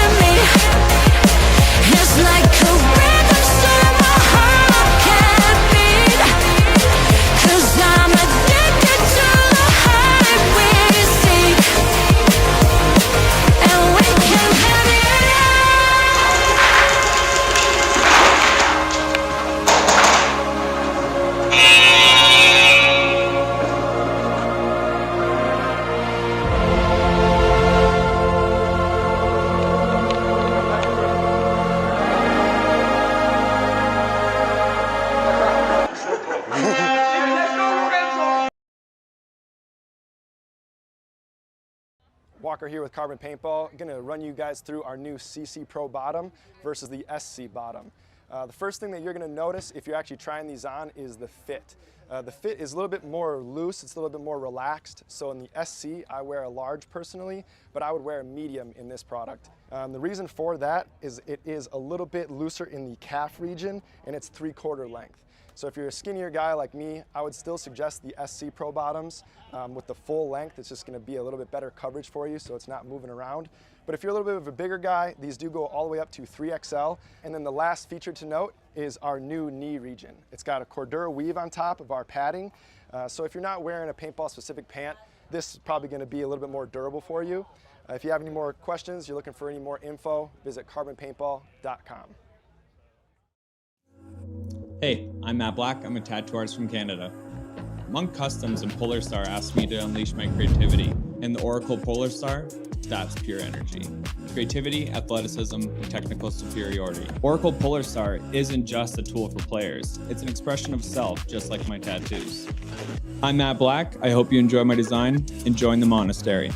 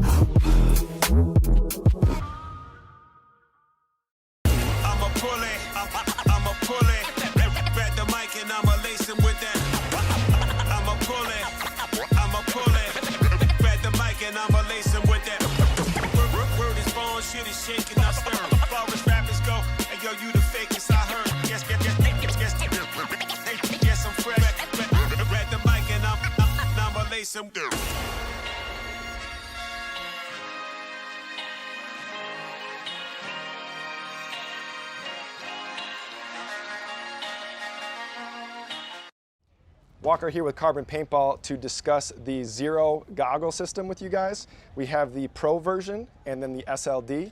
What you're going to notice first is the color options. On the Pro, it is a semi-translucent Airflex bottom. That's the mask region. And then with the Solid series, it is just a solid color. It's opaque. They're both exactly the same durometer. They're both the same softness or squishiness. Other than that, you're actually going to get a clear lens with your Pro goggle. They both come with a case.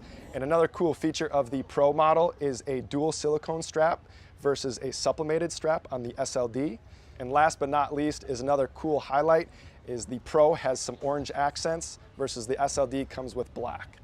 For more features and information on sizing and pricing, visit carbonpaintball.com. I started playing Airsoft at a young age just like many of you. The thrill, the strategy, the community, I fell in love with it. Hefe has devoted countless early mornings